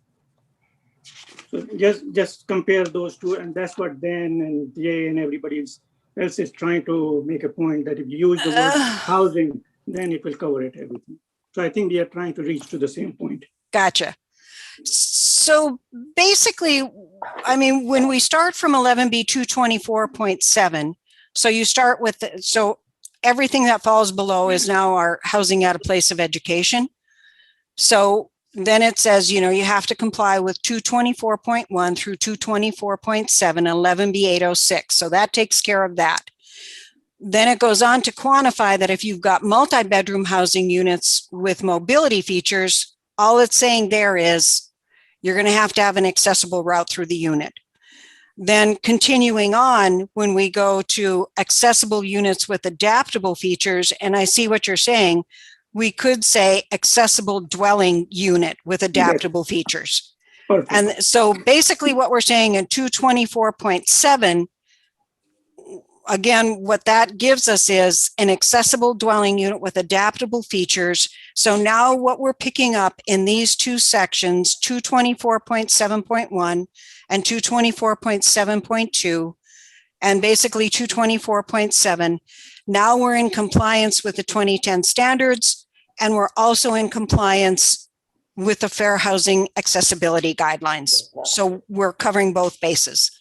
So I see what you're saying. My apologies. So yes, we could say accessible dwelling units with adaptable features. Perfect. Like this talk. Okay, Jay? so that you got Dan and my point. So Got now, Mr. Gibbons. Mr. Hi. Gibbons. Yeah, you know, this section 224.7.2 says exactly what it says. It wasn't confusing. It wasn't missing anything. And now it is. It's, you know, agree with everything that everybody said already. And using the term accessible units with adaptable features, you have to throw those around in your mouth and swish them around to try to make sense of how that's being done. You know, it's not a defined term, you know, and one of the things that's really remarkable about this section is this change would not only require a completely new standard, not seen anywhere else, for efficiency studio and 1-bedroom units, but because of the way it's written, it would require that every single unit would have to be accessible. It would just know there's no more provision in there for a portion thereof. So it's a huge change to the code. It's a new code. And I don't approve of it. I can't support it. Well, even currently, I mean, if you take a look at this, we know that we have the number of units that would be required by the 2010 standards for housing at a place of education. Under the Fair Housing Accessibility Guidelines, anything else that is a ground floor unit is required to be comply with the guidelines. And we've had this provision in here, I think, since, gosh, I can't remember if it wasn't in the 2012 rulemaking cycle, it was shortly thereafter. And like I said, we just realized that, you know, we've created an issue here in 224.7.2 because the way this reads, this would exclude a unit that only has 1 bedroom. That would not be excluded under the Fair Housing Accessibility Guidelines. If it's a ground floor unit, it would be covered because they cover dormitories.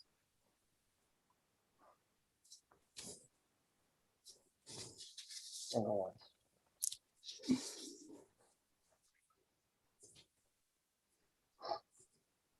Any further comments That is not true. for the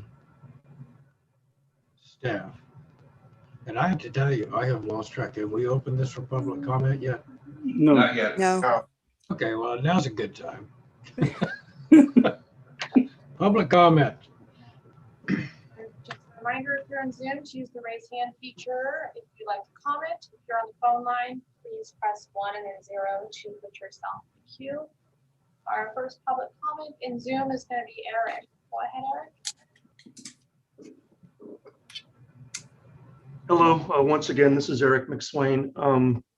I'm really not sure what my objections are to the proposed change, but I'd like to share an anecdote with you, and maybe that will help. Maybe you can make sense of what I'm struggling with. I received a call from a colleague who was considering housing at a place of education, a new project that included apartments ranging from studios to 4-bedroom units.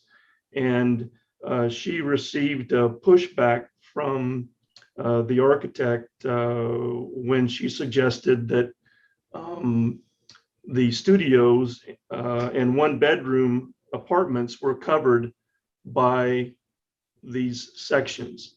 And specifically, she was referring to the adaptable features, units with adaptable features.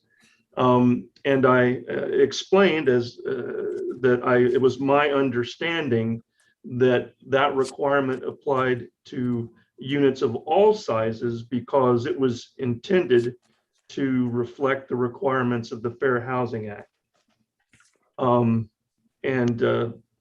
That seemed logical, and we left it at that. So here's the issue: is if that's correct, and multi-bedroom housing units with adaptable features applies to studios and 1-bedroom units, and we're trying to correct that by eliminating the term multi-bedroom, well, then I see the same confusion possibly happening with the section regarding the units with mobility features. I recognize that that language comes from the 2010 ADA standards. It's actually in the regulations. But if we're going to remove, if indeed 11B 224.7.1 regarding mobility units, if indeed that also applies to studios and 1-bedroom apartments, and we don't make a similar change to that section, then one could argue that by making this change, we've affirmed that adaptable features are required in studios and 1-bedrooms, but because we've left 224.7.1 as it is, those requirements don't apply to 1-bedroom and studio apartments. And it's not just the issue with the accessible route through the unit. That section also says that kitchens must comply with 11B 804. And one could argue that that section regarding kitchens would not apply in studios and 1-bedrooms. So anyway, that's my concern, and I hope you all can make some sense of it. Thank you. Could I respond to that?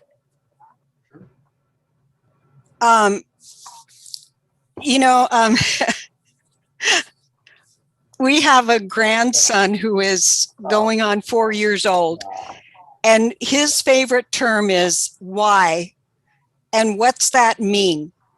So now I have kind of a different perspective when I look at some of these provisions and I look at what they put in the standards. So I looked at this. Why did they put in the CFR multi-bedroom housing units with mobility features? And why did they explicitly state that it has to have a route throughout the unit? So you have to go back, and I always think to myself, follow the code path. When you go through the code path for transient lodging guest rooms, It doesn't explicitly state that you have to have an accessible route throughout the unit. It is implied because you have to have the clear space adjacent to a bed. You have to be able to get into the toilet and bathing facilities. There has to be a clear turning space there. You have to have a route to get to the windows that potentially are operable or other operable parts within the room. So it implies that an accessible route is required, but it doesn't explicitly state it. If you have a transient lodging guest room that has more than one sleeping unit or more than one bedroom in the transient lodging guest room, it says that in one of those bedrooms, you have to have the clear floor space adjacent to the bed. Doesn't require it in the other rooms, the other sleeping rooms in that transient lodging guest room. So then as you start to pick through this and you start to think, okay, now I can understand why in this section, they talk about multi-bedroom housing units with mobility features and why you have to have an accessible route throughout the unit. So when we start with this, if you start with the scoping for the guest rooms with the sleeping room, and you look through that and you look at the table, then you're going to figure out how much of those guest rooms that only have one sleeping room in it, and then you start to see what's required there. But then when you take the next step and you say, okay, now I've got undergraduate student housing, and I've got 4 bedrooms, and I've got a kitchen, and I've got toilet and bathing facilities. Now I have to have an accessible route throughout the unit and to the other bedrooms. And again, like I said, if it's multi-level, then you're going to have an accessible route to both floors in that unit. So then you can start to see, okay, as I follow the code path, what was their reasoning? Why did they put that in here? And when you follow the scoping provisions through for transient lodging guest rooms, it reiterates what's required, that if you have a kitchen within the sleeping room or within that transient lodging guest room, that kitchen does have to comply with 11B 804. So I'm sorry if I... Okay, so we're still in public comment, so you've got your response back. Absolutely. Any other public comment, please? Okay, so our next public comment is going to be from Dara. Go ahead. Dara Sure again, Disability Rights California. Eric, I had some of the same concerns that you have in terms of why aren't we changing both of these?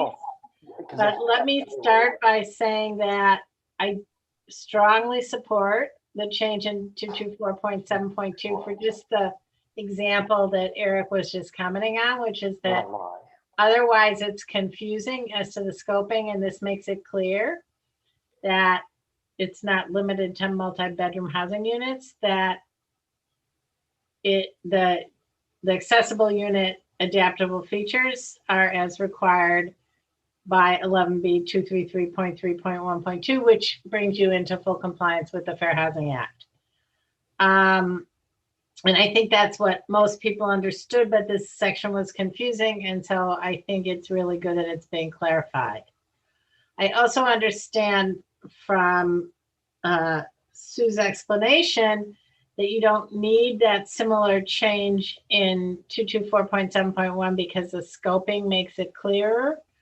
If you trace it all the way through, I still think it would be of much use to the reader to clarify it with a similar change, even if it's a little bit redundant, just so people don't draw the wrong implications. But we support the change to 224.7.2. We would not object to a similar change in 224.7.1, but understand that it may not be necessary.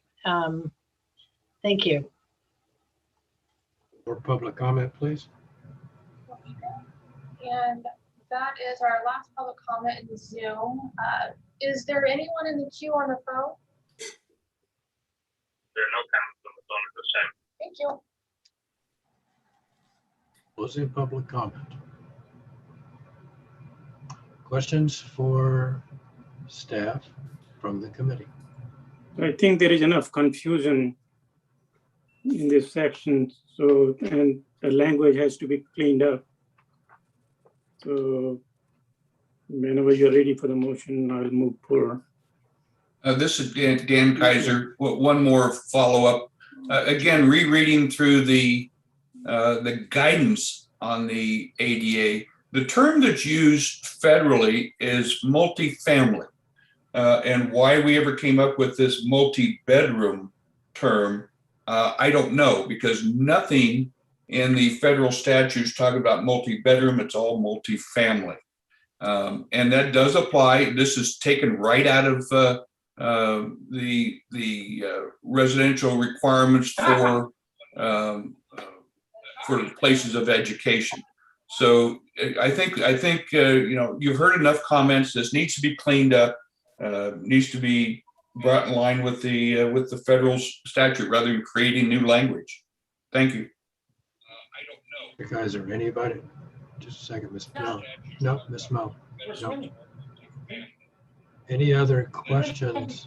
Obstacle is the correct word, or?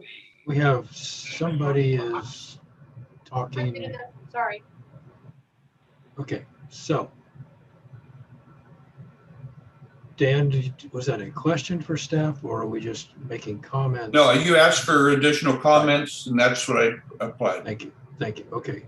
Any other discussion? Otherwise, let's get a motion.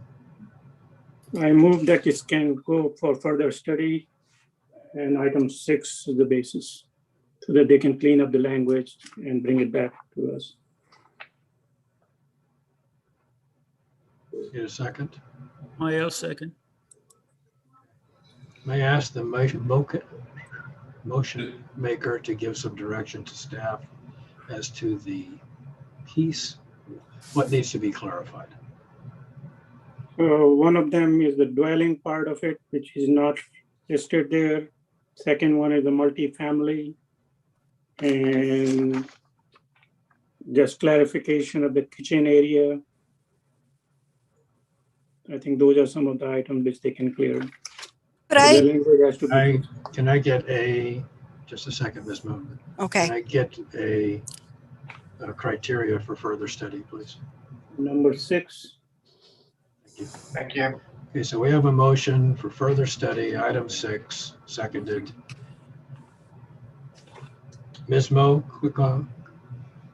Well, I'm just thinking in response to Mr. Kaiser's comment, if you look at the 2010 standards, page 11, housing at a place of education, item number 2, multi-bedroom housing units containing accessible sleeping rooms with mobility features shall have an accessible route throughout the unit in accordance with section 809.2 of the 2010 standards. And as our code reads, multi-bedroom housing units containing accessible sleeping rooms with mobility features shall have an accessible route throughout the unit in compliance with section 11B 809.2. You will find this in part 35 and part 36 under housing at a place of education. So we basically gave it a title for multi-bedroom housing units with mobility features, but you can see that that terminology comes directly from the 2010 standards. And again, the only thing that we reiterated, which is what you'll find when you go through the provisions for transient lodging, is the requirement that the kitchen needs to comply with 11B 804.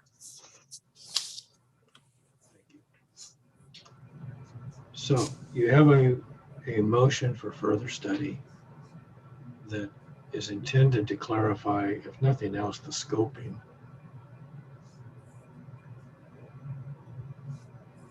Any other discussion on the motion?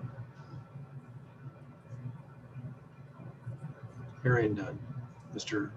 Neerman, would you call the question, please? Yes, sir. Gladly. This is the 11B 224.7.2 section. And it's further study based on number 6 by Sudhir Agrawal and seconded by Homer Mayil. Jay Wiesnack. Aye. Eugene Lozano. Aye. Sudhir Agrawal. Aye. However, I think we were looking into the entire section 224.7, 7.1, and all three together, if I recall it right.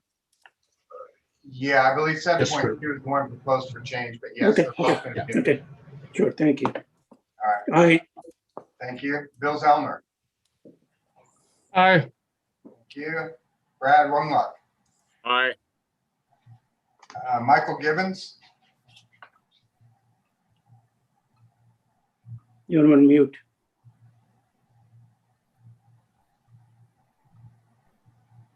No. And thank you. oh, Okay. Rebecca Lita, thank you. And Homer Maio. Aye. Okay. You're gonna skip me, Michael? I thought I asked for you, Dan. I'm sorry. I don't blame you though. Mine's a no. Mine's a no. I must have heard you. So Dan Kaiser? Mine's a no. Oh, okay. Excellent. Thank you. So we have 1, 2, 3, 4, 5, 6, 7 in favor, 2 against. Motion passes. Further study. And that's the last item, gentlemen and ladies. So, any last remarks to DSA staff regarding from the committee? Just one further point of business, motion to approve actions as presented today. Well, we're going to get there. Okay. It's on my list. I have a script. Okay. I have a comment. I'm just trying to see if anybody wants to give kudos to DSA. Good job. Very I have a good job. comment, yeah. I'd like to make a Absolutely. There you go. All right. Yes, Mr. Gibbons. Yeah, I just want to say, sign language interpreters, you guys are amazing. I have Yes. never seen anybody do so well at one of these things than the pair you guys are doing. So thank you. Thank you. It's extremely good. Instead of just the hands. So thank you so much. Okay, and again, DSA, good job, good packaging. Obviously, there's a tremendous amount of depth of knowledge regarding this housing issue. We need to anticipate when we have these comments that we don't get too far off track and misunderstand that all we're looking for is the basic clarity at the outset. So you guys are living this, big and large. Not all of us are doing that, particularly on the housing side. So hopefully the further study comments will be clear, in particular on the stair means of egress. That one makes me very nervous. So folks, I am done. Now I will entertain a motion from Mr. Kaiser, who is extremely interested in doing this, to adopt and accept all the actions that we took today. Yeah, I'll second it. Oh, first he has to do the motion. Sorry. Dan, yours first. Mr. Kaiser, you want to Yes. repeat? Oh, you want me to say it again? Absolutely. I enjoyed it so much the first time. I'm sure you did. Motion to approve all actions taken today. Second. All those in favor? Aye. Aye. Anybody Aye. opposed? Hearing none. Michael, I assume you can record it as such. Good, I will. Thank you, everybody. This was great. DSA thanks the committee for all their comments and also the stakeholders who called in today. We thank you for your comments, both in writing and those presented today. We'll take them to heart and we have some work to do. So thank you. And thank you to the chair. Thank you. Okay, folks, it was good. It was good seeing you, at least in cyberspace, kind of. We will not see you tomorrow. Next year. No, we are done. I got to tell you, this is new experience for most of us. Yes. To not be crowding. This is very good. There is no tomorrow. This is Jared. Can I ask a question? I thought there were 3 other proposals in front of the committee that we haven't talked about. Well, that's the extent of the agenda. Well, I hope not. There was 11B 306.2.2. There was No? Oh, they were in my packet. I guess we didn't, I guess they didn't move forward. Yeah, Okay, I saw your sorry. I saw your comments on those, but they don't exist. I guess They're not I proposed was, to change. they must have been submitted to the advisory council and not move forward. Anyway, Oh. thank you very much for your time and your consideration today. Thank you. You too, Dara. Thank you. Bye-bye. Take care, everybody. Stay cool. Bye-bye. Okay, thank you. Bye. Thank you, everybody. And thank you to our phone moderator. That's going to end our call, so I'm going to hang that up too. Thank you. Thank you. Thank you. Good night. You too. Bye. Good night.